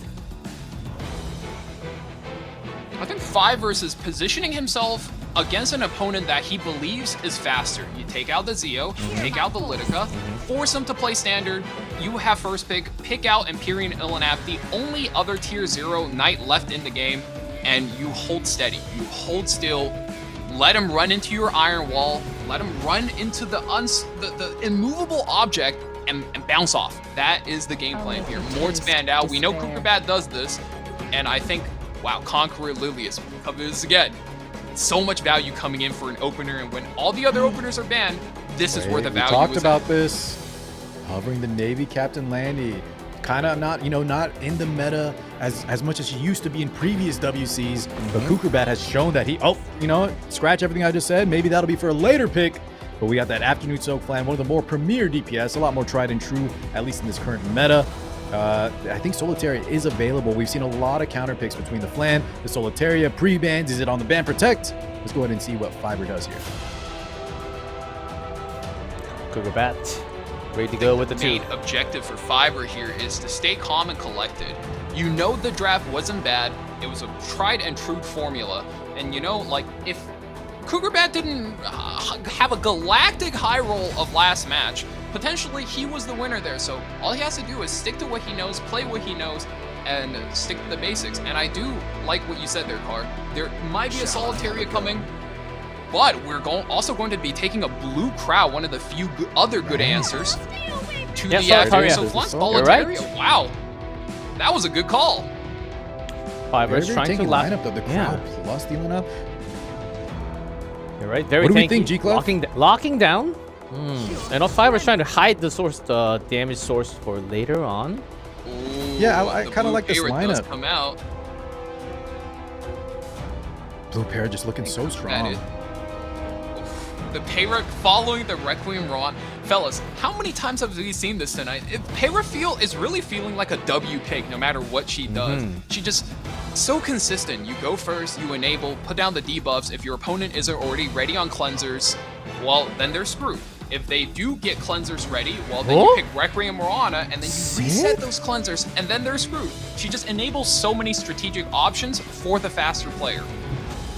Lock it in, Cookerbat. Show us what you're cooking. No way, Car 6. That ain't happening. Yes, he was trying to trick us. We got baited.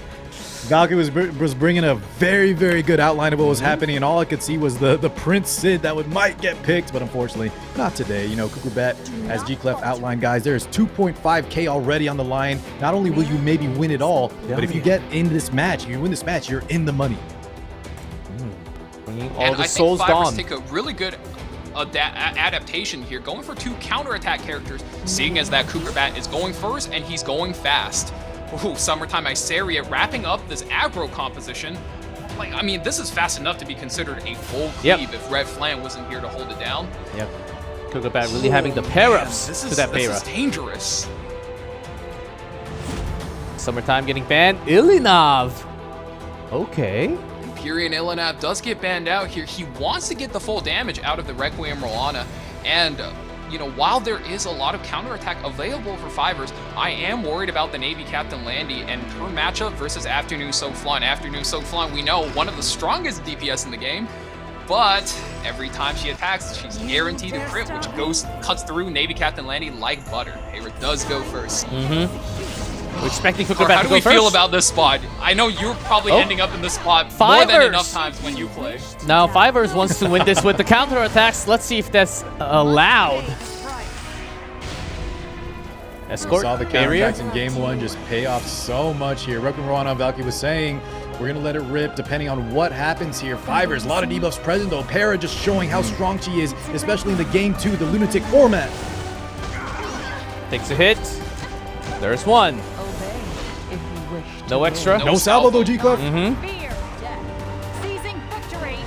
That's a lot less chances. Here's Conqueror Lilius. Figures up on the left side. For Honor comes through, but Solitaria means Red Flan not going to be getting those sniper shots. Her chamber is empty, but still can be pulled off of these random dual attacks. Yes. You go for it? No. Instead, we're going to push back the Navy Captain Landy. For now. Cookerbat's going to hide. We got the koi fish loaded, locked and loaded. You see it floating around there. Yep. Very cute and yep. Got vigor and attack up together. So this should be some damage. It's gonna hurt. Was that in the Solitaria, I believe? Decent damage, but not enough to finish the job. So we're still gonna lock out that focus on the Fire Flan for the moment. Counterattack? Counterattack? That's a counterattack? D-break? Oh my god! Oh no! Cookerbat's counterattack is insane! How is this Fiverr happening? was definitely not expecting that, and now we get the stun! No way! Cookerbat might be the most talented player alive. Oh, he gets one counter though. No salvo. No salvo again. Unlucky for Fiverr. He's losing the counter battle at the moment, and look at that damage coming through from the Conquer Lilius pull. And Bellion just getting one more. Counter Flan too! I don't even know what to say anymore, guys. That is it. Just getting this many That is counters. just GG. Red Flag gets her stats up. This is where she's getting dangerous. Red flags for Fivers. Okay, guys, we saw the counters Another in game stun. 1. You look at the slide up, and I didn't think that. What is happening? That is sometimes EpicSeven, ladies and gents. This is it. See, Lilius says. Cookerbat can't hide his emotions. The happiest Cookerbat E7 day cooking. of his life. Counter that. Crying That's what we here. should start calling him. Last year, he got knocked out. RNG shenanigans. This year, they're playing completely into his favor. Hayra gets another goblet. Hands up. RNG and into the main stages. Cookerbat makes it into main stage. He is Look at that the reaction, ladies happiest and man gentlemen. alive. You're in the main stage. I've never seen him laugh so hard. He can't believe doesn't know it. what's going He on. can't even believe that what just happened. I can't believe it. He can't believe it. We can't believe it. Viewers at home can't believe it. Like, what just happened?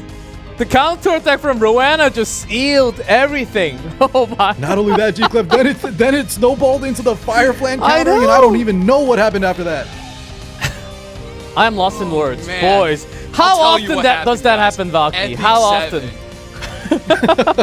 You know what, guys, this is the duality of E7, EpicSeven.WC. We saw like the lift and light, the previous two matches. MagicQi was like a tight draft, you know, down to the wire. And then in the the actual finals here between Cookerbat and Fivers, it was a counter fiesta. Oh man.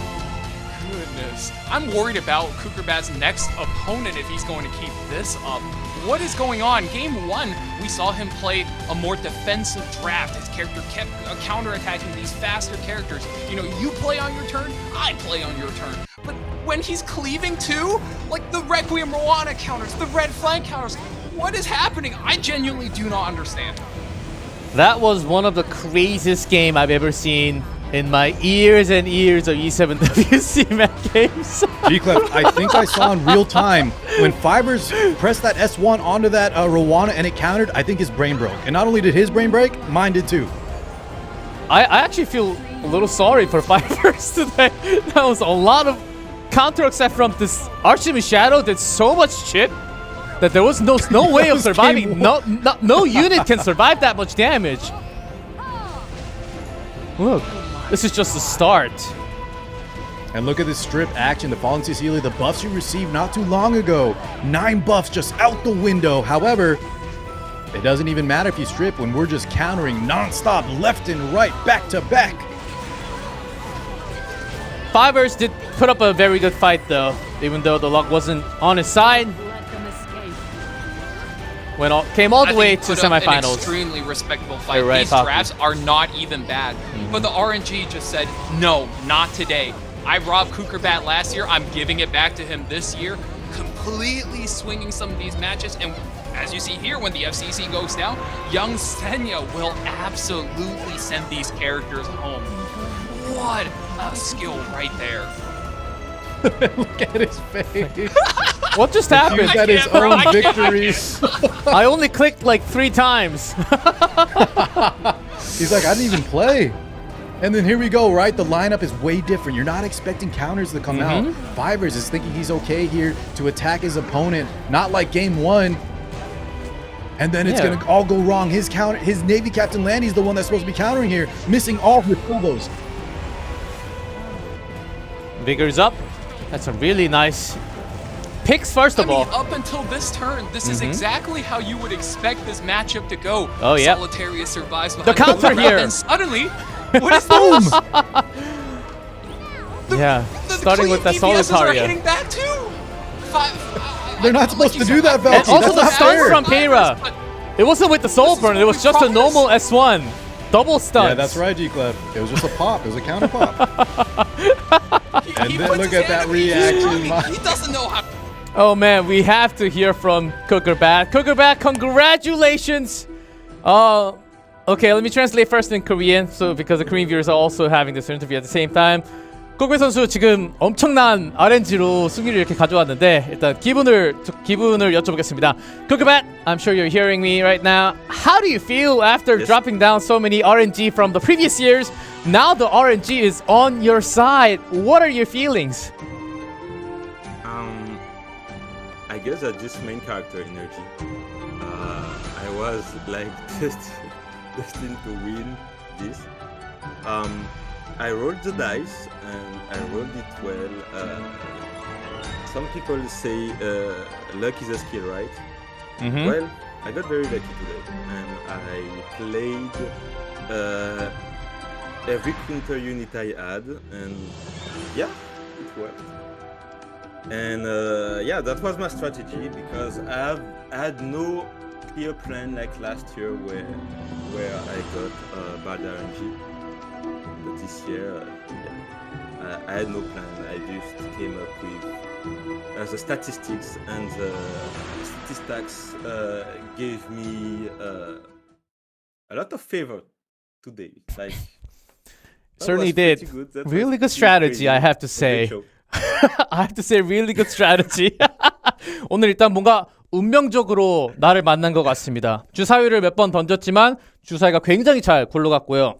운도 실력의 일부라고 또 하지 않습니까? 그렇기 때문에 오늘 운, 실력이 많이 따라줬던 것 같고 오늘 반격을 확실히 많이 준비했는데 그게 제 오늘 통계적으로 생각해도 그게 맞다고 생각했고요. 그렇게 했더니 오늘은 네, 운이 조금 좋았던 것 같습니다. 라고 답변을 들었습니다.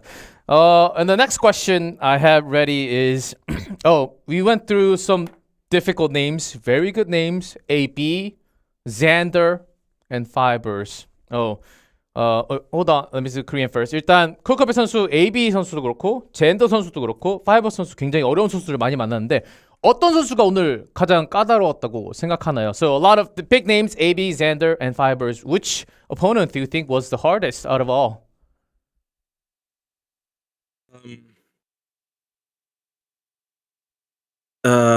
Not gonna lie, I got so lucky today that everyone felt easy, but maybe I shouldn't say that. You already said it, so let's let it fly. Okay? But yeah, I mean, I got absurdly lucky against Xander. I got absurdly lucky against AB.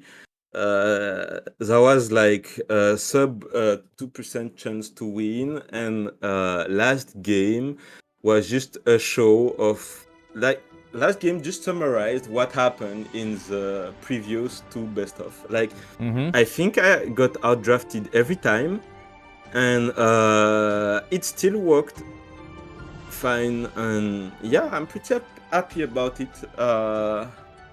Sometimes I get bad RNG playing on stream, playing on ladder, but this time all my bad luck stacked, and yeah, was pretty good. And I'm very happy, and yeah, let's see what we can do on main stage. But really thank you, E7. 일단 오늘 사실 운이 너무 좋아서 경기가 다 쉬웠다고 말씀을 하셨고요. 젠더 선수, AB 선수 상대로도 그렇고 파이버 선수 상대로도 그렇고 자신 생각에 뭐 2%의 승률의 확률도 안 될 정도로 굉장히 안 좋은 경기들이 많았는데 오늘 운적인 요소가 그동안 쌓였던 나쁜 운적인 요소가 많이 쌓여서 그게 오늘 이렇게 풀린 것 같지 않나라고 생각을 하고 또 벤픽을 개인적인 생각에 벤픽을 지고 들어갔는데도 좀 운적인 요소로 이렇게 풀린 게 있어서 오늘 경기에 그만큼 좀 잘 풀린 게 있었다고 얘기를 했습니다. Okay, one last question though, Cookerbat. Oh, I should say it in Korean first. 그리고 마지막으로 이제 글로벌 대표 선수로 메인 스테이지에 올라가게 됐는데 일단 올라간 소감 그리고 어떤 상대를 또 맞이하고 싶은지 한번 물어보겠습니다. So, last question. You're in the main stages as one of the global players. How do you feel going into the main stages, and also who do you want to face? Not just from the global or anyone from the other regions. I think I want to face Azamare round 1 or Elf Mage.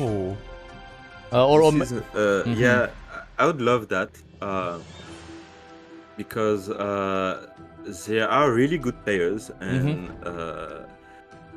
if I win against them on main stage, then I will feel less like a fraud, because that was really fraudulous what I did today. But that was funny. That was the show, right? It certainly was a show where you're allowed to do things in EpicSeven. And also, any shout outs to the fans, last words before you go onto the main stage in a couple of weeks? Shout out to the what? Shout out to your fans. Anything you'd like to say?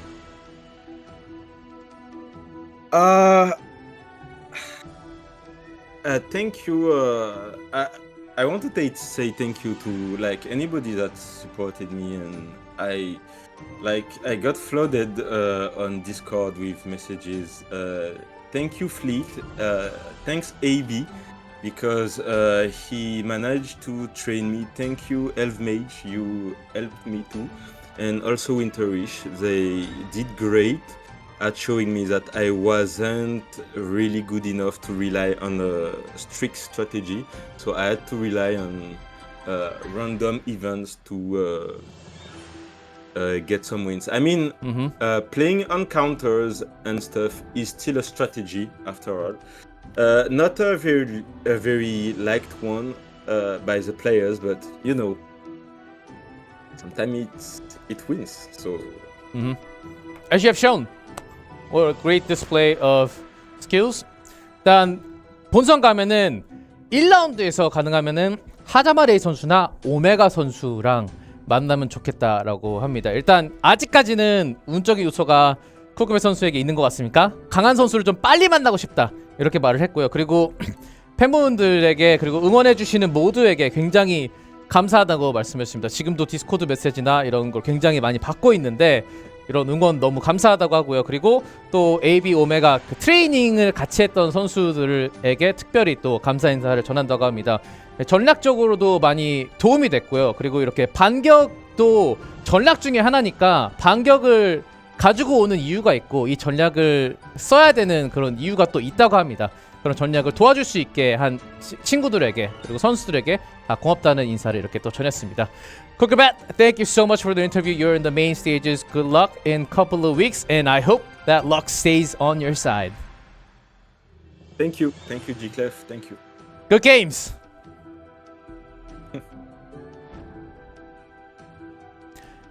Oh man, the RNG. That's a strategy. Of course, yes. It worked so well, as we could see. Well, you know what they say? It's better to be lucky than to be good, and lucky for Cookerbat, he's both. You know what they say? You can only win if you take risk. If you never try to take risk, you never come out with a win sometimes. And that was Cookerbat. Subject of, you know what they say. I really like that saying, luck is a skill, and a lot of people might not believe that, but I mean, if you think about it, right? The Rowana, the Archdemon, as well as the Afternoon Soak Flan, how much damage are you sacrificing when you're opting to put these characters on counterattack builds as opposed to like a full destruction set or a triple Torrent set? You have to make sacrifices somewhere, and for the trade-off, you will high roll your RNG sometimes, and Cookerbat just happened to put himself in a position where his high roll happened on the biggest stages, and I personally, I don't think that is a fraudulent behavior. I think luck is a skill there, and he put his skills on full display, and that was well played. It took many years. It took many years and lots of challenges and tries for Cookerbat, and sometimes you come out with a bang like that. That was one of the biggest bang I've ever seen on stage. But here we go. Second semifinals. Light versus Atomic. One of these players will be joining Cookerbat on the big main stage in the upcoming month. Here's Light. Here's Light, guys. Can he Light was just go up to the main finals now? So strong. Oh, man. He looks strong. Yeah, we touted him to be this one consistent night and tank down player. Yeah, like you said, Car took down a Lifton, but actually opting for a lot of aggressive strategies today. Although going up against this opponent currently, I think he might need to slow down a little bit, go back to the what he's been doing. Slow and steady is the way for him. Valky, you were talking about how prepared Atomic is here, but that might show how good Light could be in reverse. We've seen like he was a super strong cleaver. Now he plays tank down. Today he's showing all types of play styles, and I think Atomic is really going to test what Light needs to do to take it all.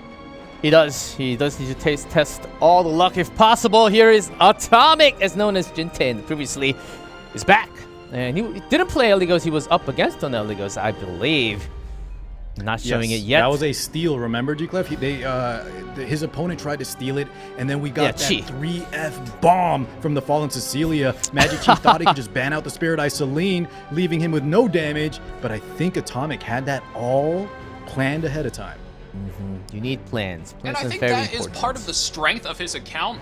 And, you know, we said it time and time again, he was one of the original, the OG Gear Lord. He has so many characters, built so many ways, and as long as you can catch your opponent off guard, I think he's good. But the thing I think going for Light is he's very experienced playing against opponents with multiple characters, multiple builds. Just refer back to a month ago when he was going up against Go Meowmixxed. Light was doing so well for himself, and if he does hold steady today, I think we'll see a similar repeat performance. Let's see what happens. We all learned how planning is important from Parasite. Here we go. Second semifinals. Let's find out the second player going up in the main matches for the global server. First up, Atomic. Zio Harsetti. Arunka Rinak band. Can you keep up with me? Instant Yeah, you Payra. see that Harsetti Zio? That's a telltale sign that you want to go first. You want to have your speed. You want your cake, and you want to eat it too. Yeah, isn't that kind of saying don't try to speed contest against me with the random factors? Having confidence in the speed. Look at that, the sister and combo. Like once again, he goes for the stable and adapts to what Atomic is doing right here. Luna is just a good character overall, even though Payra could potentially cleanse it, but you also have the U-Fiend there, able to just hold back the combat readiness, not letting the turns get too out of control. But Witch of the Mirror, Tenebria does come through, escaping Freeman's the with speed. the Linica. Oh boy, we're going so fast. Look at that. Openers. Openers. Openers. Just take all the openers, G-Clef. That is Atomic's strategy right now. Yeah, will it work against Light? Trying to maybe taking it down with some extra barriers. Debuffs. I've got my own. Light. Guys, Light isn't a... He's got his own gears. Come on. His name is Light for a reason. He used to be considered one of, if not the fastest cleaver on the ladder, and I mean, he certainly brings the speed, but it's a matter of confidence. It's a matter of comfort. you know, picking the right units is one thing, but you think you're picking the right units. A lot of times the game is mental as much as it is within the video game itself. BJB against an Emo Pera. It wasn't a blue Pera. Designer a little bit. Ooh, designer a little bit on the protection there, valuing that cleanse and that band protection spot. Deliver? It seems he really likes the characters who, when they get hit or when a debuff lands on them, they get a lot of combat readiness. And when you play against faster players, that's the way to go. You're trying to steal the combat readiness away from your opponent, cut the turn. Isn't that right, Car? That's right.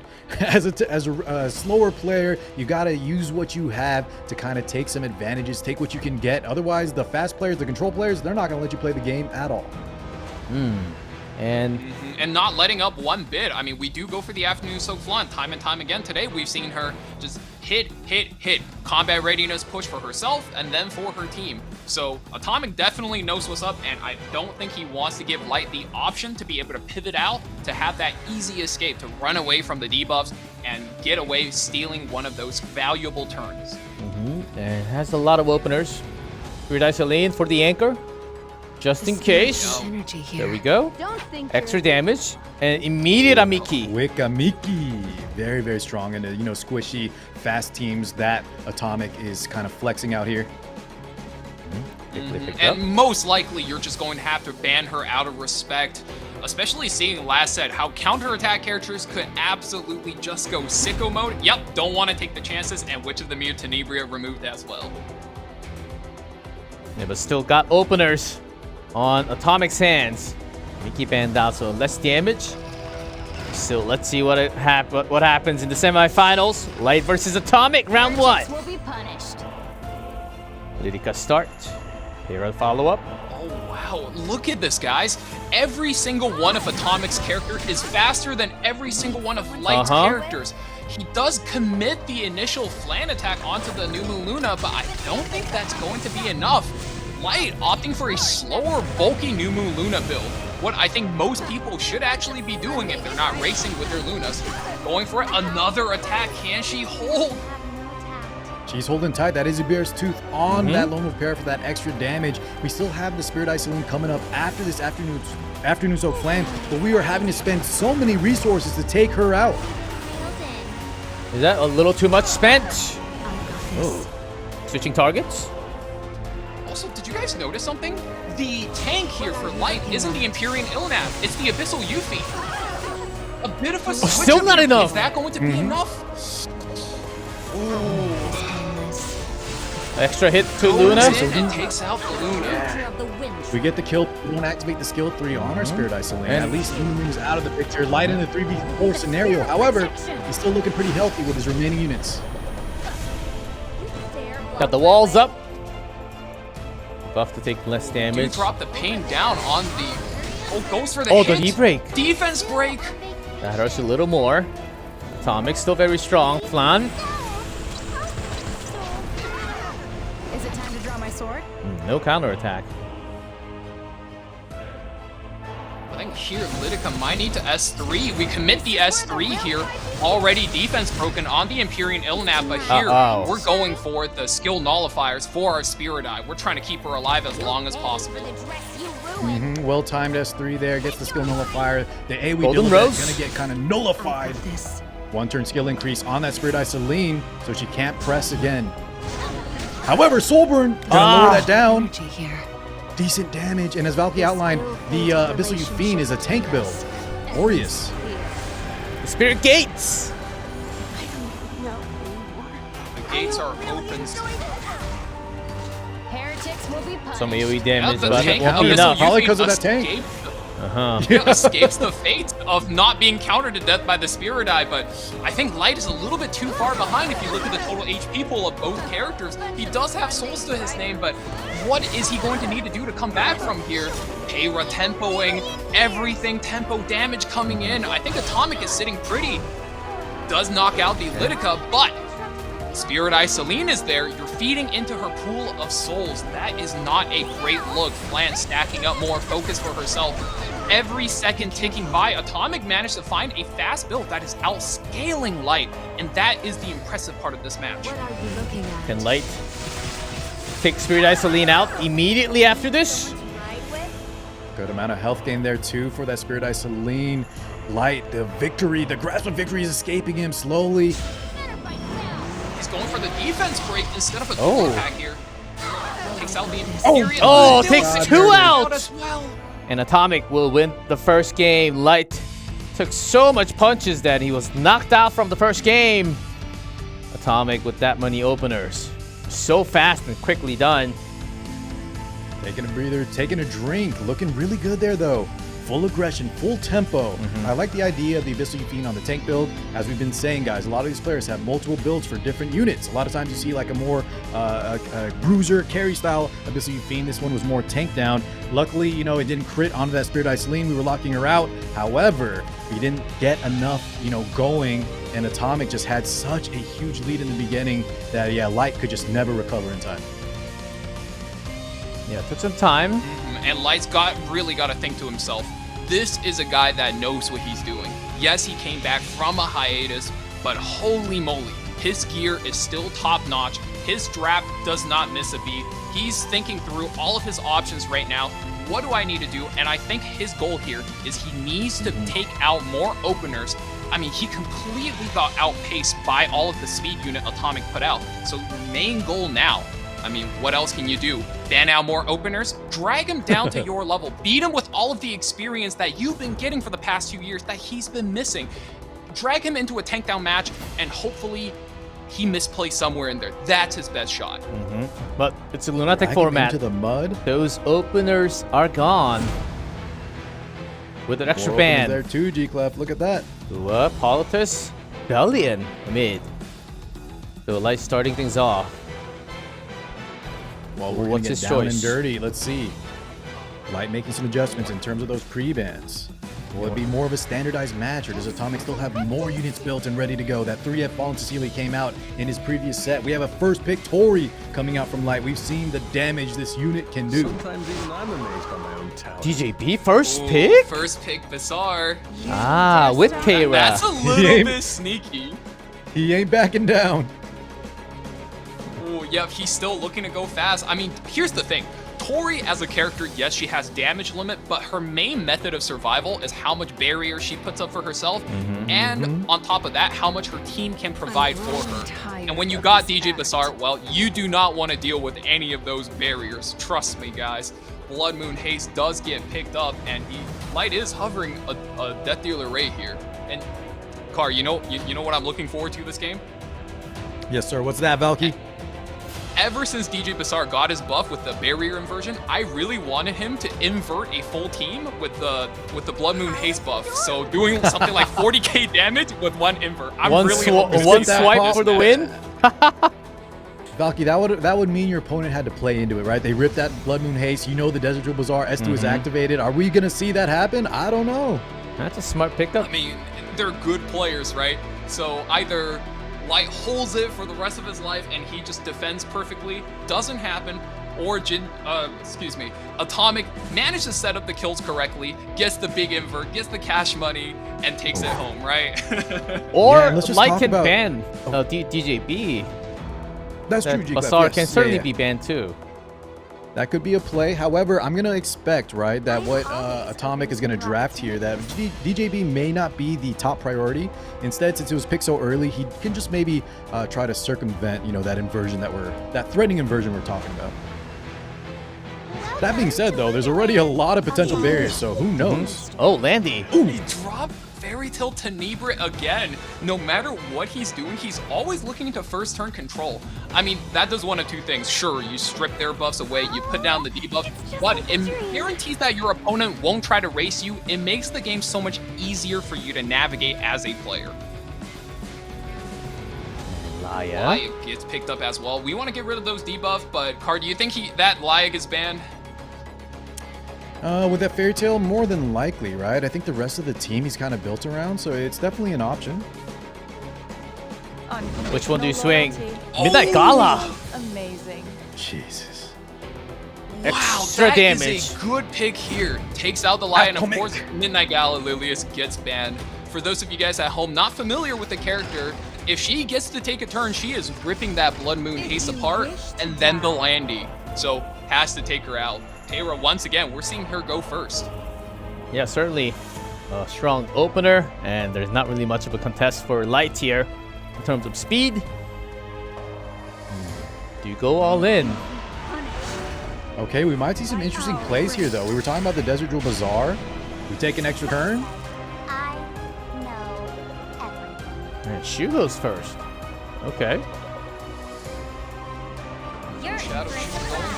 Gonna drop the attack into the Tori. Look at the buzz That damage. hurts. Come in heavy here. Are we gonna get it, guys? I hope we get it. Hold up. Oh Is it- man, let's see is this turn this- break down. Fairy Tale Tenebra does go.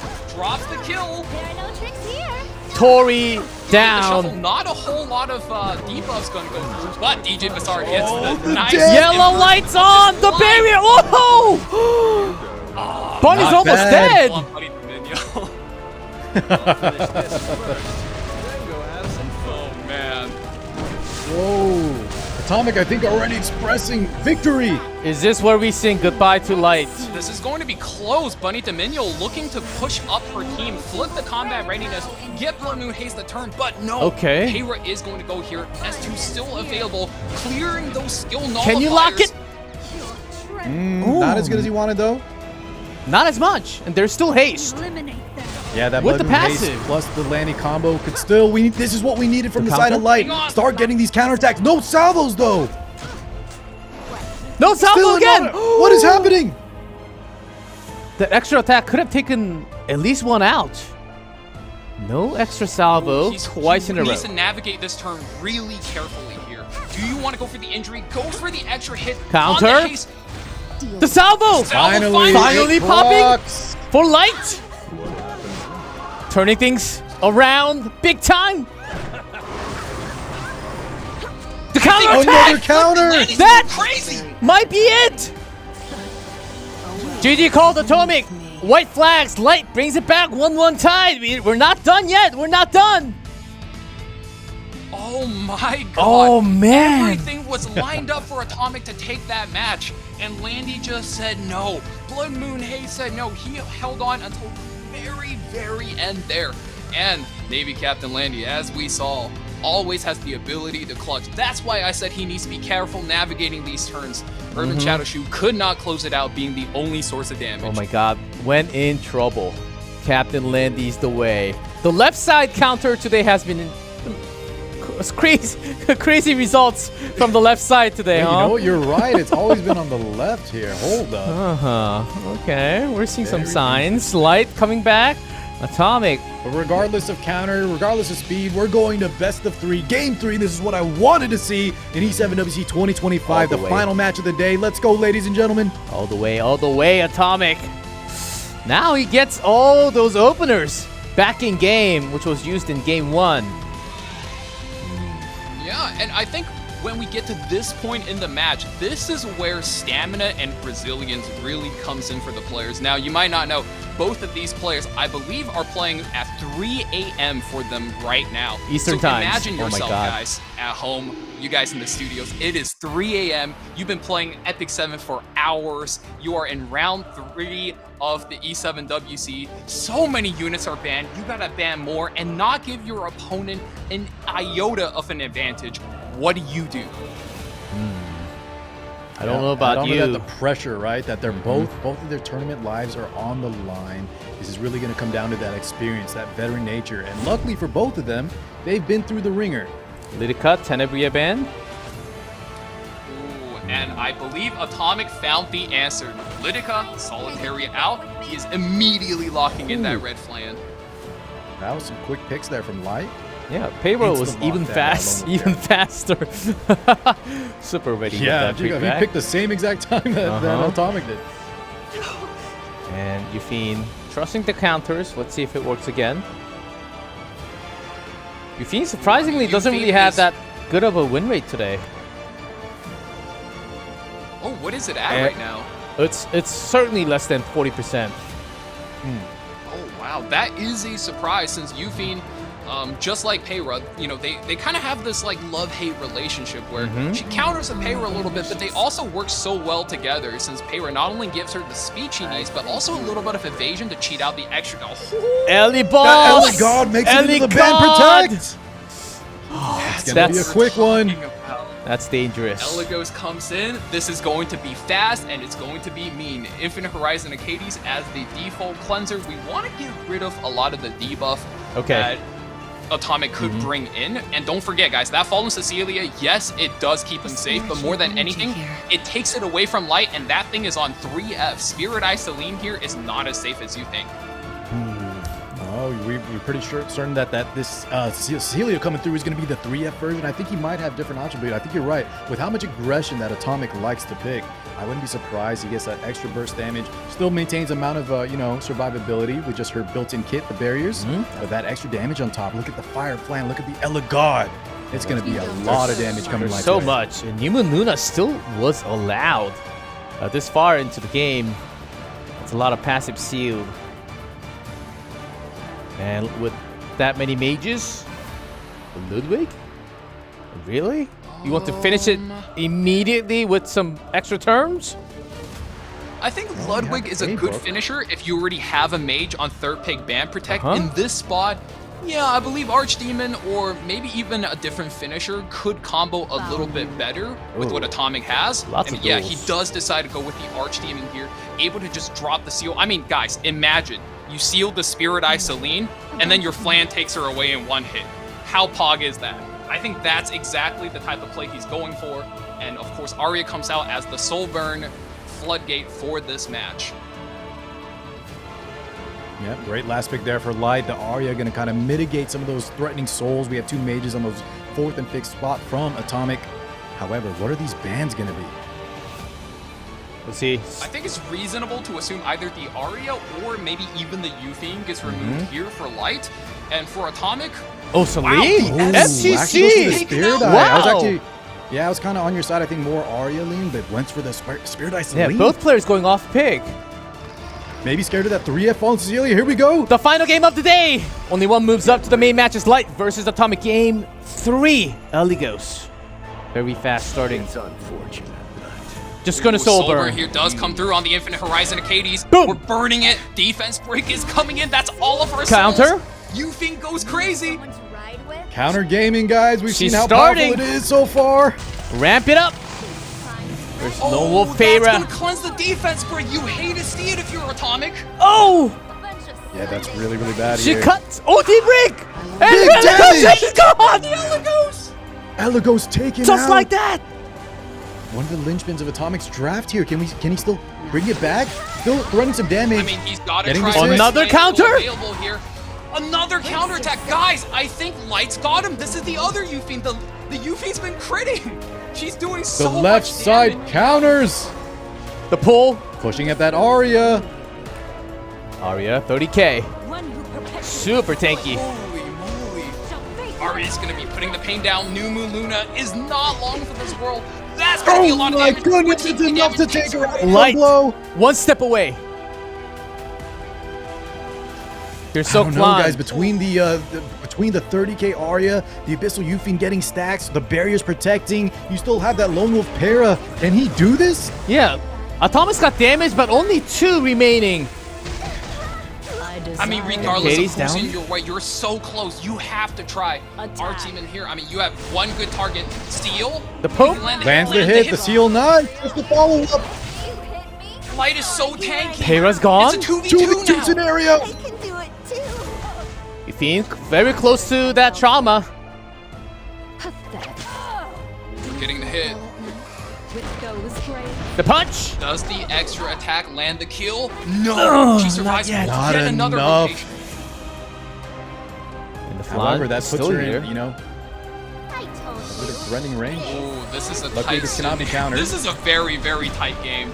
Flam, very high gear score here. You could tell 12k HP, and you got one more dual attack in before Flan is stuck on the solo ship. Lands a seal on the AU theme. That's a lot of damage, but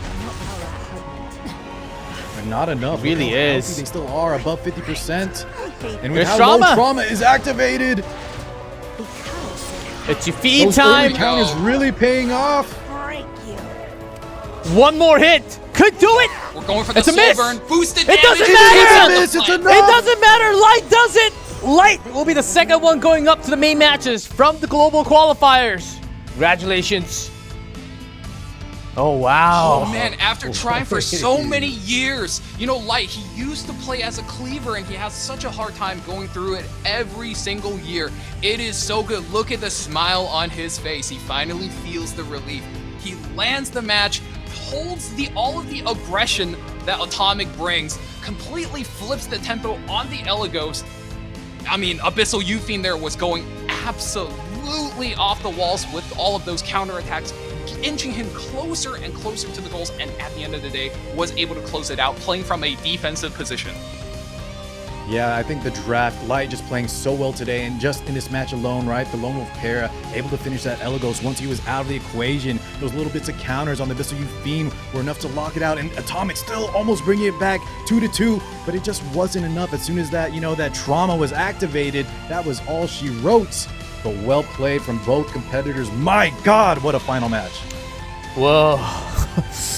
This was only day one, boys, and it drained me out all the way. I'm worried about tomorrow. Same here, brother. We've got Same Asia here. to cover tomorrow. Oh, man, still 2 minutes. Oh, we're having some really quick highlights. Way too fast of a highlight. We're really Hey, well, you know zooming. what? That was a little too fast of a highlight. Okay, we're back. We're going at light speed, you could say. Literally light speed. Well done. And the time stopped. Oh. Oh, man. You're right, G-Clef. This is just day one. Recapping this match, though, we saw that Spirit Eye, Isoline aggression. We took a lot to kill that New Moon Luna. However, we do land it. But Light just really tanking down. Still looking pretty healthy. I'm so blasted from this best of 3 and also our previous best of 3. Insane turn of events as Atomic with this many openers. It almost seemed like he just got the box wrapped up for himself going into the main matches, right? I think that also harkens to the fact that, Atomic just came back from a 2-year hiatus, hit a name change, has big life changes for him, and he's just getting back into the fold, whereas Light, he's been practicing, he's been grinding, he's just been going at it day after day, and he's played against so many people bringing that exact kind of aggression into him. He's seen that type of matchups before. He knows exactly how he has to defend, and you know what? He knows how his units will do versus them, and it's like he knew exactly how much damage he needed to take, and he was absolutely right every single time. He was on fire, certainly. The drafting, sometimes hard to go up against such a big name like Atomic. But this is despite really... that 2-year hiatus, man, Atomic, I really, really liked how he played. The confidence was there. It didn't quite work out. It could have been that difference in the break. The experience that Light had just in the ringer. But, I still really, really enjoyed his playstyle. Oh, Light. This Landy finally coming back after the 2 no salvos. I thought it was almost over. But it was looking bad after the Barrier Inversion knocked out that all the health of Light's team. But he was able to clutch it out there. Oh, Landy holding the hopes of Light. And then look at this damage on that Elagos. Oh, Payra's still very strong.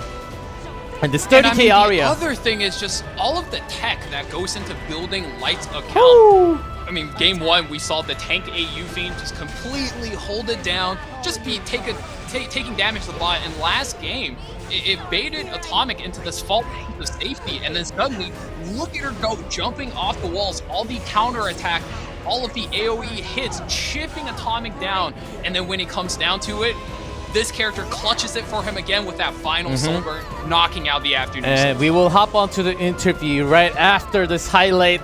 Let's hear what Light has to say. Light, congratulations. Can you hear me okay? Yeah, I can. Alright, Light, congratulations. First in Korean. Light 선수 일단 메인 매치 이렇게 본선에 올라가게 됐는데 지금 기분을 한번 여쭈고 싶습니다. Light, How are you feeling? You weren't able to complete the Lunatic event, but in the very important tournament, you're in the main matches. I'm feeling great. How are you feeling right now? Like fantastic. Fantastic. That's it. A little more. 일단 fantastic한 기분이라고 합니다. I'm feeling great. Okay. No more questions for you. But until 일단 8강까지 단 한 번의 라운드 패배도 없이 승리 행진하고 첫 게임을 어토믹 상대로 졌지만 이렇게 역전 수입을 했습니다. 그 경기에 대해서 조금 그 경기 포함해서 어떤 경기가 가장 까다로운지 한번 물어보겠습니다. So 2-0, 2-0 in the round of 16 quarterfinals, and then Atomic, a big reverse sweep. Which opponent did you think was the hardest, and the reason why? Definitely Atomic, because I got pretty lucky because this game was the only set that I didn't get first pick, and first pick is kind of really strong. So yeah. 네, 일단 다른 경기에 비해서 아토믹 선수가 가장 힘들었던 게 일단 첫 경기에서 첫 픽을 못 가져갔기 때문에 경기가 굉장히 힘들고 어렵게 풀려갔다고 이렇게 답변했습니다. 그리고 다음 또 물어보면은 다음 글로벌 대표 서버 대표 본선으로 가게 됐는데요. 일단 아시아, 한국, 일본, 유럽 등 다른 서버의 강자들이 굉장히 많이 있는데 어떤 선수가 좀 올라올 것 같고 어떤 선수가 좀 어려울 것 같은지 여쭤보겠습니다. So in the main matches, there will be other contestants from other servers coming in the following tomorrow and following weeks. Which opponent do you think will come up to the main stages? Do you have any names? I'm hoping Elf Mage. And I'm expecting KJ, but also there's a new one. There's a newer player, Mafty. I'm a huge fan of Mafty, so I hope he wins the Korea bracket. But also KHM. I hope KHM wins too. 예, 일단 오메가 선수가 올라왔으면 좋겠고 그리고 또 KJ 고명기 선수도 올라올 것 같고 올라오면 좋을 것 같다면 또 한쪽에서 맵티 선수 또 올라왔으면 좋겠고 그리고 마지막으로 KHM 선수까지 이렇게 본선에서 좀 보면은 좋을 것 같다고 이렇게 말씀하셨습니다. 그리고 마지막 본선 올라가게 됐으니까 이제 만날 상대에게 한마디 그리고 마지막 소감을 한번 여쭤보겠습니다. So now you're in the main matches. Do you have any shout-outs to your fans? Any last words? Also, maybe a bit of a trash talk to your future opponent, whoever that's going to be in the main matches. I don't know. Thanks everyone for supporting me, but also special thanks to Winner Wish. I think, yeah, Winner Wish was the only person who practiced with me for like this whole thing, and I learned a lot from him. 일단 모두 응원해주신 분들 매우 감사합니다. 정말 감사드리고 그리고 제가 대회 연습을 윈터비시 선수랑만 했기 때문에 윈터비시 선수에게 한번 샤웃아웃 굉장히 감사하다고 이렇게 말씀을 또 콕 집어서 한번 하고 싶다고 합니다. Okay, thank you for the interview, Light. Congratulations going up to the main matches. And we'll see you next month in the main matches. Good luck. Thank you. Congrats. Thank you. Thank you. Oh, Light, always so humble and just good words. I asked for a trash talk and all he said was thank you. What a stand-up guy. Always a good-minded person. And Light finally going up. And man, what a day it has been. Started with 16 down to the 2 Cookerbat. And Light going up as 2 global players. Looking to see a lot more players from the other servers. How was... let's wrap up the day a little early today because it's been a while. Oh, before that, we have the updated tournament tree for everyone. Here it is, Cookerbat going to the main matches along with Light from the global servers. Boys, did you expect this to happen, or did you have anything else in mind? Why don't you go first, Car? Did I expect for Light and Cookerbat to win in such a crazy fashion? Maybe not exactly, but Light has been looking so good. Cookerbat, I think, had the best interview of all time, so I'm so glad he won. I did bet against them, if y'all remember. However, I'm now fully on board with the counter, the skill versus luck kind of train that he's pulling out, and I can't wait to see both of these players move on into the main bracket. Valky, you ready? I mean, I'm just absolutely floored, man. The last 2 sets were, to say the least, absolutely ridiculous. With Cookerbat, we saw him put creative builds, even on aggressive characters, the counter attacks, the RNG, the stuns, and it's just not what you expected going into that set. And then suddenly we got the light set where we saw him just squeeze through every single time. He did get two 2-2-0 sets earlier, but versus a Lifted, it came down to the wire. Versus a Tommy, he was down 1 and then completed the reverse sweep. It just came down so close. I'm just happy to be here, man. And if the rest of the matches are like this, this is going to be one E7WC to remember for the ages. Yes, certainly it was. I actually thought today was like as much hype as the main matches. It wasn't just the qualifiers. Some crazy things did happen. Some bit more luck on one side than the other. Does happen. We always had those moments in the qualifiers. So, and we do have one more, and it's not coupons. So, bam. Oh, bam. Tomorrow, Asia qualifiers. Same time, same place, same us three. Different players though. Lots of new names, lots of big names coming back. Similar to what we just had for Global and Asia. There's some really good and really fast, crazy fast gear players out there. So it's going to be a day to remember. Before we close, how was today, Car 6? Let's start with you. G-Clef, Valky, it's been a pleasure, and if tomorrow is even half as exciting as today, my God, we are in for a treat. Thank you so much, guys, for watching. Thank you for being with us, and we got an amazing E7WC ahead. Valky, anything before we close? Thank you, boys, for being here with me today. You could hear from my voice, I'm absolutely blown out. I'm so happy to be here, and let me tell you guys at home what. Ooh, if you like seeing the mix of variety today, well, tomorrow, we are going all in, we are speeding, we are putting the pedal to the metal, and we are hitting the damage button. I cannot wait to see these cleavers fight each other. Who's getting turn 1? Who's tanking down? Who has to hit the pivot? I am so ready to see Asia server duke it out and see who gets the better speed RNG. Today was just the beginning, the day 1 of the qualifiers. We will continue tomorrow with Asia qualifiers. With the finish of Cookerbat and Light Mickey, it's the main matches. We continue with more qualifiers from E7WC 2025. I'm G-Clef, with me, Car 6 and Valky. Thank you everyone for watching and have an epic day. Step back. If you value your life, don't say I didn't warn you. Rude, ignorant, immoral. These words are too good for you. My hands here. Cheap tricks won't work on me. You dare stop?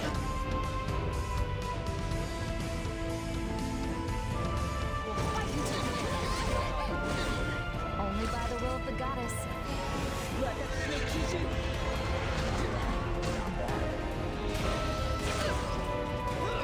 I knew they were no match for me. Match for me.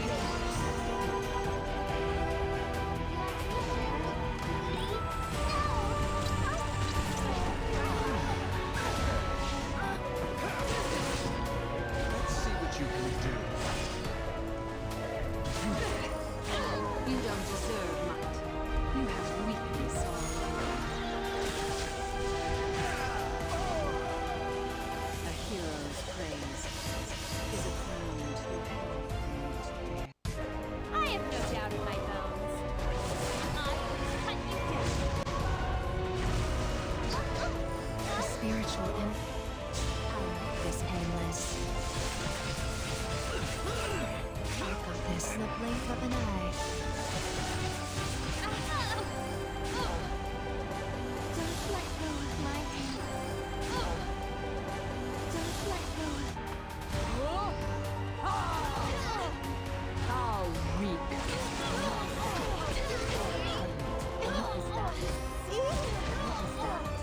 Don't let them escape.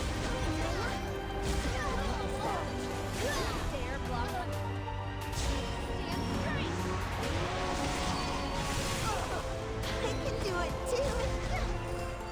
I can't do it alone. We can do it together.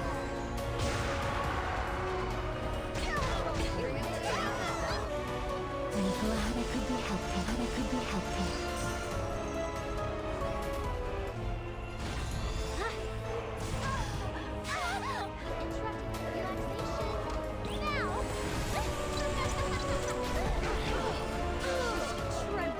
Goblet of Oak.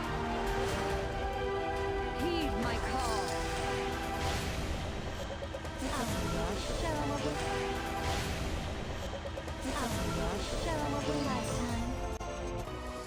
This ill-fated relationship between us ends here.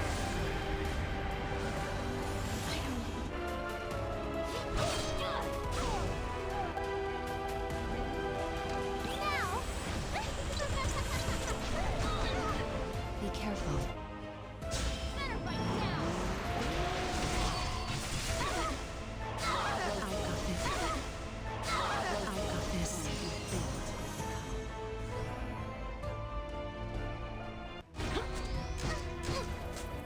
Deal with it.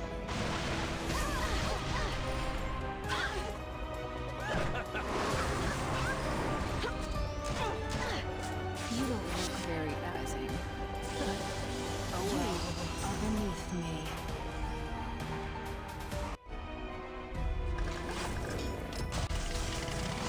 I'm ready. Now for it, full throttle.